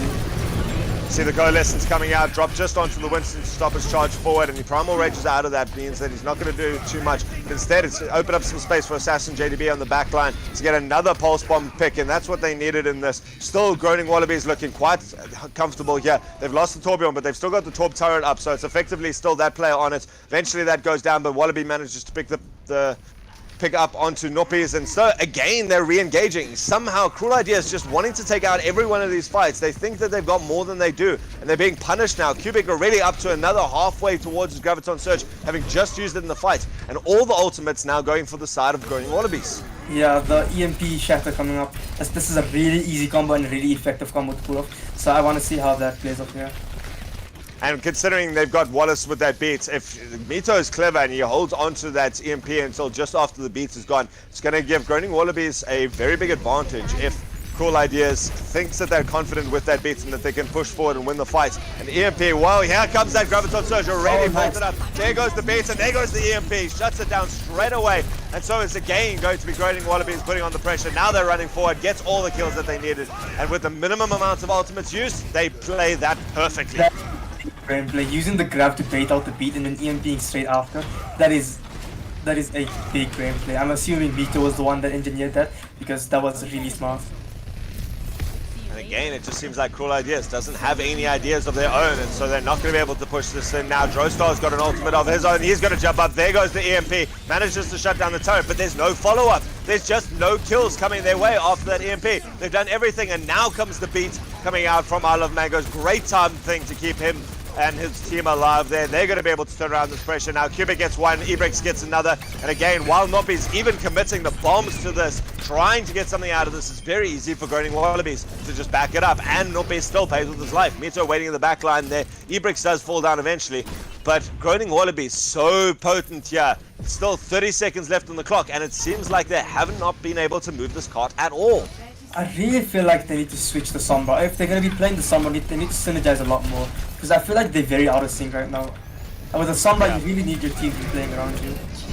Yeah, there's nothing there for them to follow up. Now there's a couple of kills coming through there. That's nice. Molten Core just shuts off a nice area to play in, and there's no way for the rest of Cool Ideas to push in. They've got a couple of kills, but there's nothing they can do about it. They've got a Pharah in the air now combined with the Mercy, so it's going to give some damage, which is going to be difficult to contest. Oh, Cubic goes down very late into this by that Coalescence and so Cool Ideas managing to take control of this payload. Oh, a nice shot from Assassin JDB onto this. Manages to get this, and they might actually have been able to do this. Good reinforcement coming out from Groaning Wallabies though, but they're stuck on this bridge. They're not able to push forward, or at least not wanting to, until they have to contest here at the end. We can see the charge, looking for the charge. Ebrex going to have his ultimate up very quickly. We see Cubic dropping that ultimate. That's going to be huge. It's picked up so many of them in the back line. Cruel Ideas dropping down there. Cubic playing so beautifully with all of these Gravitons, managing to do this. And with this contest just in front of it, we see the Earth Shatter there to finish it out. And Groaning Wallabies managing to take this for the first time. A completely different team from what we saw in the last 2 games. I really liked how they played. They played it really patiently. They let them get till the last point before they could contest, and then they just threw out at them. That was a really good play from Groaning Wallabies. I mean, Cubic had 3 ultimates in here. He seems to have these things faster than a Sombra or a Tracer could build up an ultimate. And there's that combo that we talked about, just baiting out the beats and coming through again with that EMP. Oh, the boop comes out at the end there to just push him off there. But 36 high energy kills coming out from Cubic. Beautiful play from him and the rest of his team to follow up. So, we got a bit of life coming in here. Groaning Wallabies looking to build the series back. They look like they come back strong, actually. I feel like that was very one-sided on their side. I feel like that's attributed to them playing well and Cool Ideas not synergizing enough to play the comp they were trying to play. But this was really interesting, at least, to see. Well, it's going to be interesting to see now. We see Cruel Ideas dropping one of their star players, Assassin JDB, going to be leaving out of the lineup now. Going to be subbing him in with, don't know just who yet, but it's going to be interesting to see because he was doing a lot of work for their team. But Cruel Ideas, I think they might have just got cocky there. You know, a little bit overconfidence there, thinking, oh, it's fine, we'll just take every one of the brawls, we'll just take it, we'll push it through. And they managed to get through once. But Groaning Wallabies just had such an advantage that they had the ults to come back in and re-engage, and they're using those ultimates so well. I like how they've also swapped up Cubic and Ebrix. Ebrix was playing that Zarya on a couple of the maps and just not getting the value. We saw that a couple of times on Umbani, where just Ebrix was throwing a single man grab even onto a Diva or something like that, not the prime target. And so Cubic now punishing with those Graviton Surges. Yeah, Cubic is really good in this area, and it's you can see that way he's coming up with these combos perfect with Mito, and him just melting down targets, always being high energy, 36 high energy kills in that round. Really effective on that Zarya. And they just played around that so well. You know, Zarya is one of those heroes that if they can stay on high energy and flex with their team and get that support, they can back off when they need to, get the bubbles back up and then put pressure again, keep that energy up. They can do so well, and that's what Groaning Wallabies did, is they flexed so well. They ran back around the corners. They used Wallaby to a lot of effectiveness with that Torbjorn, because the Torbjorn, when he got the Molten Core up, just shut off the only two entrances in, and the rest of Cruel Ideas, even though they got a pick or two, weren't able to now push forward with that. They weren't able to, and so Grona's just managing to flex so beautifully back and forth, take off the pressure, put it back on. Yeah, Grona's really coming up with the big brain strategies. The top is to cut off areas, the grab to bait out the beat. It's really smart plays coming up from them. And how do you feel like Mito? Mito seems to have just found it. That Echo was not working for Mito. We expected him to carry a lot of these team fights, and we talked about the fact that he could play Widow or Hanzo, but neither of us predicted the Sombra. And, you know, Sombra on defense can be difficult because, again, it's a very tempo-based hero. If you go in too early, if you go in at the wrong stage and you go down, you got to teleport back to your health pack, regroup, re-invis, come back into the fight. You're out of the fight for another 5 seconds. If they can capitalize on that, they can do it really well, and yet he's still managing to do such efficacy on this, get the key picks in the back line, and then be in the fight consistently. Yeah, he's really playing a very rare Sombra. You don't really see it much. It's actually the same playstyle as Lip from the Shanghai Dragons, where he's in the backline, constantly farming an EMP, constantly harassing the backline, constantly making hacks to disable the enemy and help his team with the advantage in terms of resources. He's really playing an independent Sombra, which is what he needs in a situation where there's very little synergy, but he's playing it so well that they aren't able to capitalize on him being so independent. I feel like Cruel Ideas also struggled with their support lineup there. You know, News was going down quite early, and we saw him on the Moira definitely being able to stay alive a little bit longer than something like an Ana. I certainly wouldn't want to run an Ana now into Mito on that Sombra. I mean, I think you're a prime target then. You're going to go down at the beginning of every team fight.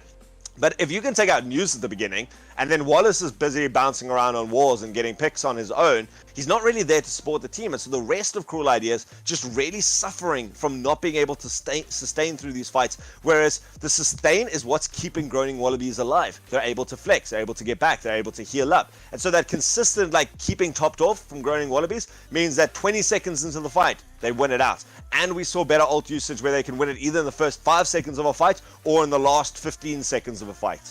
Yeah, in terms of the support line, look, Wallace is great, but I feel like he's really playing a bit too aggressive right now, and that's really costing his team a lot of the times.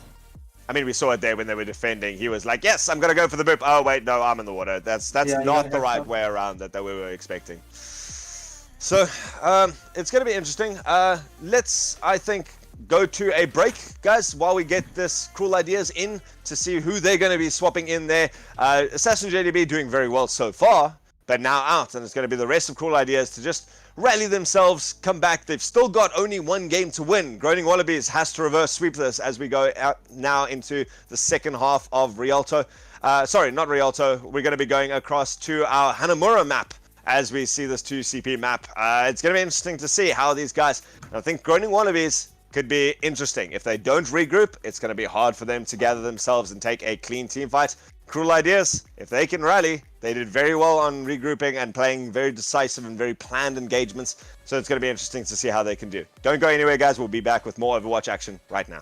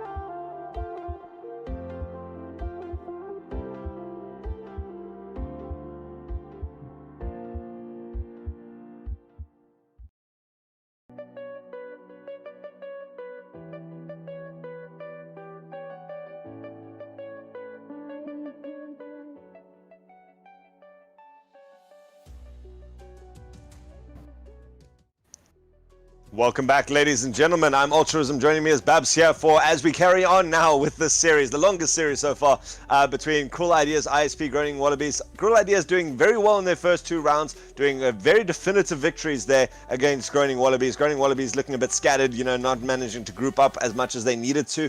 But then Groaning Wallabies taking Rialto by storm, flattening that one, managing to push all the way to the end, and then still a full hold on that first point of Rialto. Managing to do exceptionally well, coming through, led by Mito on that Sombra, but followed up by beautiful plays. Cubic coming through with so many Graviton Surges and big Graviton Surges as well that won them enough team fights to manage to stall it out. Now, we have seen a bit of a roster change coming out. Cruel Ideas swapping out Assassin JDB, who was doing exceptional work on that Tracer, but swapping out for a well-known person in the community. It's Fluffy, and Bubs, you know Fluffy well. Yeah, Fluffy is a 3.8k support player. He's probably maybe the best flex support in the country. He's an absolute unit of a player. He's good. He can flex onto all roles, and his DPS is amazing. You say he's good on Widow, and I mean Hanamura is a map that we do see a lot of Widow on. We saw it previously in that last matchup where Elven Slayer worked with wonders with Widowmaker there to just shut down, and with that choke and those wonderful high grounds that Widow can go onto. Do you think we'll see a Widow out of him?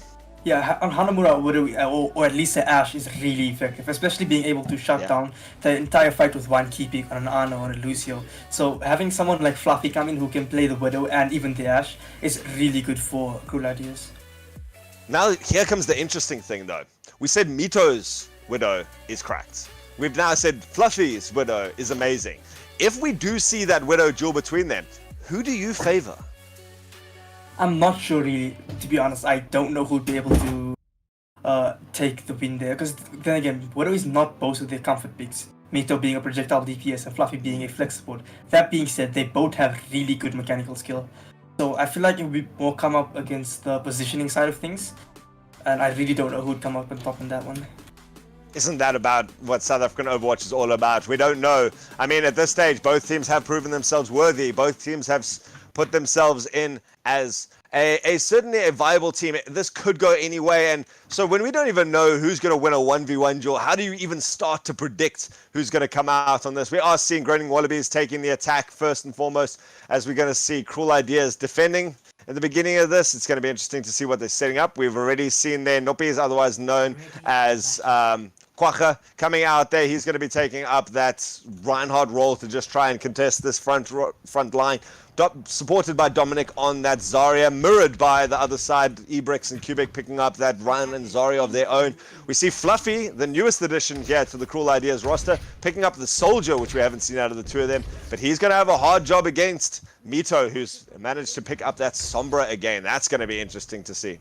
Yeah, the Soldier versus the Widow the Soldier is really consistent in terms of damage. So whereas the Widow, you kind of kept hoping for her to pop off, Soldier is always there pumping damage into the backline, or is irritating as like a nuisance on the side. So I really like the Soldier pick from Fluffy. It's going to be interesting. It's such nice positional. You can also get to really nice positions as Soldier here.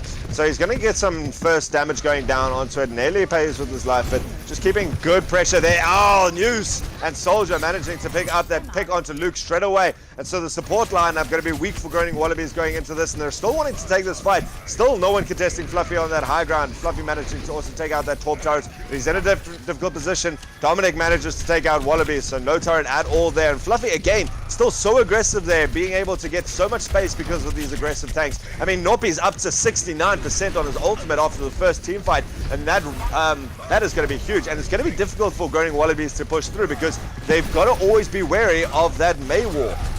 Yeah, and Fluffy really doing a lot there. So it's pumping damage to the backline, helping essentially clear off and essentially hurt the backline of the Groaning Wallabies. So the Soldier pick really seemed effective.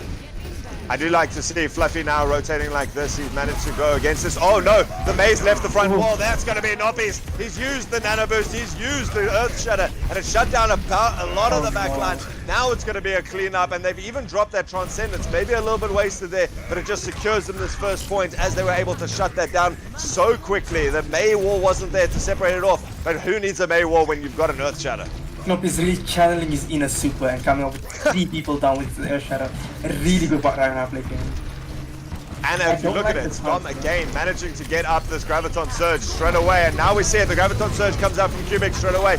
He did well in this, and we see the counter grab going out. The rest of them being able to keep alive. But we are going to see Groaning Wallabies dropping that bait. We see the Soldier ultimate coming out now. He's not going to be able to pick up many. In fact, he's not going to be able to pick up any here, as the rest of his team has gone down. And with the Fire Strike taking him out at the end of this, this is going to be all the way of Groaning Wallabies. Great second push there from them, or at least third push after that Earth Shadow first one. But man, what a nice push coming out from Groaning Wallabies.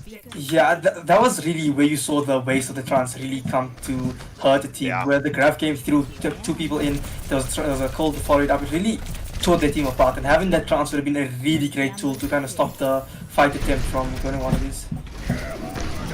Oh, now we see the Earth Shadow. It's gone up onto the high ground. He's pushed very aggressively, but it's been met with two Zarya shields. And so they've been able to push through this very quickly. Norpies is going to be down on this. He's going to be trying to re-engage, but they're not pushing down onto point. Now we see a drop down from Ebrex. He's going to have an Earth Shatter very, very quickly. And so Norpi is dropping his ultimate too early. Now we see the massive EMP into the backline. That's going to be huge. Mito manages to open this up for his team. Fluffy only managing to get down the turrets, but the rest of the kills going the way of Groaning Wallabies. And with just that massive, massive momentum from the first point, they managed to push on. They've got 2 ticks. Is anyone even going to be able to get back? No! Groaning Wallabies still 4 minutes on the clock. What an amazing bit of counterplay here coming out from them.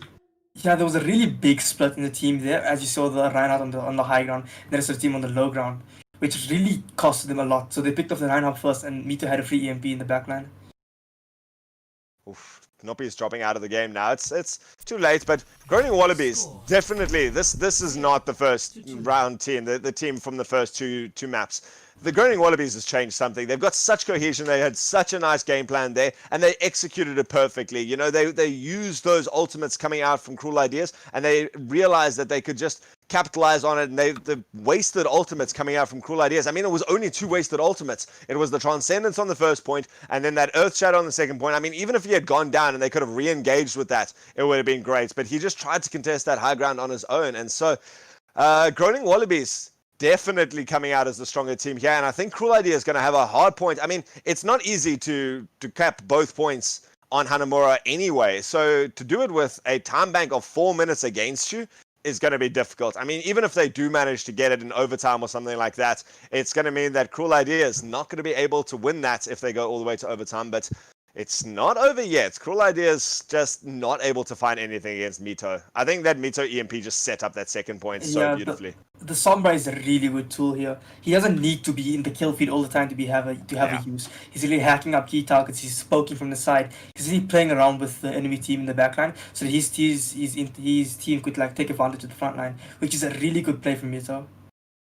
Alright, so Noppy's internet died. That's why we're having this pause, guys. He is coming back on. He is in Overwatch. Don't stress. We are not going to be throwing this at anyway. So, let's get ready for the second round. I'm excited. Cruel Idea is going to have to come in. I'm interested to see if they try a Sombra TP strat. We've seen it work, and we've seen it fail epically, because it's become such a commonplace strategy now that teams know about. And if you can get something like an anti-heal grenade onto it, or just some sort of big shield in front of it, you don't have that time to go through. So Groaning Wallabies, all in their hands. Mito doing well with the Sombra, that hack, that team cohesion, and just following up on every one of the ultimates gives them exactly what they need. I mean, they've managed to even fight it out where they had Fluffy with attack visor in a great position, and just no one died, because everyone else from the rest of Cruel Ideas was dead. Yeah, I really want to see more synergy coming up from Cruel Ideas. I feel like that's the key defining part in these fights, where there's synergy on one team and there's zero synergy on the other team. So I really want to see more of that from the attack on Cruel Ideas side. Cohesion is what's going to do it here. We do see Mito picking up that Ashe now for the defense. We talked about how powerful Ashe is on the back line here. That choke, just such a prime target coming out for that dynamite. And when you're backed up by Wallaby with good consistent damage on that Torp turret, it means that Drostar, who's picked up, and he might swap this out, but Drostar, if he's going to go for Pharah, I don't know if he's going to actually get anything out of this. I mean, he doesn't even have a Mercy Pocket as it currently stands, but not going to be an easy life for Drostar on a Pharah. I don't think he'll be playing the Pharah here. It's more of a scouting tool, because there's a window at the top of Swarm you can look through. Yeah. We do see Mito, in fact, has gone back to that trusted soldier. He's not going to be taking up the Ashe, just doesn't need to at this stage. Especially with Sombra being able to get through that choke and getting into the back line as that poke battle goes on. If you can hack up or just mow down a quick target like he has been doing consistently, you can start that off so easily and just push from there. Luke on the... I like this support matchup here. The Moira and the Lucio. How do you feel about that? That's a really brawly type of support, which is actually a new type of comp we've seen being picked up. In the higher tiers, it's more of a dive and a brawl hybrid, whereas in your tanks dive in and then the supports are different brawl. But we're seeing actually a classic brawl. Sorry, I messed up the tanks there. A classic brawl coming out from them, so they're gonna have really good sustain in longer fights. Although we do see Droestar swapping onto this Mei now. Mei on aggressive here. Just opens up a lot of position, allows their team to get into where they want and just does enable that brawl. It's like you say, wants to be in the middle of that. If they can shut down this Torp turret quickly, they should have an advantage on this. There goes the Torp turret. And now we just see, wow, Nopi's not wasting time with the shield. He goes and swinging with the hammer to try and get some ult percentage. And there goes the Mei wall. This is separated off nicely. The whole of Groaning Wallabies, has managed to be separated off. But Wallaby still gets the first kill onto Nopi's. Nopi's not using his shield enough, apparently. And that consistent damage does a lot. Fluffy going to go down as well. Mito proving to be the better Sombra in that duel. And so it's going to be up to Cruel Ideas now to just drop back, re-engage a little bit more. And Mito halfway up there. And Luke on 90% already on this. But Dom, that Unreal Nick, looking for that Graviton. He's got it up. He could set this up very nicely. And with that wall, they could separate this up. There goes the Graviton Surge with the Coalescence. Means that there's going to be a lot out. The beat comes out now from Groaning Wallabies. That's going to keep everyone alive. But it means that, oh, poor Ibrex, he's hacked up. There's no way for him to survive. They managed to take down the Reinhardt straight away, and a nice high ground push coming out here from Cool Ideas. In fact, they're going to use that just to bounce. Oh, as they bounce through that doorway, they're going to get grabbed up. The wall going to do a nice job to separate this out, supported by that sound barrier. And they've managed to take position here on the point. But there's a lot coming out there. Mito's EMP finds a lot. Wallace managing to get one with that Molten Core, and the Molten Core now going to make it very difficult for Cool Ideas to stay on this point. In fact, they have been pushed off completely. Wow, that's an optimistic Earth Shatter that's going to come out. That does manage to get one, but he falls down straight away. That is a wasted ultimate. The DPS on the side of Groaning Wallaby is really proving to be the difference there. Mito and Wallaby really holding down that point. It's the two of them really. Well, looking at the next fight, Droestar's got his ultimate up, combated against Ibrex with that Earth Shatter. So it's going to be interesting to see. It's going to have to be a big wall off from Droestar to set this up, and then followed up by that Blizzard if they want to take this point. They've also got Fluffy's EMP that they can look for in this next fight. Dom also almost up to that next one, and only the Earth Shatter coming out so far from Groaning Wallabies. They do have that beat coming online for a second one, so it's going to be interesting to see if Fluffy wants to try and hold on that EMP until he sees the beat. I don't know how well he's been able to predict I Love Mangoes and his beat and his timing on that. Yeah, the EMP is going to be the big defining factor here. If he can get it right and hack the Lucio, at least hack the beat out, then it's going to be a really good fight for the side of Cool Ideas. However, if I Love Mangoes is able to hide away and essentially beat afterwards, that could be a really good in actually snowballing the rest of the defense and helping Groaning Wallabies take over the match. A big play comes out here because Nopi is disconnected there. He was on 65% ult charge towards that Earth Shatter, and now he's dropped back down to 0. So that's going to put them at a big disadvantage in this next fight, especially considering they're going against an Earth Shatter there. Oh, and there goes Fluffy's EMP. This is going to be the opportunity that they need. They're going on it, but they're not getting the kills that they need. Mito manages to get one. Hughes does another. That's going to be massive. That is a huge Blizzard. It's going to be able to freeze up the Lucio. It's going to be able to freeze up the Reinhardt charge down at the end of it. They don't need the Lucio pick at the end of that. Mango's dropped that beat with it to manage to get them onto the point, and now it's going to be Nopi's pushing forward. He's going to be trying to just finish off this fight. They contested on the point. There we see Luke hacked up, taken down there. You see the counter EMP coming out now, but the beat comes out afterwards, and the beat's going to keep them alive through this Graviton Surge there. Cubic trying valiantly to get that out, but they're just not being able to do this, and it is going to be Cruel Ideas who've pushed onto the point and are going to be able to take this as we go for yet another pause. Cubic and Mito really wasting their ults. I do not like that. Yeah. They're both two of the more experienced players on the side of Groaning Wallabies, and both of them showing very little restraint when it comes to throwing out the ultimates there. That could actually cost them the rest of the map. Yeah, that's going to be big because they definitely lost this point. And so, you know, sometimes it's a valiant effort where you can try and pull out something like a Grav and an EMP. But if you don't have at least 4 people behind it, those two are enabling ults. They're not team wipe ults. And so you didn't have anything to follow that up. So it's going to give Groaning Wallaby such a disadvantage going into the next one. I mean, granted, poor Noppies, he's just never going to drop an ult in this game, it seems. But the ultimate that is important, that is groundbreaking, that could win them the game, is Cruel Ideas have that Graviton Surge on Dominic, otherwise known as Unreal Nick. Yeah, if Cubic was able to restrain himself a little more, he could have counter-grabbed Unreal Nick's grab that's coming up, but he didn't. He wasted his ult on the defense of the point A, which could mean that Cruel Ideas can really steamroll and snowball the next point. Well, it's going to be interesting to see. So far, Groaning Wallabies, if they can take this, then they will at least level up the series. Cruel Ideas, only a minute left on this point, but that's going to be fine for them. They need to push the second point quickly, and they need to make good use of this ultimate, this Graviton Surge, if they want to try and even up that time bank at all.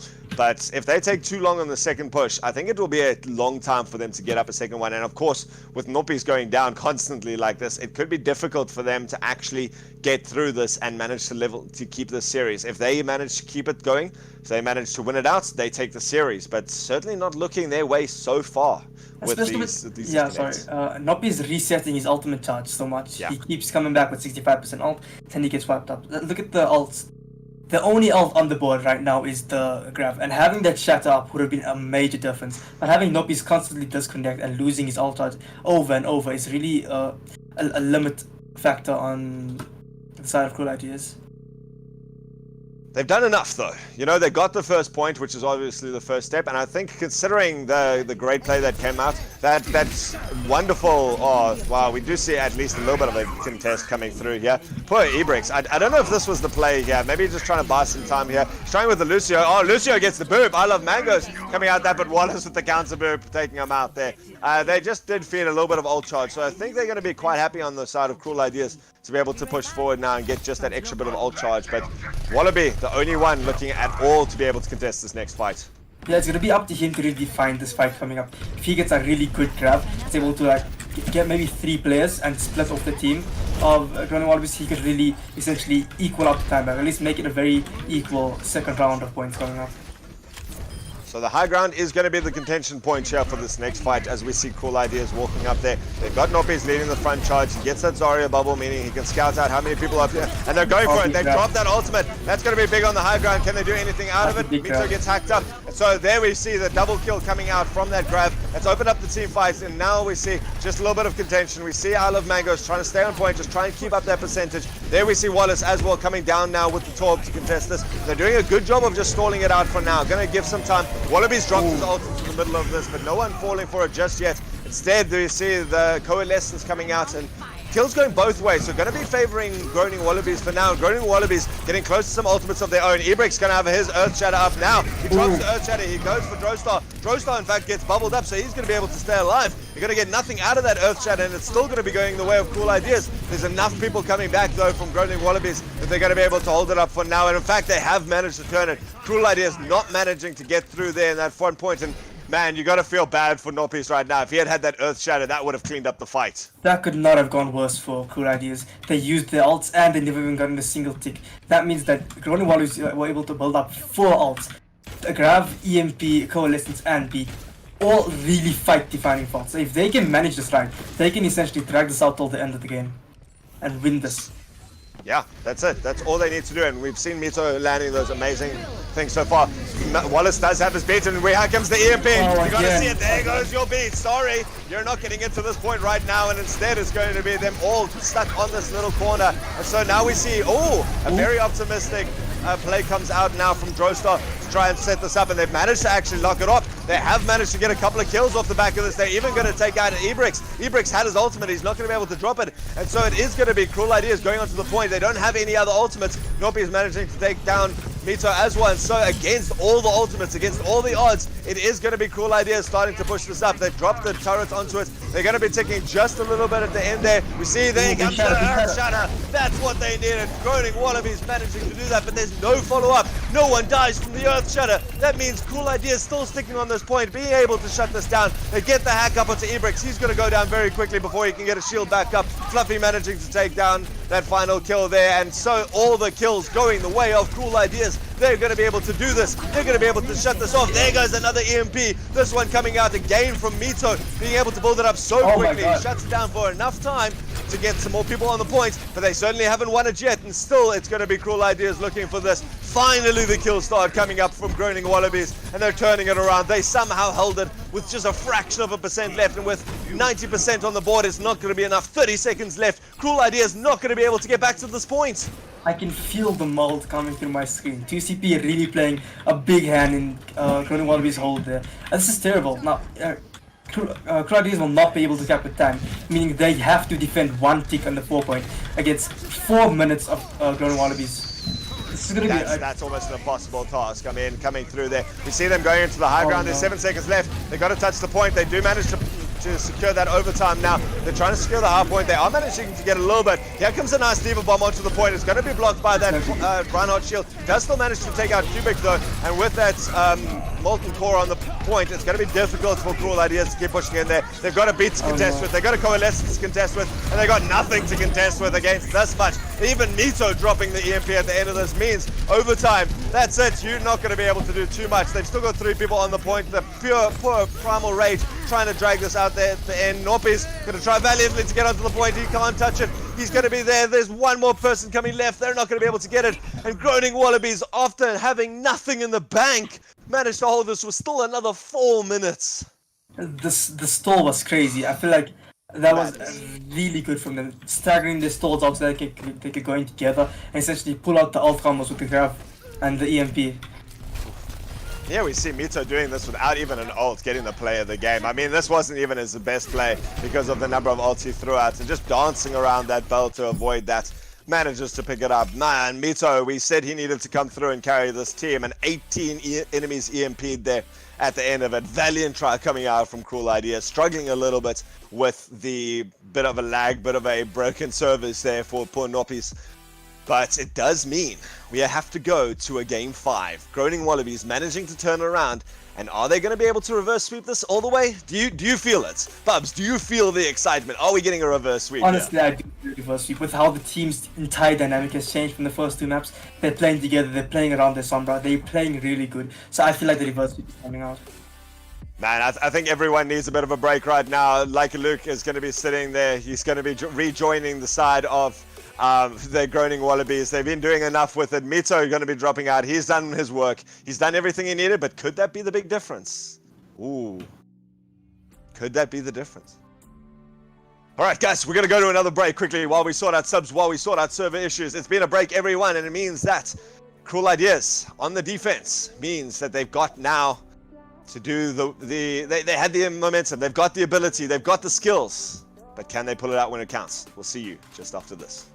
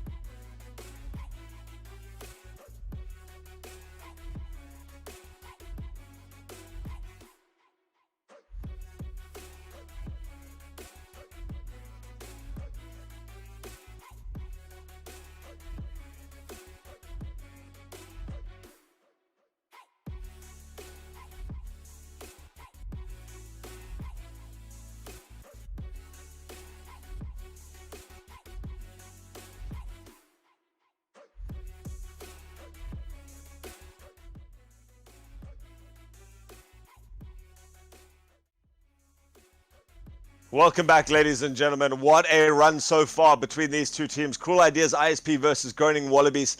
What an amazing matchup so far. Cruel Ideas taking the first two games. Groaning Wallabies coming back, looking for that reverse sweep. And now with all the chaos that has been going on between these two teams, between the matches going weird ways, one way then another, the contention between them, all the internet issues, we've now had 3 substitutions coming through here. Cruel Ideas having to pick up Authorized there on that DPS role coming in for the Groaning Wallabies, though. We've seen Luke back in now for Mito. We've seen Lime Oros going to be joining him on that second DPS role, and Soul Eater going to be swapping out for Ebrix on the main tank position. So a lot of plays here. I'm Altruism. Joining me is Bubs.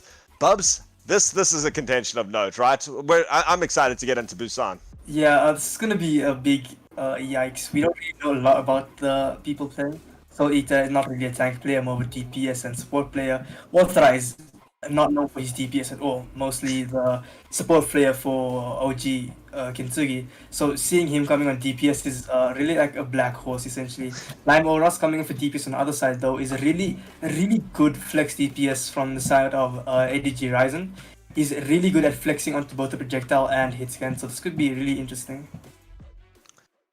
In the beginning, we saw Cruel Ideas taking the control point, Li Zhong there, pretty concisively. But I mean, when we talked about the fact that like the Groaning Wallabies look like a different team from the first 2 matches, they literally are now. So, I mean, we have seen the biggest change. I mean, we've seen now, what, 9 different players coming in for the 6 stack of Groaning Wallabies. And now, what, 7 different players for Cruel Ideas? A bit of a play here, but it's going to be interesting to see. Lime Oros going to be picking up the Sombra here, taking on the Authorized Sombra. So both of our new players coming in as Sombra, and we've seen how devastating a Sombra can be in the right hands. In the wrong hands, though, kind of a waste of space, waste of time. Certainly not going to be able to get the picks in, especially if the team is not going to follow up on it. It's going to be interesting to see this. Luke going to be taking up that Torbjorn as the second DPS here for Groaning Wallabies, whereas Drostar favoring that Echo. Echo, we haven't seen a lot of great use out of so far today.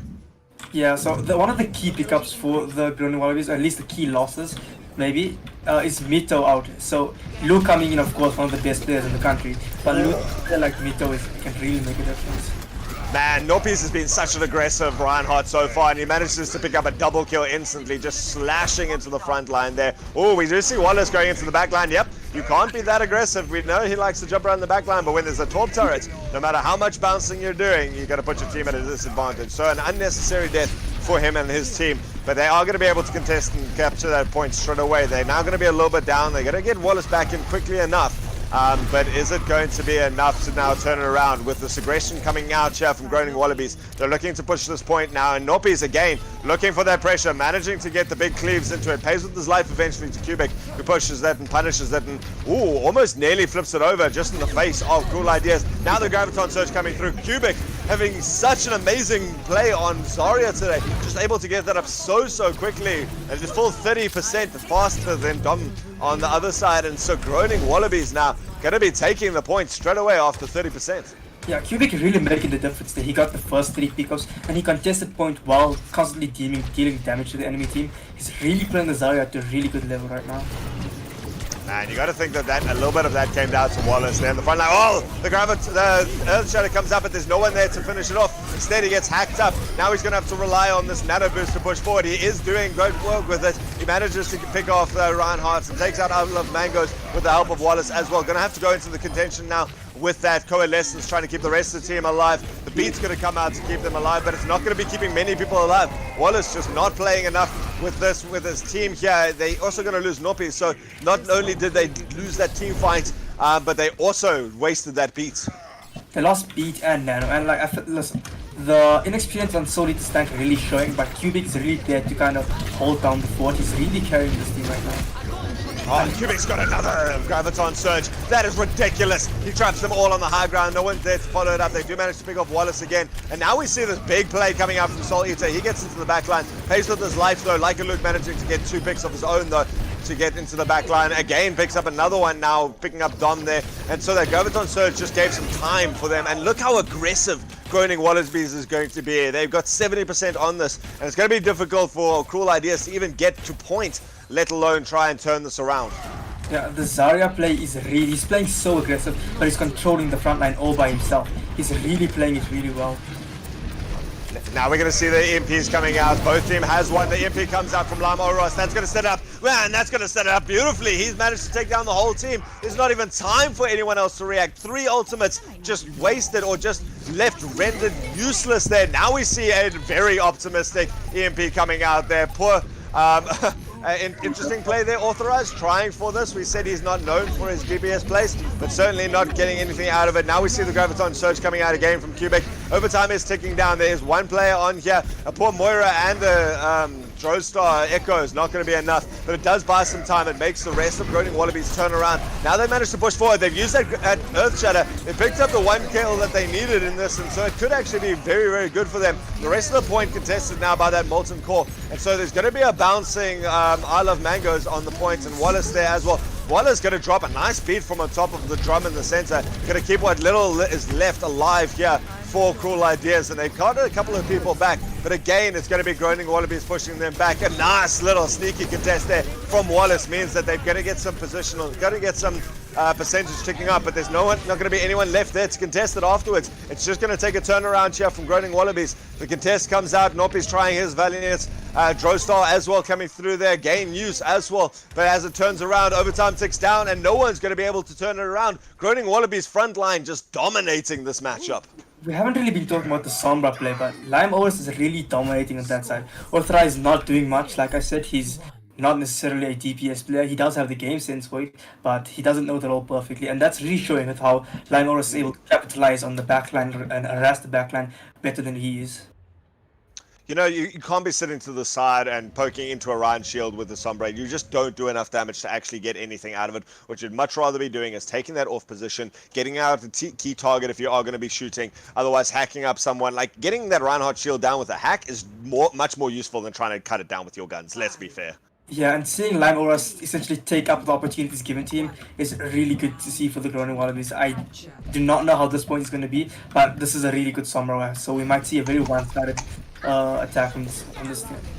We're going to see our first Widowmaker on this as Drostar picks that up. He manages to take down the turrets, but like it looks like, hey, you can't take down my equipment like that. His hardware is not what he needs. Instead, he gets the headshot with his scrap gun.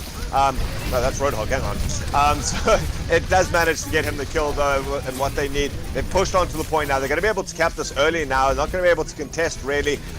They're going to try maybe Authorize going for a sneaky plate. Nope. Instead, going to stick on that high ground. Instead, fights it out. Drostar, again, just looking for that turret kill, but not getting any picks that they need, and no one really falling here from Groaning Wallabies as they re-engage. Cool Ideas trying for this now. Soul Eater up to 30%. Cubic, again, doing huge amounts on the Zarya, up to 80%, 90%, nearly 100% on this Graviton. He's going to have this for the fight. Soul Eater manages to get the pick on Nopis, and it is going to be Cubic. Slept up for now, but when he comes back, he's got that Graviton, and he could easily shut down this fight so much faster than anyone else. Like a Luke also getting one. Lime Oris doing such a good job, and there goes that Graviton Surge. Goodbye the rest of Cool Ideas. I feel like he didn't really need the grab there. It was more of a flex than anything else. He'll have it back in 10 seconds, don't stress. Exactly. Playing around the point in that position, playing it so well that it's super difficult to push in, especially with the dive and the Winston. Now we're going to see them trying something else. Soul Eater's managed to get his ult up. He's going to face into the nano-boosted Winston for this next one. Nopius can go as aggressive as he wants because he's got his Primal Rage. There goes the nano-boost. He's going to have to fight into a Coalescence, so the heals and damage going to be coming out there. In fact, he does manage to pick up the Anna with that Coalescence, and so the hack up onto the Raging Winston makes them useless. He's just swinging his arms left alone on the side of the point while the rest of his team gets eaten alive. Soul Eater being the one to start that off, and the rest of the team, I Love Mangoes, even going through to get the final boop onto it. And so Groaning Wallabies on the verge of victory, just 20% away from taking the reverse sweep. And Cubic's got another ultimate. Oh, I was really not happy with the beat there, but the fact that they have 4 ults and some game-defining ult is really, it's showing right now. Oh man, that EMP in the backline. Lam Oros doing such work here on the Sombra. Just sets it up in the backline, cuts the team off in half, and that just allows Cubic to run forward. And with 5, 4, 3, 2, 1, go! Noppies, go! Not gonna happen. Groaning Wallabies secures that reverse sweep. Ooh, that was a really good play. We saw a lot of carry heroes and carry players come in with Mito and then Cubic in the later stages. But I feel like them just working on the synergy during the match and changing the entire way they play from the first two maps to the last three really helped secure the win. Yeah. Man, Cubic, the stalwart of his team, with such swaps coming out from them, it means that they came back from behind, and I'm very excited to see what he has to say. In terms of player of the game, do you have any standout players from either of these two teams? I don't think there's any other choice but Cubic here, to be honest. Gotta be. Zarya was absolutely cracked the entire series long. That was ridiculous. You know, he didn't really show up in the first two matches. He didn't excel in any way that put him on the scoreboard all the time. But man, in those long fights, in the fact that he has a Graviton Surge, I mean, Grav is technically one of the slowest ultimates to build. He just had high charge. He had good positioning. He stayed alive in every fight. I don't think he died more than like 10 times in the last 2 or 3 maps. That was amazing. Definitely Cubic. I'm excited to see what he has to say. And congratulations to Groaning Wallabies. You're going through to the next round, guys. Don't go anywhere. We're going to be back with our player of the match interview for this. Cruel Ideas, unfortunately, not managing to shut it out there at the end. It's very sad for them, but they played valiantly, and I'm excited to see what they do in the rest of this. So, guys, don't go anywhere. We'll be right back for our player of the match. Okay. So we're gonna stay here, right? We've had enough breaks for this. No, we've had enough breaks. I agree with that. Like, let's stick around. So, where do you think the big difference came in, Bubs, between these two teams? How do you think they managed to just turn it around? Because that was one-sided. From map 3 onwards, that was one-sided. Yeah, I really feel like Mito coming in there and really giving them the confidence they need, really helping them synergize a lot as players in the team, really boosted their morale, and at the same time, took down the morale on the side of Cool Ideas. Really, Mito was really a key, important factor in this. Exactly, like, it was exactly that. It was that synergy. That was the difference between Groaning Wallabies, I think, in the first 2 maps, where they were just trying to play it on their own. They didn't group up or anything like that. They trickled it in. They didn't have a clear game plan. In the last couple of maps, man, those guys knew exactly what they were doing before the fight even started. They started early with their ultimates. Even when there was a close ultimate battle between the two of them, or even on Hanamura's second point, they lost the ultimate economy at that stage. They didn't have a chance. There was a big opportunity for Cruel Ideas to shut that out quite quickly.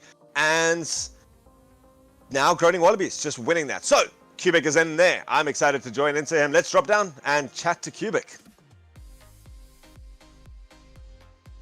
Cubic, incredible plays. Congratulations. You got to be excited about that. I guess. Wow, okay. That was like the least excited I've ever heard anyone for pulling off a reverse sweep. Come on, man. It was such a scuffed game. Let's be real here. Okay, scuffness aside, you know, problems with the internet and everything like that aside, that was an exceptional thing. We were just chatting about it. What do you think was different between those first 2 games where quite effectively Cool Ideas had you guys on the ropes? They took that control point 2-0 pretty decisively. What changed when you guys swapped up? Was it Mito coming in? Did you guys just rally around him? Or what changed in the voice comms for you guys? Not much in general voice comms. We just changed up our comp completely. So we played a lot of dive in first games where we lost, and then we just straight up we just gonna go grind Zarya here. And then I got pocketed out of my mind, and I just walked into them. Bubs, do you have a question? Yeah, how did you feel like managing the team when there was so many different subs coming in, so many different people moving in and out? How was really managing the team in terms of shot calling and stuff like that? It was confusing because, you know, you talk to people, you're starting to learn new people, and it's like, yeah, and then they yeet and we get another one, and it's it was hard to know who was who, but after a while you learned it, and the team comms generally worked very well. The people we got was very nice, and yeah. Cubic, I've got to ask, like, in terms of, that was some of the best Zarya player I've personally seen. You know, we watch stuff like Overwatch League, and I would put your Zarya today up there. You were able to build Graviton Surges faster than anyone I have ever seen before. What do you put that down to, and what advice do you have for, like, a person who struggles with Zarya? Shoot at the enemies all the time. Oh, I guess. that is... Keep it with the big brain wisdom there.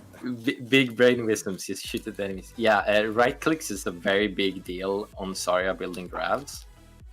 So if you see like more beam, if you have 100% charge, a beam on one target is quite high damage still. But if you can hit right click 2 or more or 3 or more targets, you're gonna build your grab even quicker if you hit them consistently. So that's like, don't get too focused on just beaming the tanks if you cannot kill the tank.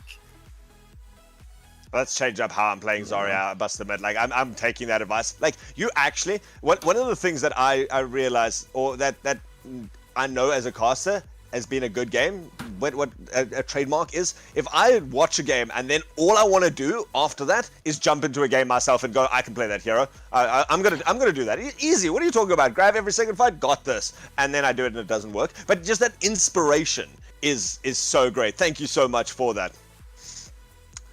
Bubs. In terms of alt combos and synergy, how were you guys able to change so much from the 2 first maps? In general, I think from the 2 first maps, we also did have decent alt economy. We didn't throw out everything at once, and we always had 1 or 2 for the fights. We didn't get good ultis on the first at all. We just fed a lot as well. But when you turned around, like in general, the teams we met, I think it was this team, blurry because it was so long. They just blew basically every ult on first point, and it's like we got this, but we still lost. No, you're all right. They did. Now a last question. Looking forward to the rest of the tournament. You guys have had some time to get some synergy up, well, between the people who are actually still around and not swapping between team and team. How do you feel about the rest of this tournament? Do you feel like you've got anything that you'd like to improve on next game, or anything that you've learned from these last couple of games that you're like, right, we've managed to get this, let's build on that to go into the rest of this tournament?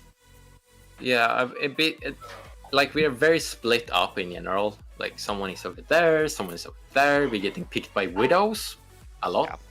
When we played against Mito, we had a hell of a bad time. We got farmed by him. So we're like, yes, we're playing with him now, basically. But he said it's like the best game he played against us, and then we get him, and it was quite lifting. Like we just lost, and then we get Mito that just crushed us. So it's like you get the momentum up a bit, like the morale and team is.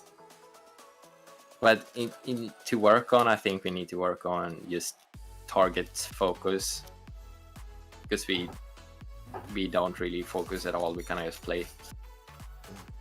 I mean, that is the problem when you're coming in with a random team of guys coming together. Just like that synergy, it's something that every team in the world really tries to focus on so much. So congratulations, a well-deserved win. You guys really dominated in the last 3 maps. You kept us on edge there, just putting it through. I like your strategy of going forwards of how do we win the rest of the maps? Get Mito. It's a solid strat. I appreciate that. Yeah. So good luck for the rest of this. And thank you very much for some very, very entertaining Overwatch. Thank you. Guys, for the rest of you watching at home, I hope you enjoyed that. Certainly edge of your seat action. Don't go anywhere. We're going to be back with more Overwatch action. I'm going to be bringing you the next round with Lord of Terrans as we go up now into the bracket stage. It's going to be interesting to see what's going to be going on as these teams now start coming through. And as with any tournaments, the best Overwatch is yet to come. So don't go anywhere. We'll see you now.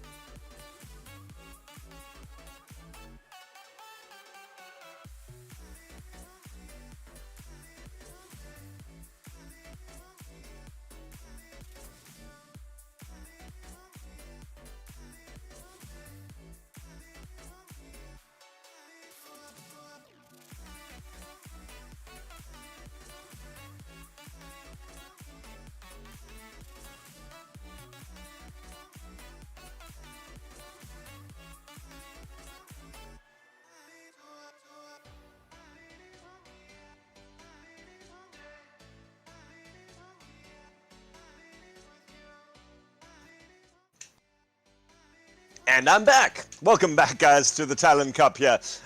You've got a really nice, exciting game coming up here. If that last game wasn't exciting enough for you, we are here with Team Gaming versus maybe my favorite name out of all of these to say, out of all of our teams so far, the Crackalacken Brackalackens.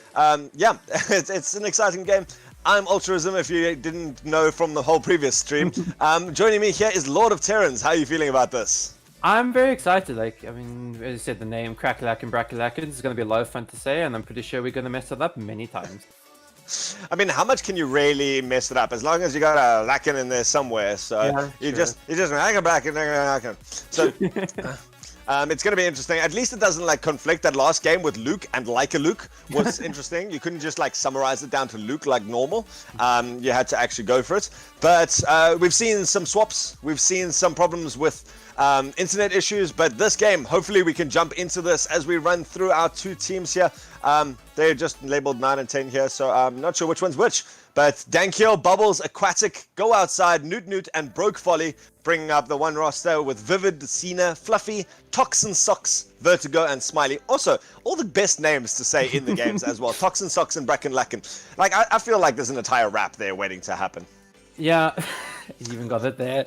No, that's really impressive. Like, this is going to be a really fun game. And I think, especially with, you look at people like Fluffy and Tox together on their roles, which are not really, we see them on. Like DPS, they're normally seen for their support, but maybe we'll see some Symmetra, some Soldier, those kinds of heroes. And I'm expecting a lot from the Tox Symmetra. He's promised a lot, so we'll see what happens. Ooh, the promise. Like, I always worry about going into a game and promising a great hero coming out like that. I mean, we have already seen Fluffy in that previous game. He was substitute in there for our team, and he played that soldier, played it very well, in fact, with a nice bit of positioning, getting some kills there.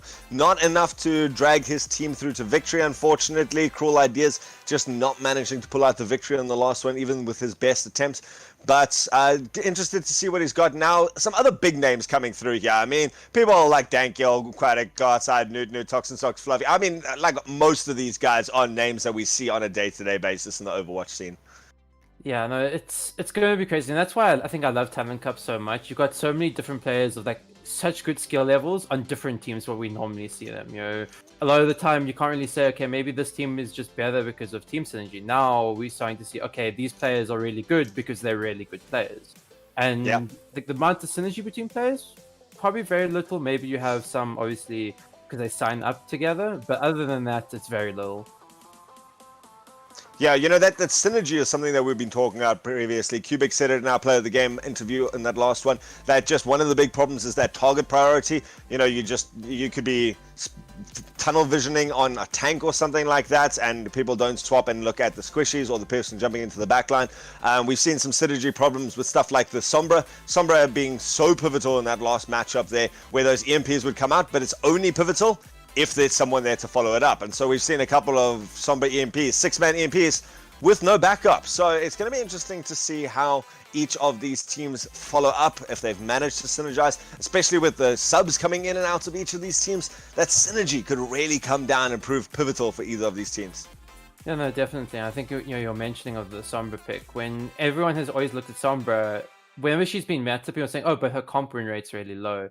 And now that's got to do with Sombra needs that synergy. So the fact that these teams, if they do lean heavily on that Sombra, then it's not really going to be who's the better Sombra that wins, but more who's going to follow up on that Sombra. Is there Winston diving in, or is the Ryan there for the shatter, or do they have an ult to follow that up? So I think in terms of team synergy, you're probably looking at Crackalack and Brackalackens for having more synergy, because Tox, Fluffy, Vertigo, Smiley, all players who've kind of played together quite a bit, and Blur as well in that kind of bracket, Cena being the only outlier.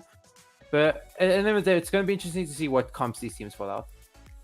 I'm interested to see it. We've seen a lot of these maps so far, guys. We're going to be keeping the same sort of map rotation, starting off with Lijiang Tower, then we go through to Rialto. Follow that one up with, going to Nambani second. Rialto comes in third place, and then we see Hanamura fourth, and if we need it, Busan. We did need Busan on that last one for the first time today as we went to a fifth game there.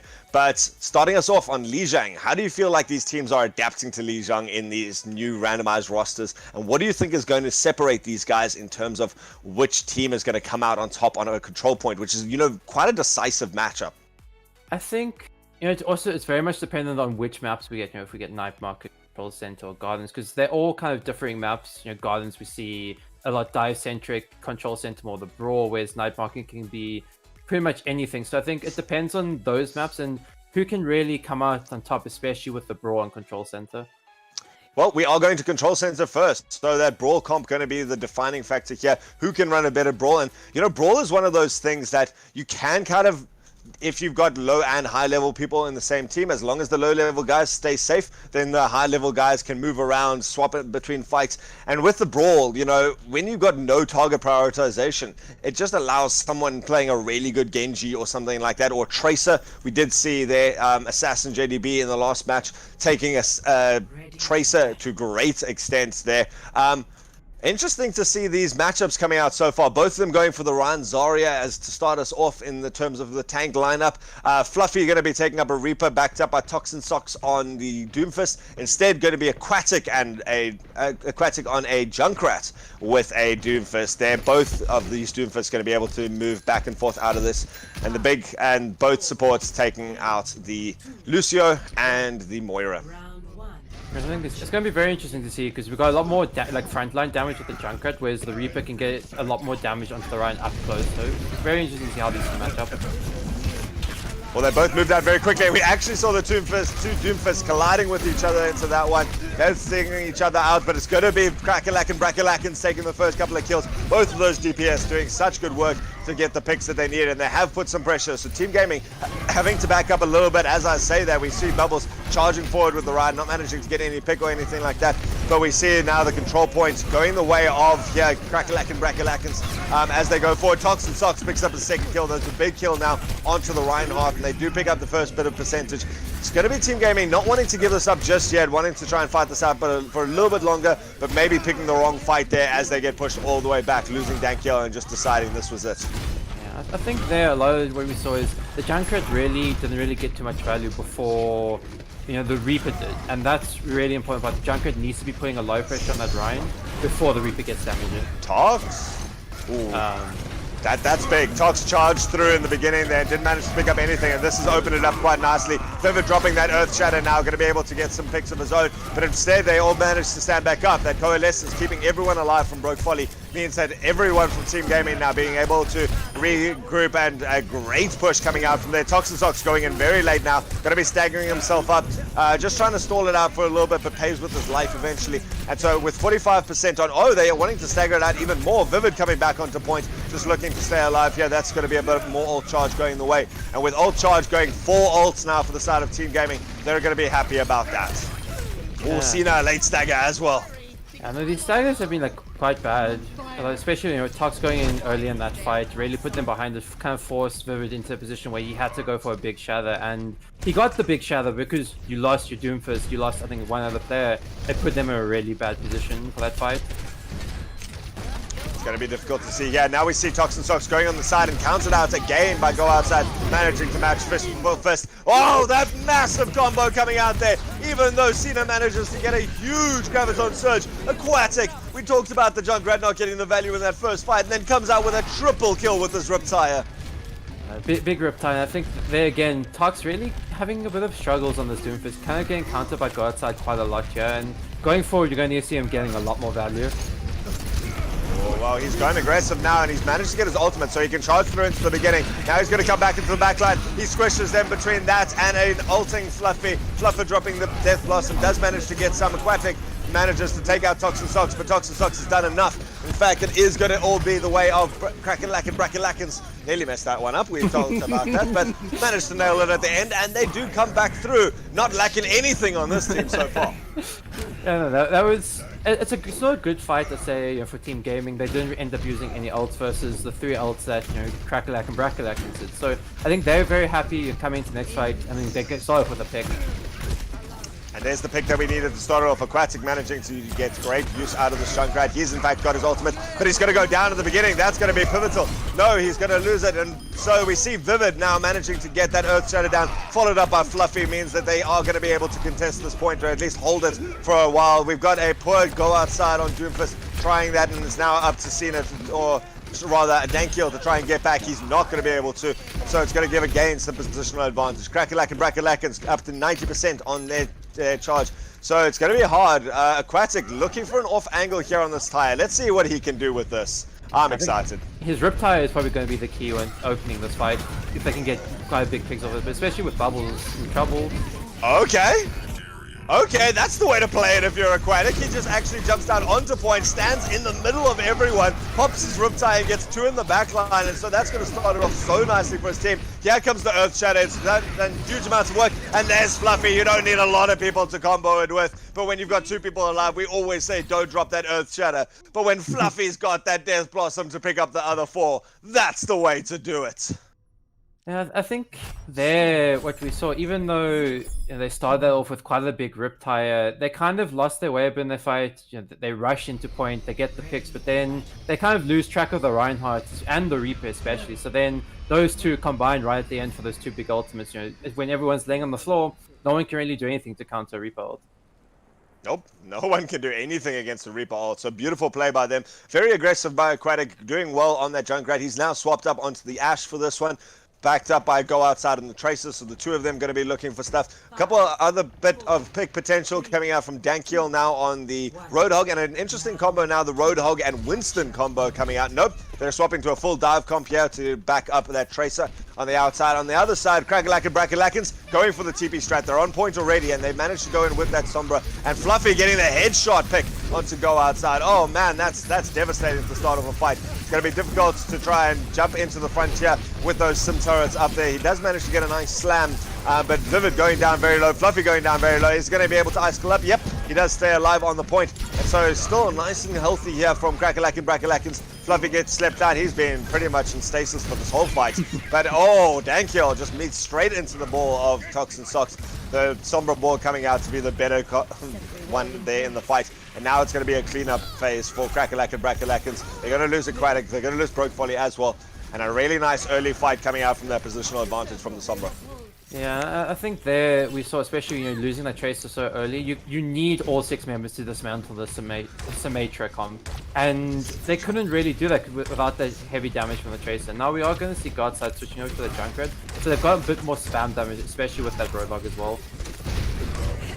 And now they're definitely playing a lot more patiently. They realize that they cannot just rush into point. That Sim is too powerful, and combined with that Mei who can just separate it off, they've got to be so cohesive that it's not going to be able to. We do get a pause coming out here, but it's going to be a DC, unfortunately. That's going to hurt them out a lot. Blur's going to be out of this one. So, man, losing your main tank like that so early on. I didn't see what his ult charge was. I think he was sitting at around 50, so it's not terrible, especially considering his Reinhardt. You can build that up pretty quickly, but against the comp they're playing against, I don't think Shatter is necessarily the most important, because genuinely not really looking at many people to be grouped up with like a Boar, Hog, Junkrat, Ashe. The rest of the ults coming out from Crackalack and Brackalackings is very, very good. You know that combination, you called it the Symmetra comp. I love that name. I'm stealing it from now on. I've never heard it called that before, and it's definitely being part of my vocab. Because when you've got that Symmetra shield that you can put across the front of it, it means that your Roadhog hook can't get anywhere. Your Aquatic Ashe can't go anywhere. You know, you're not getting the pickoffs that you need. Go outside, going to be able to spam, but again, if you're trying to spam into a giant shield, he's got to get some sort of off angle. So Dankiel, the only one who's going to really be able to do it, it's going to be up to Dankiel to try and push through there. They're going to have a Bob online soon, but if they're going into that, the big problem is you push through the Symmetra wall, you're going straight into a big freeze from Fluffy. Yeah, no, it's very scary. I think you're looking at this fight, probably trying to get as many pickups as you can, build up your ults, force ults out of Crackalack and Brackalackins, then come back the next fight. Maybe you've got that bar, possibly a Riptide, because it is a very fast building ult, and also the nano boost on something like a Roadhog with that hook could be very devastating. But is there going to be enough time? There's already 40% up here from Crackalack and Brackalackins. If they have to wait now to lose this fight, pull out those ults, and then come back, I mean, they're only really giving themselves a single team fight, maybe 2 at best. Yeah, I know it is very scary, but I think if you are able to dismantle the Symmetra comp, it's strongest when it's on point. So it's going to be very difficult for them to really go back onto point. Fair enough. Well, Tox actually getting Go Outside straight away. Bubbles managing that pick. That's going to be huge. Instead, Fluffy's not going to be out. There goes the Symmetra wall, and they have managed to get the Bob up straight away. So that's going to give them the opportunity to get back onto point. Now that wall just shutting down the Bob completely, but Bob in a good position to get them onto point. So now it's going to be up to Team Gaming. They lost that, they won that fight, and it's going to be up to Crackalack and Brackalakans to try and get back onto this. And again, like you say, with no Symmetra, Symmetra is good in a single position. It's going to be hard to push back on. Yeah, no, they do have the meld, and the coalescence coming in as well as beat, so they do have the ults to recontest, but pushing into Ash Junkrat, Ballhog is going to be so difficult. They have to get that TP almost perfect, yeah? I mean, how do you even do that Mei ult? I mean, look how spread out the rest of Team Gaming is. There goes the Symmetra comp. Wow, that was a great TP, just out of nowhere. Followed up by the beats, just gives them the time to set up on point. They can get those turrets up. Oh, we see the ball going in. Dankiel, optimistic, trying to run through, gets the bombs down, and ooh, Vivid nearly backing up into those bombs, saved by his teammates clearing those out. Now we see the Mei push into that opening there to stop everyone going through. Oh, Bubble's going to go down with that as well. So great retake coming from Crackalack and Brackalakans. Love that name. And it's just, it started off with them walling off Dankiel. Dankiel wasn't able to get out, just cut down by that Symmetra turrets, and Symmetra up to 80% already. And now you got your two big tank ults. There's going to be a very difficult fight ahead for Team Gaming. Yeah, no, I think you mentioned it. The fact that they were able to counter point almost for free meant that they could set up that Mei, and they had to push into that Mei from there, and you saw Dankiel just got blown up.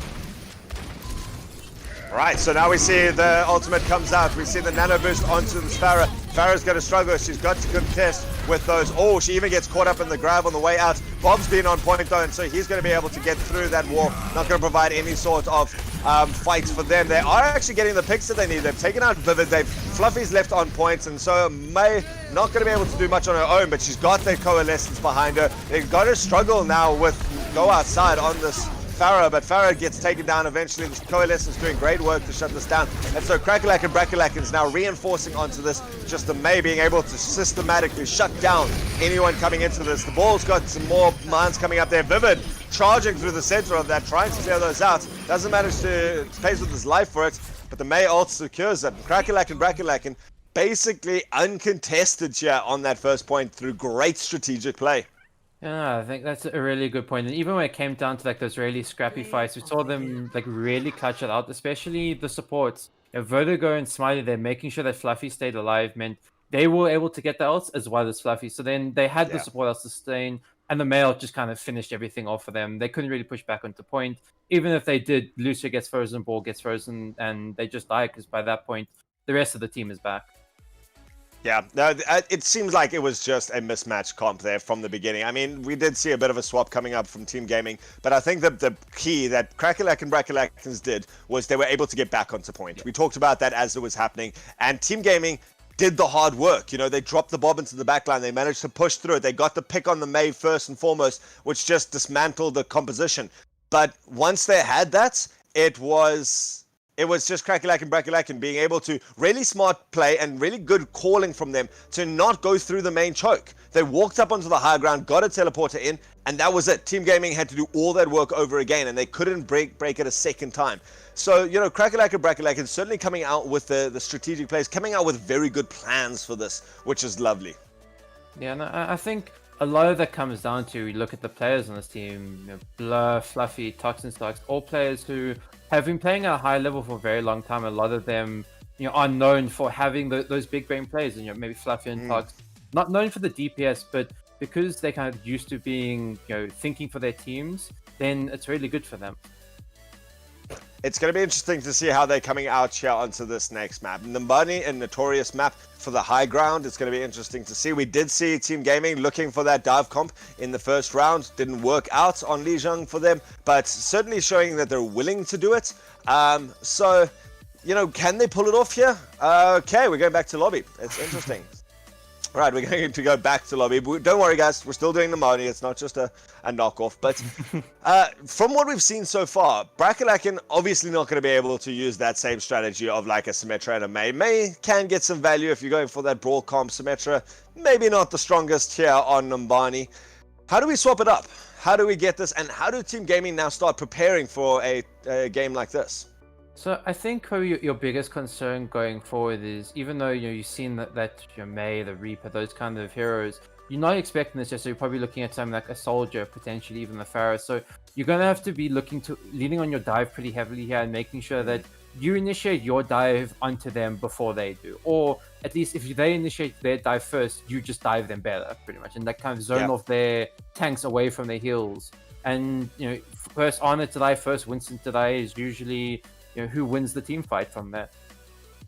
As a support player, I hate that mentality of we need to dive them better, because then your team just like leaves you and you're like, I'm an Anna. What do you want me to do against these three? Like I can sleep one of them if I'm cracked, but all three of them, or you're making it optimistic. So I like the strategy though. It is the way to do it. It's you got to have a cohesive dive. If you guys can jump into the 3 ground, and that's where like the attacking team sometimes has a bit of an advantage, because they don't have to commit to the push straight away. They can dive onto a good target, and when there's an opportunity, the rest of the team can follow up. But that comes down to cohesion, and cohesion, something that typically lacking on something like in a tournament like this. Yeah, and I think dive is one of the hardest comps to play, with players who aren't really cohesive, because it requires, those countdowns 3, 2, 1. Dive, make sure you dive in the right target, the right time, and not just leaving your Arna by the wayside, because she at least needs to be in some kind of position where she can heal you as well, even if maybe she's going to die in the fight, because that's just how support players are, unfortunately, a lot of the time. You kind of need the Arna to survive as long as possible, and the longer an Arna survives, the higher chance you have to win. It's going to be interesting to see both teams coming out with this dive comp. Bubbles and Dankiel taking out that Winston and Ball for their dive on attack, whereas Cena and Vivid taking out the Diva and Winston on the defense there. Also some variation in the DPS coming out from the two of them, so it's going to be interesting to see how these two team comps come out there. A nice bit of high ground control coming out from Team Gaming straight off means that they can get that early pick onto Newt. Go outside though, doing huge amounts of work is that Genji in the background, supported by Aquatic then. So the picks are coming out that they need. In fact, there goes Go Outside with another one. Huge play coming out from Crackalack and Brackalakans to push onto this first point straight away. They've managed to get one tick already, and that should be instant first point. Yeah, and even though we saw Newt being the first to drop there, I think a lot of what Team Gaming did there is they made sure that they got a lot of damage done on a lot of people and were just able to finish the targets from there. Especially with Garza and the Genji. Genji's notorious for finishing off targets with just his straight up damage and the dash. So Garza getting a lot of value in that fight. Great play by them so far, and so they've now put up an aggressive position. No one swapping out from either team so far. Team Gaming taking a nice high ground here. Fluffy favoring again that soldier with those rework changes. Aquatic going down, in fact, at the beginning of this fight. A little bit of space opened up for Team Gaming. Now they're going to initiate. They've even managed to trap a couple of them into the top here. Cena's going to find, or Dankiel's going to find it very difficult, getting hacked up. He's going to find it difficult to get out now. He does get slept up. He's going to get focused. Bubbles has managed to find a way out, though. Aquatic getting the pulse bomb onto the Winston in the back line, though, means that he's able to do this. Fluffy, having built up his ultimates, he's not going to be able to get any kills, though. He's taking out Dankiel, but there's no one else left for him, and instead it's going to be Aquatic doing all the work. He buys some space for Smiley to get the res on Vertigo. Vertigo gets back into the fight, and that's built up a Valkyrie, but now they're in a weak position. They're stuck here in this this little tunnel, and there we see the Go Outside blade coming out. He's actually sticking around trying to fight out the Winston, and he does manage to get it out eventually, but he didn't go into the back line. He's bought enough space for his team, though, to get through the whole streets phase, and very scrappy, very split fight. Two distinct fights coming out here as they now all charge forward. And there we see Cena dropping his ultimate just to remech and get his stuff back. Looking to now push it forwards, but this is still a very long time bank. 5.5 minutes for the side of Crackalacken. Yeah, I think what we're seeing, we're really struggling. They're not really regrouping too well. Like, they're taking these fights kind of in individual. Even if they have 6 players, they kind of 6 players in 6 different positions. And Crackalack and Brackalakans need to really get that synergy going. Hack comes out, but there's no one around him. He's got a Winston to try and back him up. We see Fluffy taking out one there as Dankiel dives too deep while the rest of his team is forced backwards. And so they've split up the fight nicely with it, but they didn't manage to get the kills that they would have wanted. And so Crackalakin's still going to try and contest this. Everyone's dropping quite low. That big anti-heal grenade at the beginning of it means that they were under a lot of pressure, but they're getting the picks that they need. Now we see some big bombs coming out. Cena's going to be trapped in amongst them, but with the D.Va, you can always just fly over them. So big zoning ult doesn't really do that much, and instead Vivid in the backline means that payload's going nowhere so far. That Primal Rage onto the back of the point means that he can just clear it out, contest for as long as he wants. Cena loses his mech to go outside. He's been doing a great job. Now we see Fluffy with another attack visor, but that's going to be comboed out. We've seen the beat drop, we've seen the Nanoblade drop, and he's so far go outside, playing out of his mind to clear into the back line. He does eventually drop his life to the top turret. That late change from Toxin Socks means that they're able to get a little bit more consistent damage to this very mobile lineup here from Team Gaming. And so there is going to now be a jump onto it, but they've lost too many already. They're not going to be able to carry on this push, and instead somehow we see Dankiel trying to make something work, trying to get a little bit of ult percentage or something, but instead not being able to get any picks. And so for the first time, Team Gaming managing to rebuff the advances of Crackalack and Brackalacken. Yeah, I think there you saw very split fights once again, and only towards the end when we saw maybe the toll from Toxin Socks, where they're more focusing on just making sure that we protect our backline, they were able to win the fight out. Now an optimistic dive comes forward by the Winston. Bubble's going to go down straight away. Toxin Socks even gets the headshot onto Aquatic. That's the second time he's managed to find a Tracer headshot in this matchup. So a little bit of rage probably coming out from Aquatic, just going, how do you hit that with a torp? Yeah, no, it's always the most frustrating thing as Tracer in general, especially when you use your blink, especially high ping a lot of the time. You blink, it doesn't register, and then you die. So it's a bit frustrating, but yeah, I think he just needs to focus on making sure he gets damage in. Beautifully placed bomb. He actually was trying to get the double kill there. Go outside was also out of position, but Go outside was able to jump away. And now Cena, slept up, but he's woken back up. He's going to be able to carry on with this nano boost. That's going to do all the work that he needs to for this. Great sleep coming out from Newt, but not enough to keep them alive when he's woken back up. And the rest of the ults also dropped now by Team Gaming. Very expensive fight, but they managed to hold it. Half the time down, 2.5 minutes still to go. And they're starting to stabilize now, and this is the time where you say, maybe we need to just regroup a bit. Let's try get a pick, but if not, we build up 6 ults and just go for that 6 ult fight.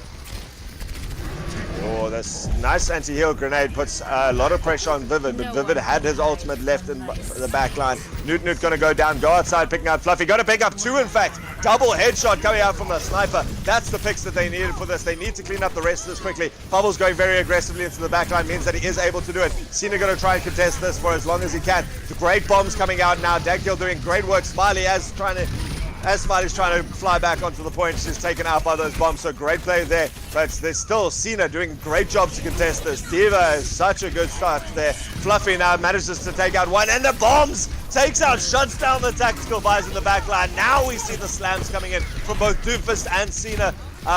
Sorry, not Cena, Dankiel on that. And so we now see the beat coming out now. The rest of Crackalack and Brackalack going to stay alive, go outside, given some space to work as he flies into the side there. He's going to have to fight it out against that Torp turret. Does fall victim to it eventually. So a big, expensive fight coming out from Crackalack and Brackalack, but Fluffy able to restabilize fast enough that he's able to come back with his team and push it out. Mere meters separates it now with 1:25 left. This is where you talk. All right, Lord of Terran seems to have disconnected a little bit, so we're going to carry on this, and what a time to go out at this stage with the Crackalack and Brackalackans effectively having one more push. Now we see a good D.Va bomb. It's gone through. It's going to just fall short. If he had managed to get that through the archway, it would have been a huge pick, but instead he's remeked up. He's going to have to now force it out. We see Aquatic having swapped to a soldier of his own. If he can get this defense matrix down, and if they can get rid of that Vivid does go down, that's going to be big. It's going to open up some space for the Tag Visor. Now Tag Visor comes through. He's got some space created by it. Instead, it's going to be the tanks doing the work in the background. Dankiel and Bubbles, he's picking up so many kills, and they're going to carry on going. They're going to just shut it down. Fluffy not going to be able to contest for too long. Some bombs come out now, and instead it's going to just zone out this position. Who can even contest here? We see Vivid trying desperately to get back, but it is going to be Crackalacking on their last push with 30 seconds left. They managed to do it. Score. Big apologies, my internet is Switching sides. so, yeah, Oh man, typical you missed South the best ending of that. I hope you were able to see some of it. I did not. I'm not in the game, unfortunately, but It does be like that sometimes, with South African internet. Well, your summary recap was Crackalack and Brackalacking just leading the charge with their 2 tanks. They saw that Sino drop that self-destruct into the back line, didn't manage to get anything that, and then charged forward with Dankia and Bubbles, both doing an exceptional job on those tanks, creating such space, getting kills between the 2 of them, just slamming one after each other into everyone's faces. And what a way to secure themselves. 30 seconds left on the clock, didn't even get to overtime, so there is still a chance for them to win this.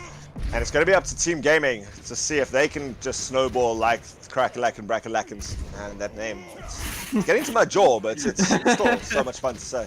Yeah, no, it really is interesting. I think we saw as soon as Tug again, the Tugs came on the Torb, they did get a bit of that stabilization. They made sure, okay, we have a stable point we can defend from. Let's use this Torb and defend our backline as much as we can. But as you said, they came in clutch right at the end, making sure they had that time bank. Well, we're going to see now. It's going to be interesting. Go outside, recognizing that they did so well because of that Team Gaming did well because of a mobile comp, and now putting up a Torb of his own. Toxin Sock's going to go for the Sombra. Sombra shown to be very valuable, but if we can see some follow up with that, that's going to be the key to this. So they want to try and shut this out. Maybe a slightly slower play style for this first point because they want to try and build up that EMP. They are going to push onto this high ground. They got a lot of people to contest against and a lot of very important targets to shut this down as they start with it. Both tanks going very deep here for Crackalacken, but they do manage to get out in time. And with the anti-heal grenade, Fluffy going to be taken down as he pushes out. Aquatic going to pick up the second kill. Fluffy's going to get res, so he's going to have this in the team fight, but there's still a man down as they don't have that tank to come through with the rest of them. And good positional play coming out from Crackalacken, just understanding the extent of where they can push to. With those 2 tanks just really pushing and securing space for them.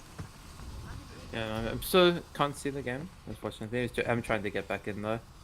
Alright, so now we see Toxin Sock sitting up on the high ground now with the Sombra. Does manage to hack up. Oh, that's going to be a big hack. In fact, it is going to be Tankiel going down. Such a cohesive play. And such a nice timed play coming out there. Vivid going down very low, but managing to survive through that anti-heal grenade. Fluffy manages to get the kill. And now it's going to be all the side of Team Gaming. They're going to be pushing forward now even more. Vivid goes a little bit too deep, gets taken out by Go Outside. Go Outside just so good with these headshots so far. But it's not going to be enough so far. The Bob's going to be there to contest. Gets hacked up instantly, gets slept, but still hacked, so it's not going to be contributing much to this fight. Such good heads-up play coming out from Toxin Socks. He's done everything that he needs to. Bob's back up, and he's starting to fight out, so it's going to turn a little bit towards Crackalacken. In fact, it's going to turn a lot towards Crackalacken. It's opened up all the position that they need to flex out so much, and still, Team Gaming not able to capture the point at all.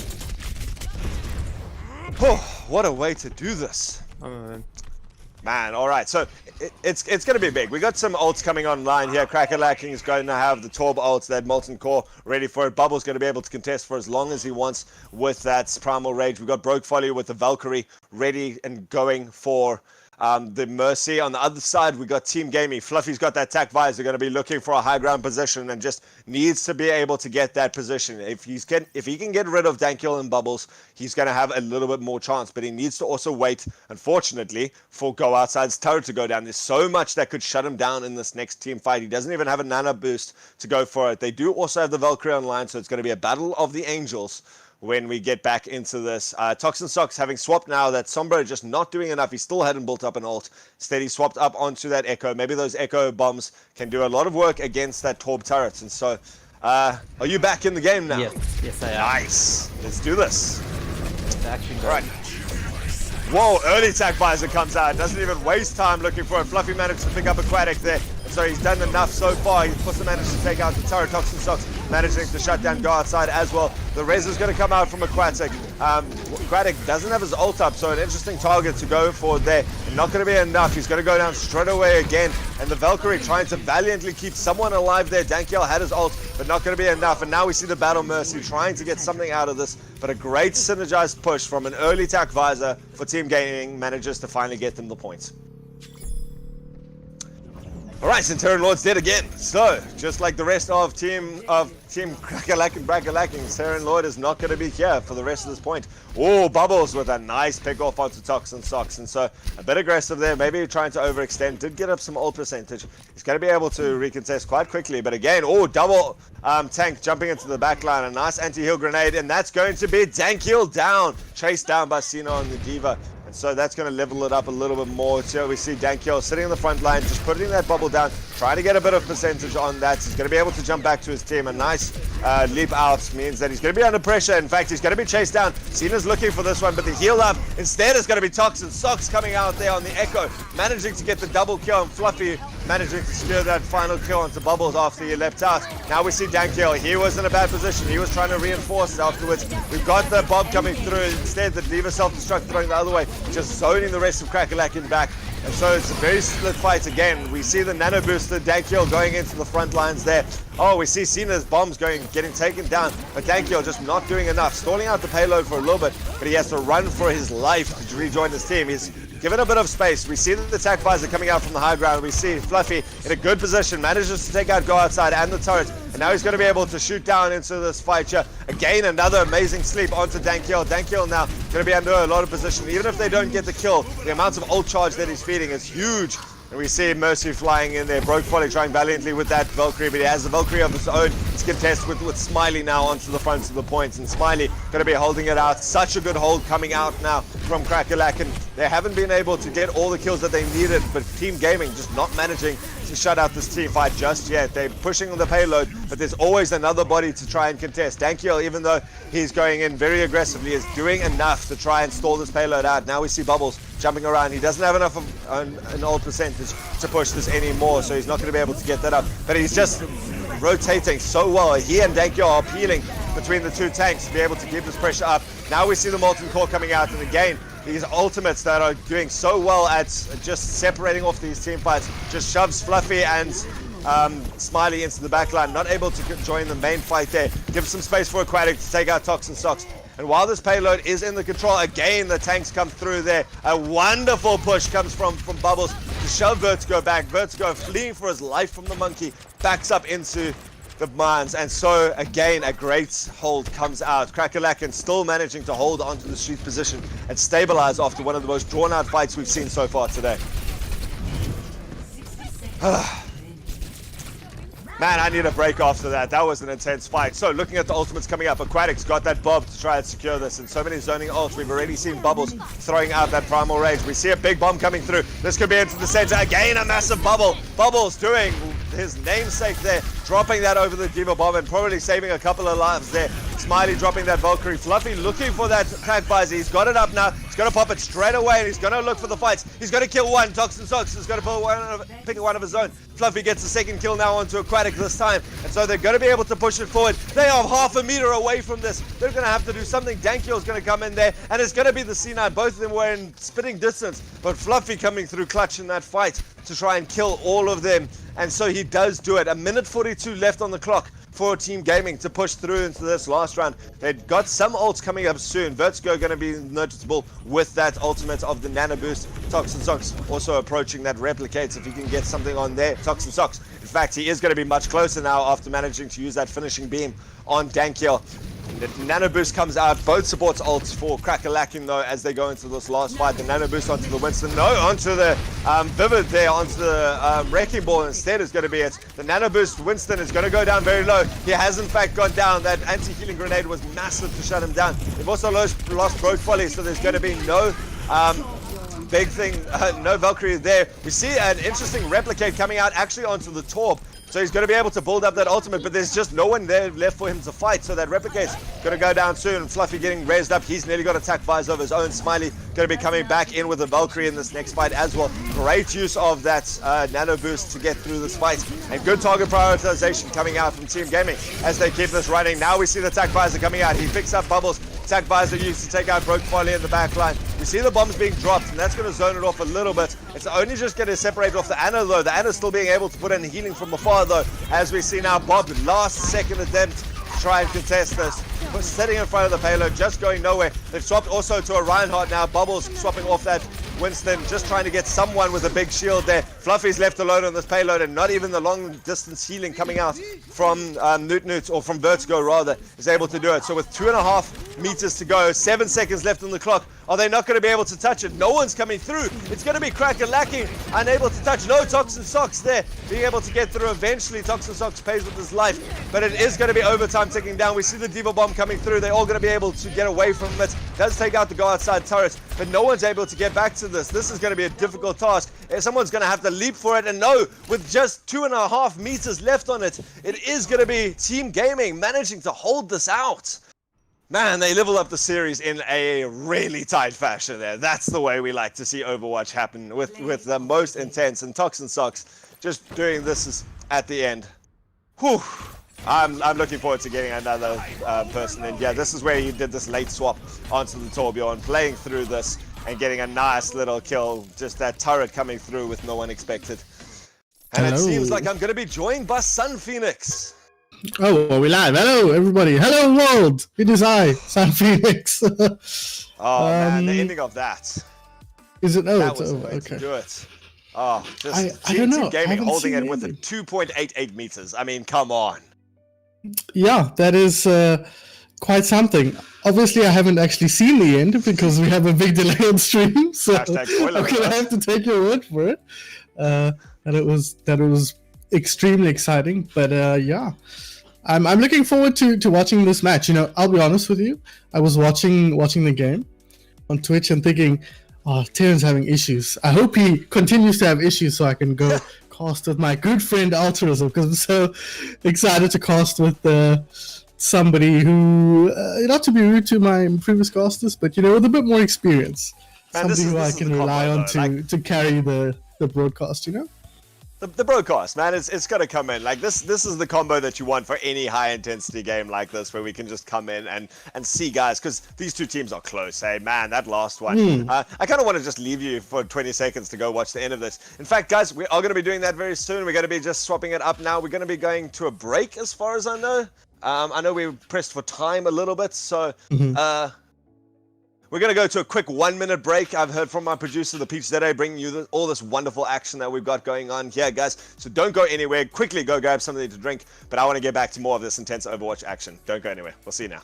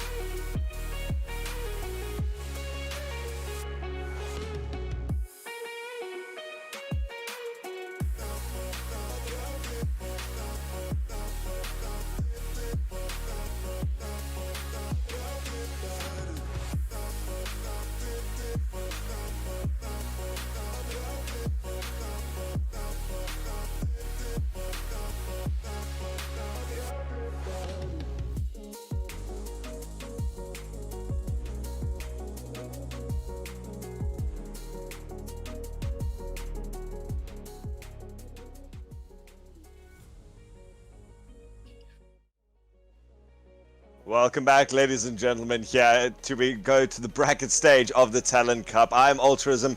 Terran Lord, unfortunately, not able to join us for the rest of this cast. His internet's giving problems. I mean, that's pretty much the story of today. Instead, we've got the wonderful, the most excitable Sun Phoenix. How you doing? The most excitable. What does that I'm mean? excited That sounds because like an insult.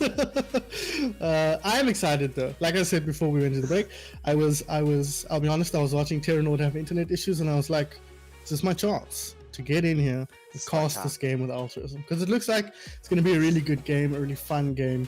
Whatever's been happening in chat aside, I think teams are really want to win this one. I think there's a lot going into this one more than just the W at the end of the day. But I'm excited to see like which team comes out on top here.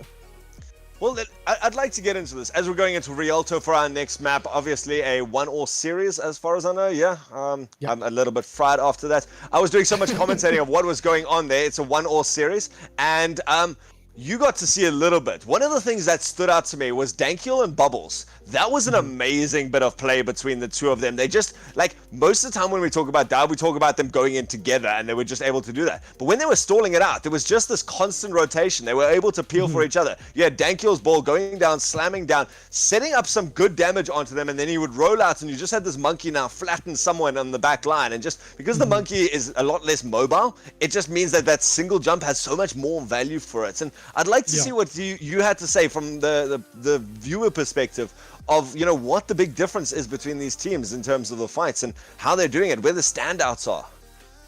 Oh, that's a tough question because I haven't been paying that close attention from like an analytical point of view. You know what I mean? Like when you're watching a game, you're accessing a different part of your brain to when you're actually analyzing a game. At least when I watch a game. You just live the hype exactly, instead. I'm just enjoying the feeling, like getting a sense of the ebb and flow of the match. So I don't have a good answer to your very specific question, but on the idea of tank rotations, I promise if you ask me the same question after this game, I'll have a better answer.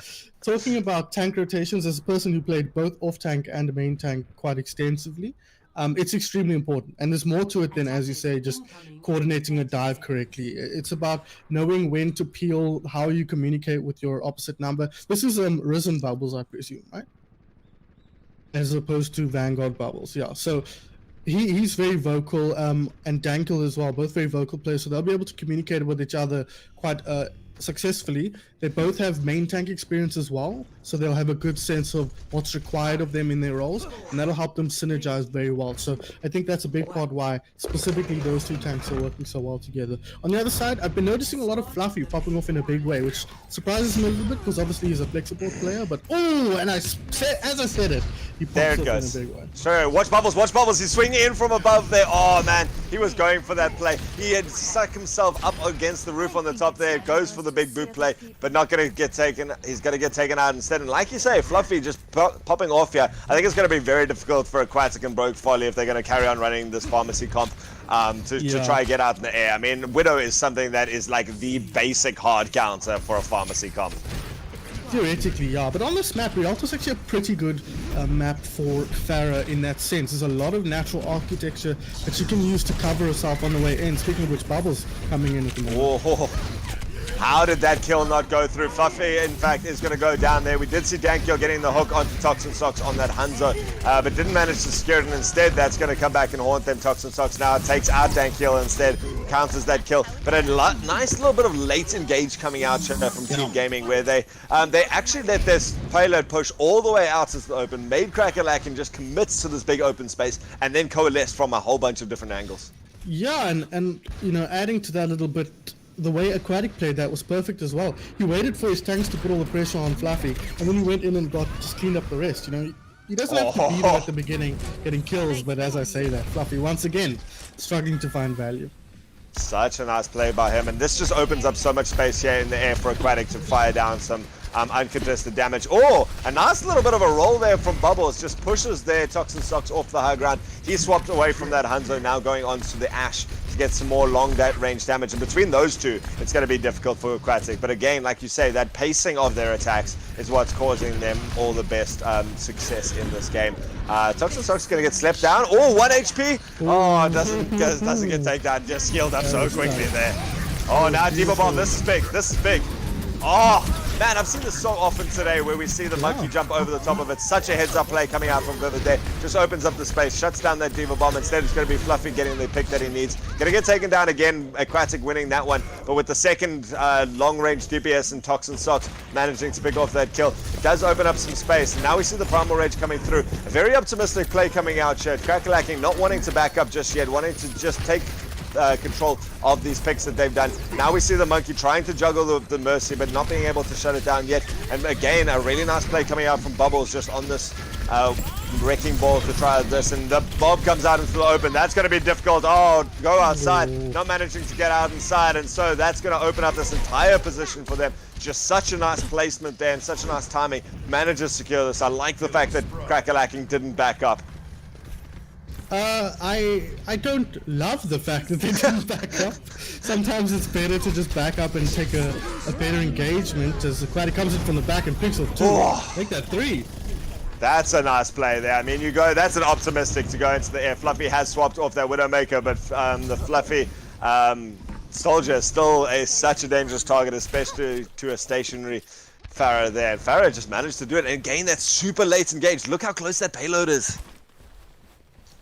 Yeah, that was really heads up clutch play from Aquatic. He didn't know exactly where his team was. All he knew was that they needed time. He saw an opportunity to go in and get a big barrage, and he executed on it perfectly. That's the kind of thing you get out of a player the quality of Aquatic, and a guy who's not afraid to make some risky plays, but somehow they seem to work out for him more often than not.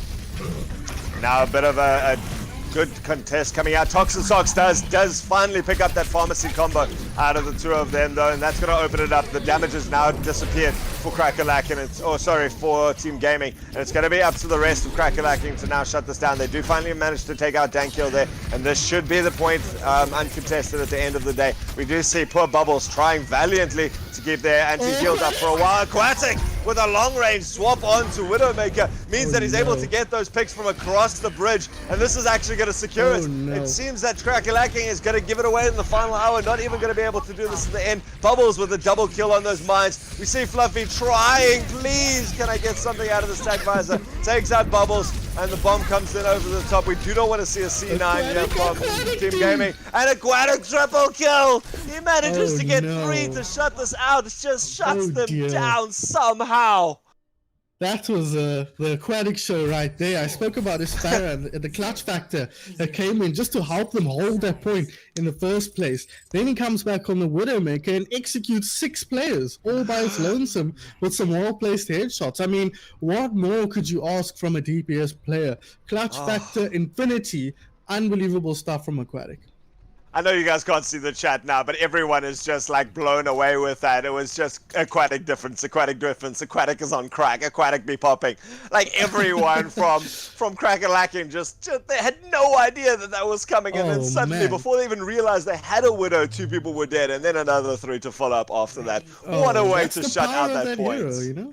That's the power of that hero. That's why she's so strong. And that's why I didn't get a chance to say it before Fluffy switched, but I was like, if you force a mirror match against Aquatic, you are going to lose. Yeah. Aquatic will beat most people on the Widow, and he doesn't have to play the Pharah. If he switches onto that Widow and forces the Widow v Widow, he's going to click heads all day and be really happy about it. So, I mean, it's a risky play, and go outside this time, going to take up the Widowmaker. When you have a Widowmaker the caliber of Aquatic on your team, I'm always shocked when you don't stick him on the Widowmaker. But I was just he's going to be running like, the Pharah here, so... And he's better on the Pharah than Go Outside is, I think, is critical. Okay. And to be honest, Go Outside has been one of the standout performers this year in terms of new players as a part of that OC squad. We talk about guys like Neon making a name for himself on TSG. In my opinion, Go Outside is in a similar kind of caliber of up-and-coming players. So he really is, he's cracked in his own right. So we're going to have to see if he can fill the shoes that Aquatic leaves open. But I like this combination between them. They've got the 2 tanks to make space.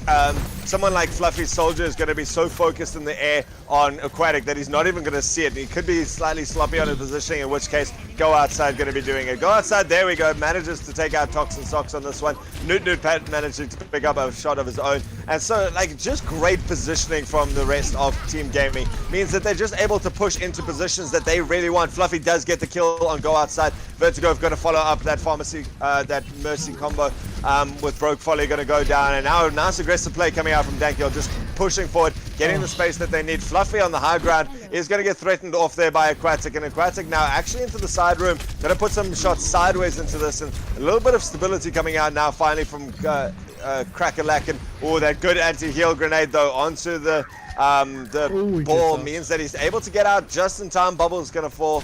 In fact, on the other side, Toxin Socks having swapped now onto that Sombra is going to do very, very well. And great play coming out now. It's going to be a late engage from Crackalakin. We saw that working very, very well from it. And a nice Tac Visor comes out. He manages to take down both of the Pharmacy combo and then jumps off the edge. He actually ends up falling down to his death and go outside now. I thought he killed himself with a rocket. No, he killed himself there, unfortunately. So he is going to be able to be picked up by it. But it does mean the Tac Visor's down. It's going to be difficult for them to come back. And doesn't manage to get everything, but he manages to get enough at the beginning of that team fight. So Crackalakin with that late engage manages to hold it out for now. 2 minutes left to push this last little bit, and we are going to see Team Gaming just putting in some long-range poke damage. Critical to this though is Toxin Socks on the Sombra. He has switched onto their hero now. They've got the Graviton Surge here, and I hope they use that to win one fight and the EMP to use to win the next fight. I think that's how you want to roll through the ultimates here. They'll give Fluffy enough time to build up for the third team fight, but it's going to be a tough ask, but they're going to open with the EMP. EMP goes out, and they're followed up by the bombs to separate this out, so they haven't managed to get all the kills that they needed. Now Fluffy going to be popping off there, manages to take out Broke Folly and Bubbles. Bubbles going to not be able to use those bombs in this fight. So it is going to be the rest of Team Gaming going through in the back lines and just being forced all the way back. Aquatic getting a nice pick onto Toxin Socks, but it's too late. And they managed to save the Graviton in that fight. Yeah, exactly. I said I wanted the other way around. I prefer it this way around so that Sombra can charge her ult in the grab. That makes a lot more sense going that way. So I like what we're seeing here out of CB. The Crackalackins. I haven't had to say that yet. I don't know how you've spent the last 3 maps saying it over and over again. But yeah, very nice ult economy from them. They're coming into some ults on the other side though. Bubbles, with the bombs, he throws them out now. I like that boop through. He actually managed to do it, and this is going to be a good Graviton Surge. They're going to be able to pick up the Mercy. No, the Mercy's going to stay alive. Healing. Somehow he's going to be able to do it. That massive healing grenade coming through there, just keeping everyone and renders that Graviton Surge useless. And it does mean that they're going to be able to push it. This is it. Such a nice play coming out from Team Gaming in this one to pull this out. And after a great hold, Crackalakin on the back foot. That was such gorgeous play from Newt there, helping his Mercy stay alive in the midst of that Graviton Surge while she's under a ton of pressure from the balls, just shooting her in the head. She can't move, she can't dodge, but great healing from Newt ensures she stays alive. And here's the moment that really reminds us of Aquatic's prowess, I think, if we needed any. For those of us who stopped paying attention for any length of time, it's a reminder that Aquatic is one of the best players in the country. And if that wasn't good enough, the play that followed that on the Widowmaker, I think, just seals the deal. I'm a little sad we didn't get to see that Widowmaker play, I must admit. That popped off. But you talked about Newt playing so well on that Anna. Something that actually happened like off camera there that we didn't see, I saw it because I was spectating in game, was that Go Outside was threatened on the Widowmaker. We saw the ball coming through. I think it was Vivid on the ball, or Cena on the ball, swung through and landed onto Go Outside, and Go Outside was under a huge amount of pressure. Newt was standing in the middle of the square, turned around like 80 degrees, 90 degrees, flick shotted a sleep dart and hit the ball as it came down onto Go Outside, and Go Outside managed to get out. And I was like, how did you even see that happening like 30, 40 meters away from you? Just like casual turnaround, sleep dart, nah, end of fights. You can sit there. We forget sometimes that Newt is a main tank player in his own right. So he's kind of reading what the other main tank wants to do, the other ball wants to do, and he's like, I know what the problem is here. The problem is Go Outside. If I was a main tank, I'd just go for Go Outside. Make sure at least he can't take the shots he needs to, like we saw Team Gaming do against Fluffy in the previous round. We saw them do such a good job of getting on top of Fluffy and giving Aquatic the space on the ferret to pop off. So he's got that kind of brain on him of a main tank. Obviously, he's played that. He started off as a DPS, so he's really quite versed in all the different roles. And of course, he spent some time as coach of ATK and of coach of the South African Rhino. So he's been around the block as young Mr. Newt. So he's got a good sense of the ebb and flow of a game, and I think that's part of what you're seeing there is his ability to read the game as opposed to just react to what's happening. That was the beautiful thing about Team Gaming, was just their tempo control. They waited so long on their contestation when they were on defense because they understood this is how long we have to play with. Let's play it at the right time. They were able to hold off. Aquatic came from a different angle. We saw all the different people coming in at the same time, but very late timing, you know, very decisive plays going through this. It's going to take some decisive players for these guys to come through. Crackalack and Brackalacken have to win this one now as we go on to Hanamura, our 2CP map. And Fluffy going to be swapping onto that Widowmaker to try and get some sort of pick to open this up for them. I would have loved to have seen some sort of Symmetra shenanigery that we saw the last time. I think against compositions that are disjointed or a little bit less coordinated rosters, like they are in the Talon Cup, you want to throw some wacky ish at them. You want to, set them off kilter. If you're playing a standard game, even if you're not that well coordinated, everyone has a sense of how a standard game is supposed to unfold. So if you throw some cheese at them, you're forcing them to make up synergy and coordination on the spot. But they're going to go for something relatively straightforward here. I like Toxin Socks on the Sombra. I think he got good value out of it last game, and I think it's great on Hanamura here. Fluffy on the Widowmaker. We hit and miss here. We're going to have to wait and see how he does. I like what the defense are running, though. Interesting to see the, what do we call it, the OC special here, courtesy of Dankil, I'm sure, pushing for that one, the double main tank lineup. But the May is a good pick from God's side. Yeah, a classic pick on this point, and good to just joint the dive from the team. And here we see it coming into play straight away. Instant value. Instant value. Just sees Vivid comes through. Vivid going for it, doesn't spot it out, and just walls it up straight away. We do see on the high ground here, Aquatic being pocketed there by Mercia, Broke Folly. And so he's going to be able to get a lot of value. And so just such a presence in this wall. Like, how do you walk forward into both a Reinhardt and a Winston with that threat of a Mercy? You bait out the wall if you can. So we're going to see him move forward here, and that's a bad wall. There's a little bit of room for him to sweep back here. Can't even get out of this, though. I don't think she can. No, but the rest of the team is following up fast enough. They've seen it all goes round into the corner. And so they did manage to finally take out Bubbles on that Reinhardt. But Fluffy managing to pick up tank kill. That's a double tank kill. Actually, no, this Rez is going to come through. No. Now Fluffy going to take out Broke Folly. This is actually an opportunity now. Crackalacken going to be able to reinforce a little bit faster here. And so they are going to have Bubbles back up on this Ryan. And so they had a little bit of an opportunity. Still going to be pushing through. There's another wall. That one's a little bit better. But the flight over the top of it means that there's still a lot of people that can get past it, and a lot of people who can go through. Toxin Socks was here on the other side. Go outside going to go down. Aquatic going to go down. And so this is the opportunity that Crackalacken needed to push through. And now they pushed into the corner. This is just a kill box. Bubbles manages to get the fire strike on Vertigo, but they are shoved here, and so we see them now ditching out onto the top. Bubbles trying to run desperately around, but there is someone already on the point. Toxin Socks starting to cap this. He's already managed to get 2 points, 2 ticks to himself. The rest of his team going to be looking to get this kill. We see the charge coming through. Bubbles going to get hacked up straight away, which means he's going to be in a lot of problems. Go outside, gets picked off. Fluffy doing so much work on this Widowmaker now, and that's the entire point capped. Just great movement coming out from Crackalack and Brackalacken to just capitalize there on that first early pick. Beautiful stuff. I mean, that wasn't a first early pick. That was 3 early picks, thanks to Fluffy. Bubbles went down, followed swiftly by Dankil, followed swiftly by another, but this time he's going to go outside to open things up for his team. All right, and now we see there Toxin Socks coming through. He does have that EMP if he wants to drop this, and there's so many ultimates actually that can come through this. We see already the Primal Rage coming through. Cena dropping quite low. Fluffy also going to be dropping very low. Vivid though, picking up 2 kills with this Primal Rage, just managing to juggle so beautifully onto 2 very important people. And so this big Diva Bomb into the beginning is going to be able to push forward and already open up some opportunity. They've started onto this point. It's going to be there. Oh, that nice jump up onto the high ground. He's going to be looking for the EMP. He just wants a couple more people onto point. Instead, the rest of the team going to be going through. Vivid doing such a great job here. He managed to get that. Here comes the EMP coming out there. And there's so many people on point now that they're going to be able to fight this out. Doesn't pick up a lot of them, and so it's still going to be up to Team Gaming, who's going to be able to come back and reinforce, and they're doing it beautifully. They haven't given up more than 1 tick, and so Dankiel now turning on the Monkey Charm and being able to smack out Vivid there, and the rest of Team Gaming managing to reinforce. And so a lot of ultimates, a lot of positional play, and a lot of time invested there by Crackalacken, and nothing out of it besides a single tick. A single tick's not quite nothing. I think that's come on.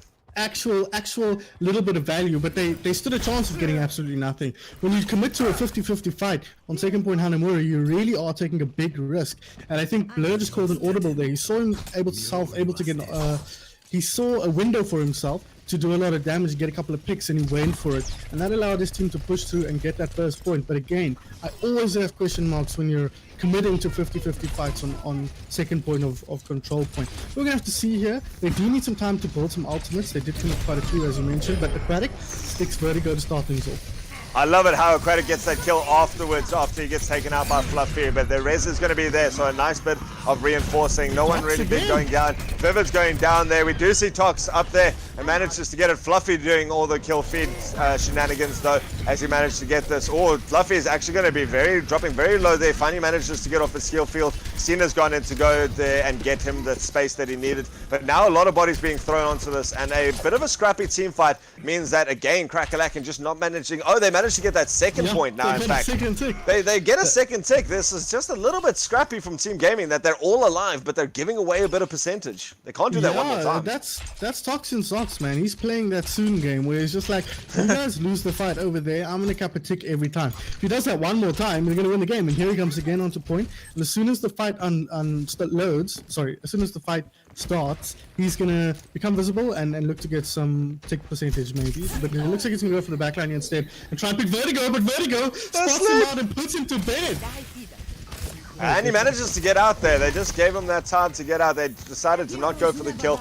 Bubbles now just playing goalkeeper there at the back and the bottom, just wanting to just make sure no one cups it very easily. But Fluffy on the high ground now has the attack visor. He gets two straight away, and he gets knocked to the other side. So being juggled up a little bit, but that just allows him to reposition, and he's able to go through. The EMP comes through from Toxin Socks. This could be everything that Crackalacking was wanted, and that is just one play. So yeah, those little ticks, I didn't think that they would come to it, but that was all the space. They just got that door to within a fraction that they could push through at the end, and they just took it. And a minute 20 is not bad here on the second point of Hanamura. And remember, if they cap in overtime on Team Gaming, they can't win the game anymore. So getting over a minute is a really, really big deal on these 2 CP points. But I just want to talk about, those ticks. They were incredibly important. And Tox was doing a great job of using Sombra in a way that we sometimes don't think of her as an actual stealthy hero. Usually we think of her as an EMP bot and a hack bot. The damage is inconsequential, and the stealth as well, not such a huge part of her kit. But it's actually, you can see there, if you use it in certain ways, especially again with disjointed or unsynergistic teams like we find in the Talon Cup, you force them to communicate in a different way to make sure somebody's always looking at the point, always ready to respond to that kind of thing. And it makes it so much harder for you to play as a unit when you're all constantly thinking, is anybody on the point? Because you don't know. If you're playing with a team you play with all the time, you know, okay, I know that Sun on the Diva is the guy who's going to mark the point. He's going to make sure we don't give away any free ticks, but you just don't know that here.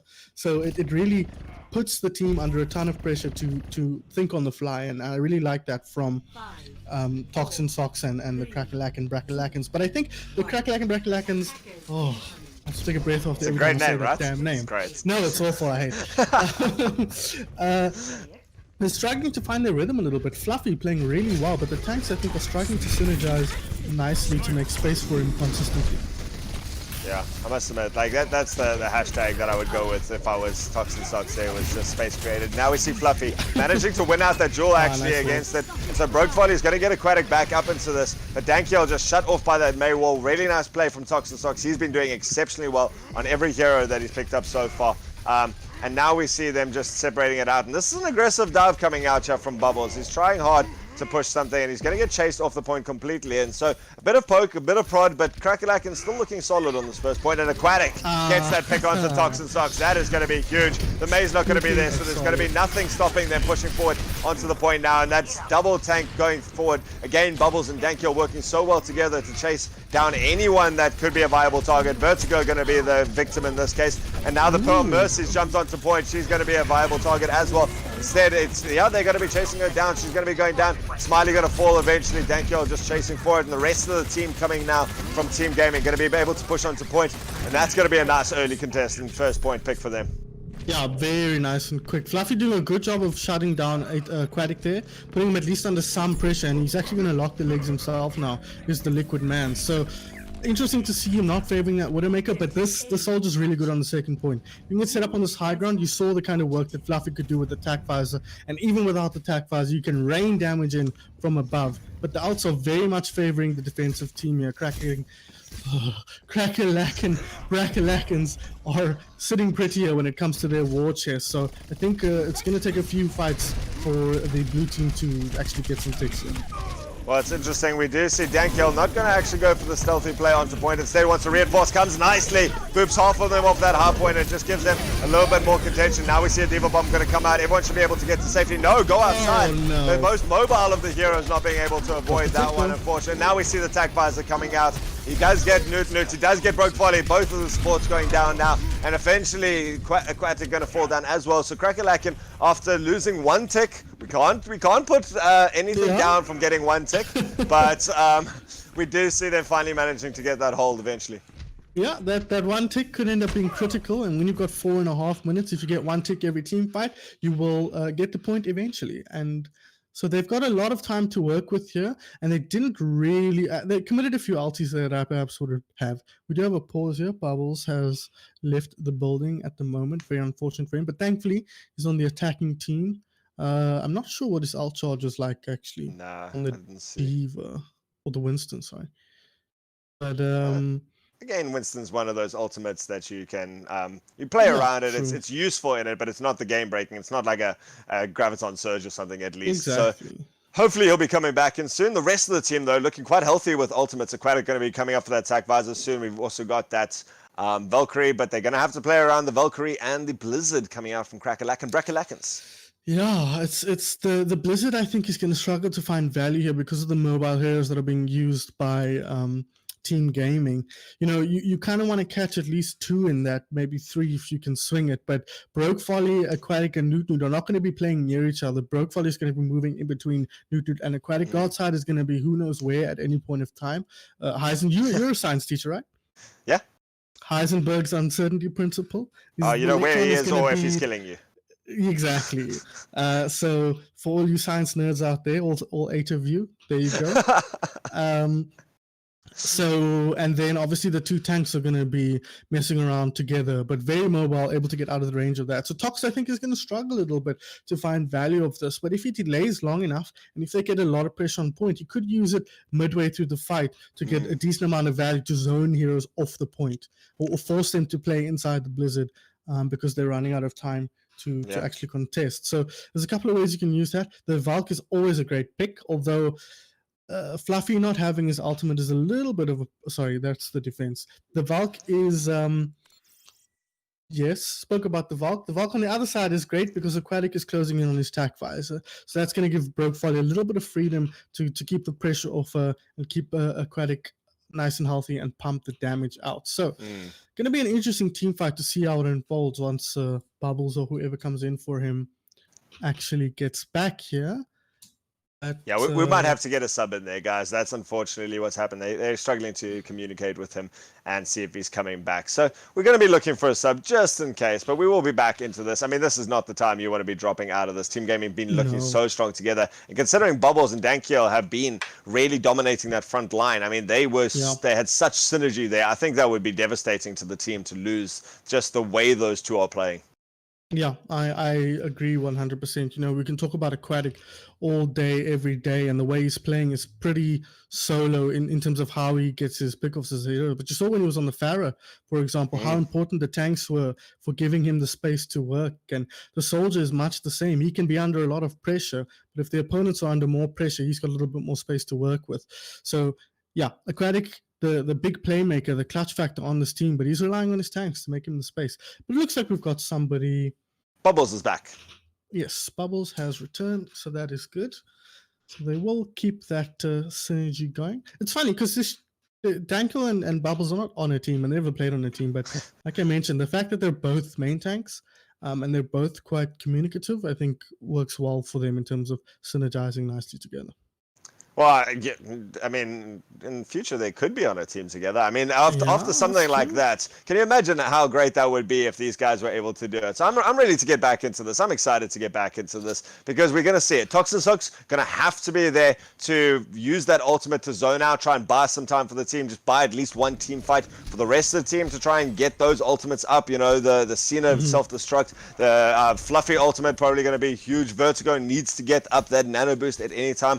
And so this is the opportunity for Team Gaming. They got lots of time on the board, so you know, even if it doesn't go perfectly, they've still got that opportunity. But if they can shut this down very quickly, nice initiation coming out now from Dankiel. Does a good job to just set it up and give some time there. Vivid, in fact, going to go down very, very low. And here comes the attack visor. He's managed to build it up. There goes the wall, but it's going to be quickly avoided there, and Toxin Sox is going to pay with his life. And so we do see this tactical visor making work now, and so there's a huge number of ults coming out that's going to be popping for it. And so the attack visor just starts it off. We do see the ultimate pop by Toxin Sox. He's going to pick up Dankiel there, and in fact it's just given some space. They've put Broke Folly was so busy trying to keep Dankiel alive that paid with his own life. His own life, their own life, the Mercy's life. And so we do see a great hold coming now by Crackalack, as they manage to hold onto this. And Toxin Sox, a wise swap off the Mercy onto this Torbjorn. Off the Mercy? He wasn't on off the May. Sorry, off the May. Onto the yes. they're basically FYI, the same both thing. Mercies are females in this game. Right, Broke Folly. Yes, exactly. And there, I spoke about the May. Just be a little bit delayed with that, a little bit patient. You can find value, and Tox did exactly that. But speaking of value, Fluffy not going to find any value in this team fight unless he gets raised. And that's a big play to start us off there. That was a huge component of their damage, and more importantly, he was so close to that attack visor. He's going to come back in now and try and reinforce. There is a nice good bit of stall here to make sure that this isn't going to do up. But nice coming out from Team Gaming. They've managed to do this. A nice Quatic has managed to build up his ultimate yet again in this, and that's going to be very difficult to push back in. That's going to take it over, and 2 minutes 35. That's a much bigger time bank than that 1 minute 19. So far, Team Gaming looking to be able to pull this back. Yeah, I mean, it is a big time bank, don't get me wrong, and I'd love to have an extra minute and 20 seconds or whatever on my next attack, but this map is like one of the ones where you can really get stuck, no matter how good your first attack was. So both teams had decent first attacks. Admittedly, Crackalack and Backalack benefited from a bit of mistakes from Team Gaming on their defense, but it has to be said that even a minute can become very little if you're not careful. If you get stuck anywhere, especially the fact that we have these mazes that can turn, you know, quick team fights into slow and drawn out team fights and buy a lot of time for their team, you might see this time bank not be as significant as you usually expect. And if either team caps second point, they're in the lead, and with a minute and 19 seconds, it's definitely possible to carry that momentum from first point onto second point as far as the Crackalack and Brackalackans are concerned. So still everything to play for here, it has to be said. Go outside, going to come in on the Torbjorn, though. That's going to make Tox's life on the Sombra a little bit tough, but we're looking at Fluffy again here. He's going to try pull some of that aquatic magic from the first attack, get some opening picks, and buy some space for his team to push through. Otherwise, it's Ryan Zarya for the defense and the Winston Diva for the attack. I think the big thing is how fast can Toxin Sox build up this EMP, because if he can do it quickly, he's going to be able to push onto this first point and win the team fight for his team. If he can't get massive value, he's not going to be able to do all that much. Nice top placement though here from Go Outside means that he's able to just control this whole area. It gives him some space, and it means that Vivid jumping in very quickly doesn't manage to get anything. Toxin Sox, in fact, has just used that as a scouting, and he has come back now with that Echo, just realizing that they might not have the time bank that he needs to get up that EMP. Instead, he's still going to struggle, though, I think, against this Torb turret. Yeah, and I think that's why he switched off the Sombra, actually. I think he would have been fine if you can cap first point and use EMP on second, then you're sitting pretty. But if you can't, then yeah, it's better to just switch, and you see immediate value here from the Echo. Indeed, he manages to pick up that Anna, so that's going to be critical. They even managed to take down there. That double kill for Toxin Sox is going to open this up completely. He's on the point. He's actually going to be trying to cap this straight away, and they've managed to overlap them and just leapfrog. And so Team Gaming now having to retreat to point and just into the waiting arms of Toxin Sox to get all the kills that they need. giving Fluffy some space to get that final kill. And so this is going to be incredibly quick first point cap here that they needed. This was exactly what they needed to do. And so they're going to be able to now carry on going with an extra 30 seconds. They need to rush through to second point. It's not a lot of time that they've got for themselves, but we do see they're going to have that Valkyrie online. They're going to have a nano boost very quickly, and they're going to have a lot to play with for the second point. Aquatic's got to get something out of this pulse bomb. Molten Core also a big factor here, Altruism. If that comes out, it's going to make it very difficult to play around the point. But Fluffy, no, the headshot onto Aquatic, that's a great start. And Go Outside's thrown 2 dud turrets down into the bottom, so he's not going to actually have that set up exactly where he wants. That means that the pressure is going to be straight away. They do manage to get Toxin Socks down. He's going to be raised up quickly. That bomb is going to be there, and he's asleep on the point. Dankeel not managing to get off. That beautiful combo between the two of them means that it is Cracker-Lacking pushing onto the point. They've still got a little bit in the bank if Toxin Socks can get up his ult. In fact, no, the turret is going to take him down eventually. So that's everything thrown from Cracker-Lacking. All Team Gaming has to do is get back. They've got the nano boost up, and they're using it to great efficacy now to hold this point, and they're being able to contest. There goes Cena getting hooked down, and Aquatic managing to get the great pick onto Fluffy on the Widowmaker. So not a lot left, and it is going to be Team Gaming holding the second point. But still, a great fact that they managed to take that first point opens this game up completely. Yeah, absolutely. We're looking down the barrel of a draw here potentially. Really nice push from Crackalack and Brackalackins, and shout out to my boy Tox. That was all him on that first point. That play on the Echo was critical, and he plays like a support in a lot of ways. He's like, job done, get into a good position. He moves his butt straight onto the point after he gets that kill and plays from there. He knows exactly what can happen if you don't do that firsthand, of course, from the other side of the fence. And he also knows what the effect has on the opponent's team in terms of forcing them to move toward you and play around you and put them under pressure. So really nice work from Tox there. Aquatic, though, you can see he's got a bit of that DPS mentality. Obviously, he is a DPS player. But his goal in that round was to get on top of Fluffy and put him down. And he played beautifully. I did a bit of a swear there. Don't tell anybody in that previous round. But he did a great play where he blinked on top of Fluffy. Fluffy went across and he recalled right back to where Fluffy ended up. So that was some sick Tracer tech right there to get that kill. And it was part of what helped his team secure that defensive point. But everything to play for here once again on the attack. On the defense for Vivid, and we could look at that draw as I mentioned earlier. Compositionally here, they're going to go for more of a divey defense on the Crackalack and Brackalackins. But an attack, a defensive Torbjorn as well. I like this. It's a good counter to Sombra, and it's a good counter to the Genji. Godside can have a tough time making this one work. Interesting that he hasn't put his turret up in the same place. Just wanting to keep it a little bit more hard to predict there. In fact, I can't even find that turret. Now an early contest coming out onto point there, and he's going to be fighting it out straight away, but he's fighting into 3 DPS characters while the main 2 hold it. And I like the fact that they've separated their DPS line and the tank line, because it just allows such peel coming out there. Vivid, though, not being able to peel fast enough. Both of the Winstons, in fact, going to be going down now between these two teams, and so it's going to be up to it. Nude's going to fall down as well. Wow, all the kills going down. The res is coming out as well to try and keep everyone back up. Both of the Winstons going to be rejoining this fight, and so a very hard contest onto this front point now, and it's going to be up to poor Go Outside, just fleeing for his life now, as Crackalack can do a great job here to try and hold this. Oh, Aquatic runs for his life, but doesn't even manage to make the ground there. And he did get the DMAC though with that but so it's going to be interesting to see Cena. Die here. Okay, no, just barely no. Nope. And the pressure carries on though. Team Gaming doing a nice job here. They realize that mech is down. They don't want to allow him to get back into it. It just takes away a lot of the potency of this. They were going into the side room. Bubbles going down again. I think there is a res coming out though. In fact, yes, there it is. Manages to get it back in, but in a dangerous position. It's going to be Broke Folly running for her life. Is managing to get back up and has managed to get up that lots of ultimates, in fact, for the side of Team Gaming. The Valkyrie is going to be there. He's just going to wait out the soldier out ult. Instead, Bob going to be there to push damage into the front. Quatter getting the damage onto Smiley. Smiley's gone down without popping her Valkyrie. And a pause in the middle of this. Oh, this is chaotic. Vivid having jumping off the side there. We've got the Nano Blade coming out. We've got the Valkyrie coming out.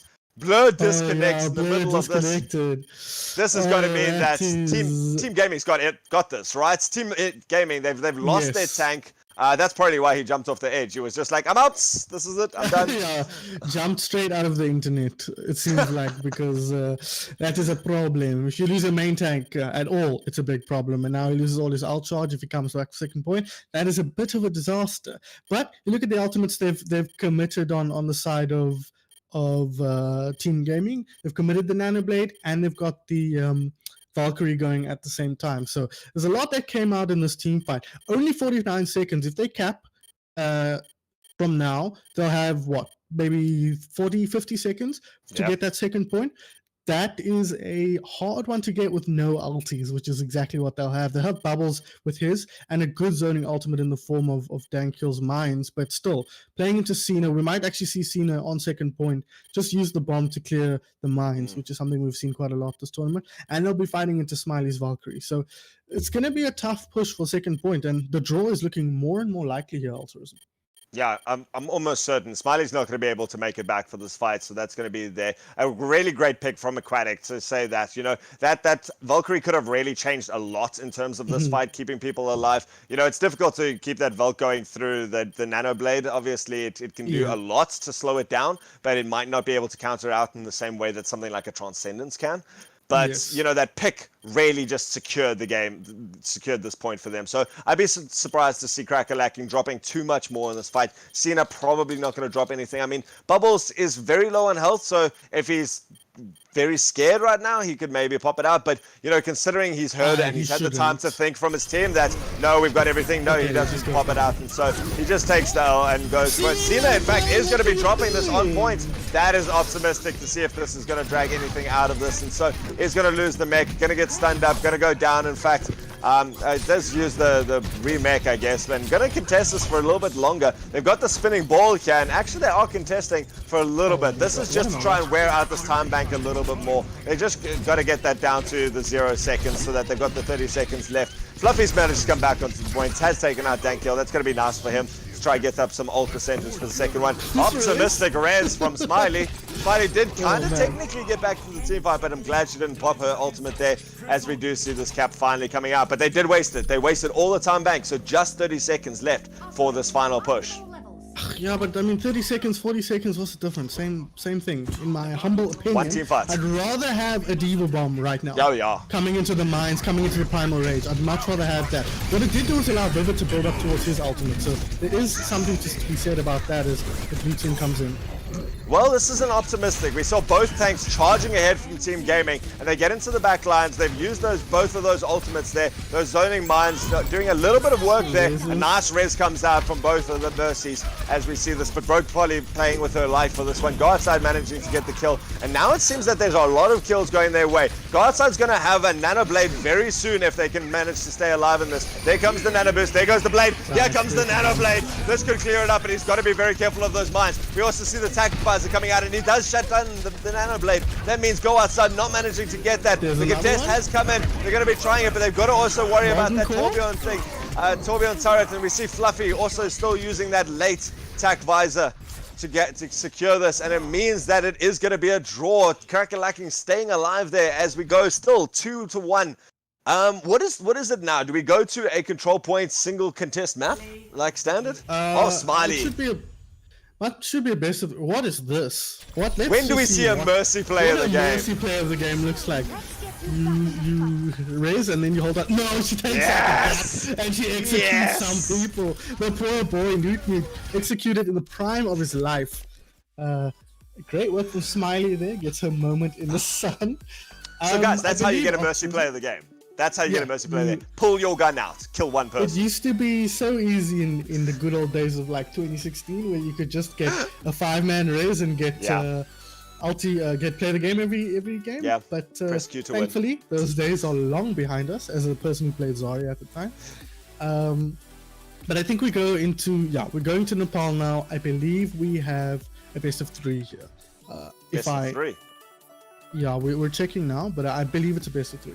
But yeah, I question some of the decisions here, but like I said, I think Blur's minds actually came into play in a big way there, zoning them away from that point, and countered the go outside's Nano Blade so well. He had the Nano Blade, he wanted to go for it, and he was like, I have nowhere to go, I have no space. I can't touch the point. The point isn't lava, at least it wasn't quite yet there, but it is filled with mines, so he really didn't have much room to maneuver, and then Fluffy pops the tack bias to get rid of him once and for all. So really nice play.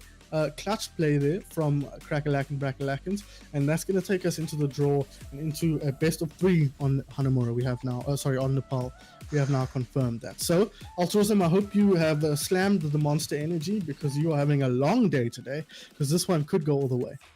Oh, I'm always excited for a game that goes all the way, though, because it's exciting to see these guys. We did see Crackerlacken actually taking the first control points, and that was quite decisive, in fact. Between them, they came out with a really nice Sombra strat to win out that Lijiang Tower, and they did very well in it, very decisive win for them. So I think that they're going to be happy about going to more control maps, because it's going to be this one, and if this one goes the way of Crackerlack and Brackerlackins, we are going to be going through to Busan for a final control point. So, 3 control points. If that's how Crackerlacken needs to do it to take it to the end, it should be interesting as we head up to Nepal. Get your jackets on, it's guys. confusing. I feel like this is map 5. I'm like, my brain is in that mode, When you load into a control map so late in the series, it's like, this is like the last map. But you're right, it's not. We could go into our 3rd control map of the series after this. This is what happens when you say Crackerlack and Brackerlacken too many times. I feel like it's like Beetlejuice. You just like summon the Bracken. Some kind of curse, some hex or incantation. It's going to be great. Right, so to see these guys coming out, instant locked in for both of the tanks, for both of these people. We see again that beautiful Zine Roria? Yeah, that's a thing. The Zine Roria, the Rhine Zarya for both of these guys going to come out and brawl this out. We see Fluffy going to be looking for another great TP strat. It did so well for them on Lijiang Tower. Toxin Socks doing great work on that Echo as well. So looking forward to seeing that go outside, going first. And we also see Aquatic pulling out that Sombra TP strat for the beginning of this. Both the teams just realizing how important. They're going to switch straight away, but they know how important it is to go very quickly. Yep, Fluffy going to swap as well, but Smiley going to be able to get his team out a little bit faster as well. Just control this high ground, and Toxin Socks now flying in from above, but it's going to be Vivid being the first casualty as we go into this. Oh, we see Go Outside dropping very low, in fact, all the way low, down to 0, and it means that they're able to turn it around now after that first pick. Vivid's going to be the first casualty, but the rest of them going the way of Crackerlacken, so they're going to be able to do this. Newt standing still for far too long. There we see Toxin Socks just being able to step out, and so first point capture going the way of Crackerlacken. Yeah, I think Knut was just resetting there, but Aquatic's like, just as a parting gift, he gets rid of Toxin Socks, and that's going to give them the spawn advantage here. A late death might cause a lot of trouble here. Godside with a very aggressive TP. No ults for either team yet, but Bubble really closing on, and here's where Aquatic finds another. Yeah.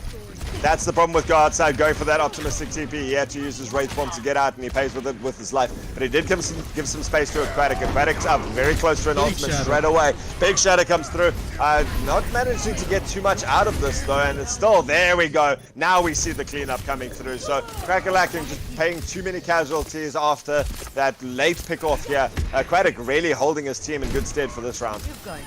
Yeah, he absolutely is, but you can see the effect it's had on the tank lineup. You look at Bubbles' ult charge compared to Vivid. Vivid hasn't yet used an ultimate. So he's struggling to get value. Blur is really struggling to find value out of it, and it's because Aquatic is putting Tox down at every opportunity and getting early picks. That's making it so hard for Blur to get value. And when you're fighting that Ryan v Ryan, any advantage that your opponent has is like a good 50% worth of ult charge. Bob yeets himself into the distance somewhere. Don't need him. We're going to win this one without him. Aquatic's going to shoot him in the face instead. Oh, now we see the Death Blossom coming into the backline. Fluffy doing such a good job there to clean it out. And again, Bubbles now being taken down. Vivid managing to go through then. Thankfully this fight wasn't determined by the fact that Bracken was lacking in that fight. So, sorry, I was really wanting to drop that for that whole fight when you said it, but... You got 5 maps into the series before you said it, so... I had to say it at some stage, right? But now we see him coming back into this. Oh, the nice Graviton Surge comes out. The Earth Shatter comes out from the other way, so both teams actually stand up a little bit. The beauty of that was that they were still able to fight out of that Graviton Surge. Go Outside managing to drop that and take out Vivid in this fight. Even manages to push even further onto this. And it is going to be them ticking up He's going to be able to actually capture this. Toxic Sock's going to be fighting on his own. Well, nope, you're dead. That was a disaster, Altruism. Look at what they committed. They committed Sound Barrier, they committed Fluffy Salty, they committed the Graviton Surge, and they committed a Shadow. They committed so much and lost the team fight. Now they're fighting into a Bob and a Graviton Surge. It only gets harder from here. And that Bob is right there. It goes straight through the Graviton Surge. I love that play by them. They win this out. They knew exactly how many that they needed. Now they've got both support ults coming up for the next fight, and potentially even the Earth Shatter. Yeah, absolutely. And the Nano Boost is going to make 100% sure that he gets over the hill towards that Earth Shadow. Or alternatively, pop that on Garden's side and secure yourself Death Blossom for the last team fight potentially. On the other side, no ultis to work with really other than that Coalescence closing in. So this is a really, really tough spot here. But they've got a little bit of time to work with on the side of Crackalack and Crackalack. I love this use, yeah. And there goes your Earth Shadow. They have popped all 3 ults, but it is going to give a little bit of time for Guardside to start getting up some ultimate charge of his own towards that Death Blossom that they can use to secure it, like you say. But such a clean team fight. They knew exactly what they did. And I love that movement coming out from Bubbles to just jump in from the top there and into the middle of them. Didn't ever waste his shield. He just started swinging. Yeah, exactly. He knew exactly, as you said, they knew exactly what they wanted to do and they executed it perfectly. Little bit of time to get on point here. No real high mobility heroes. Toxin Socks is going to try and make a coalescence on the point. But they've lost 2 to get there straight away, and that's going to make it very difficult for them to get anything more. They do manage to get 2 picks up, in fact. Go outside, dropping his Death Blossom, but actually just paying with his life for that. And so it's evened it up a little bit here. Crackalack using their Death Blossom of their own, and they managed to get this. Even dropping that Earth Shatter at the end there to secure it. Maybe a little bit optimistic on that Earth Shatter. They really could have used that for this last fight, but they've got to now win this with no ults besides Toxin Socks. I mean, optimistic is one word, bad is another. That was an awful Earth Shatter because it's not the first one I'm seeing him throw. You generally don't want to Earth Shatter into the grab, but I think he was countering the enemy Ryan's Earth Shatter. That was an optimistic charge to try and catch the ball as going to point, but Tox does have the replicate here, so we could see some magic from the fake Reinhardt. Oh, they're going to have another Reinhardt. Oh, that sleep is huge. It manages to take Toxin Socks out. He's not going to be able to get anything out of this replicate. He's going to try and valiantly to come in. Aquatic instead going to be there. He does still manage to get up that Earth Shatter, even with that at the late hour, but it's still his team that's going to be dying. Toxin Socks just asleep for the rest of it while his team pays the price. And with that, we do see the turnover coming through here from Team Gaming. They're able to turn around. No one's going to be able to get back to point. And so a great play comes through. Newt winning the game effectively for his team. That was the Newt show. It's that small moment, that 1 second play, getting the sleep on the replicated Echo or the replicated Reinhardt in the backline. If he gets up, Tox, and he starts swinging and he gets that shatter, nobody's looking at him. He's in the backline. This is a disaster for the blue team. But Newt takes matters into his own hands, and that gives Aquatic the space to just pop right off and pick up a quick double with the bomb and another pair after that with the Viper. So really well played by the blue team here.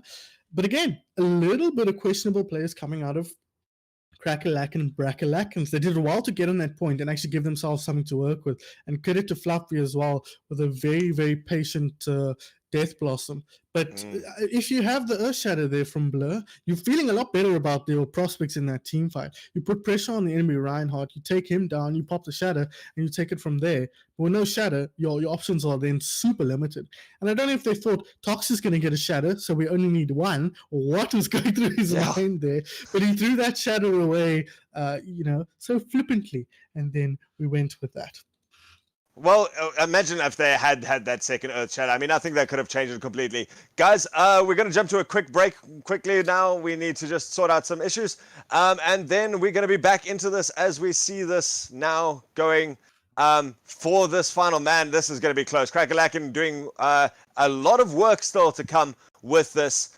Because they are on the verge of defeat. If Team Gaming manages to pull this off, they take 2-0 in this, and then they will take the series 3-1, guys. So we're going to jump to a quick break. We'll be right back.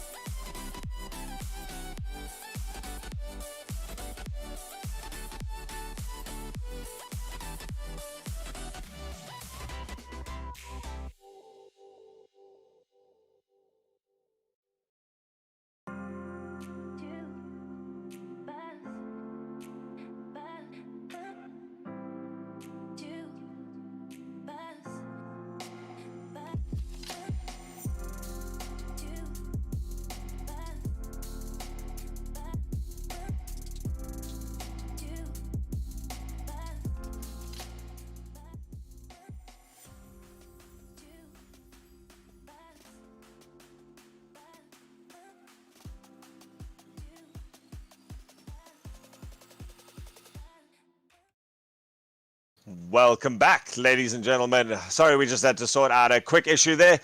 We are back into this game as we see Team Gaming on the verge, of the precipice, in fact, to bring out all the big words, of victory here as they're going to be taking this. If they get one single more map here in Nepal, going to be icing out the side of Crackalakin Brackalakin as we go into this. Crackalakin has to win this, and then still one more if we go through to Busan to bring this back. And it's a tall order. And I think what separated the two teams is this discipline of them. How many ults do we use? How do we win this out? When you're playing with such high-level players, every single thing counts. Absolutely, yeah. You know, there's some mental games going on here as well. Altruism, you and I know the viewers can't see it, but there's more to this one than just the play that's happening on screen at the moment. But looks like both teams can run similar compositions here, but Bubbles going to find the opening pick. Vivid just going in a little bit ahead of his team there, manages to dive the whole way across the map. Is going to get rezzed up, which is nice, but Fluffy going to go down, and this means there's no res for any of the other people to go in. So the tank lineup's going nicely into the front line, but paying with their lives, and now it's going to be Vivid going to be trying to contest on the point. They've got some healing backing them up nicely, which is going to allow them to stay alive. Nope, there goes one of the healers, unfortunately. Smiley going to be going down. It's going to all be on the side of Vertigo now to try and keep the team alive. He's going to go down as well, and so it's going to be... this fight is going to go the way of Team Gaming, who takes the first point, and this is exactly how they would have wanted to start this out. And look at that ult percentage already. Everybody ready to go. Almost at 4 or 5 ultimates here. That's going to be a little bit scary to deal with. But Vivid, he's got an ultimate of his own here, so Blur might be able to find some value with the Primal Rage. And this is a point where you can find a lot of value with that Primal Rage if you get the angles right on the boops. But it looks like bad start for both teams, actually. You talk about the boops. We see Aquatic managing to get Cena off the edge there, and instead, good early pick, but it means that the rest of the team's going to be coming through now. Again, Team Gaming looking pretty healthy as they come in here. We've got a couple of ults coming through here. Aquatic going to be looking for that bob onto points if he needs it. But a great anti-heal grenade puts Cena under a lot of pressure. Going outside, manages to take out Vertigo. Bubbles getting the knock onto Smiley. So again, both supports going down very early for Crackalakin, and it just gives Team Gaming that percentage on the points. And in fact, a lot of ults being thrown now. Broke Folly, Newt, Aquatic, and Bubbles all using their ults on that side. Vivid and Fluffy on the other side. And so we got a Nano Blade coming out for Crackalakin. Yeah, we do, but they really should have won that team fight. They opened with the early pick, but it's not even going to be the Nano Blade here, Altruism. They're going to win the Nano Monkey instead.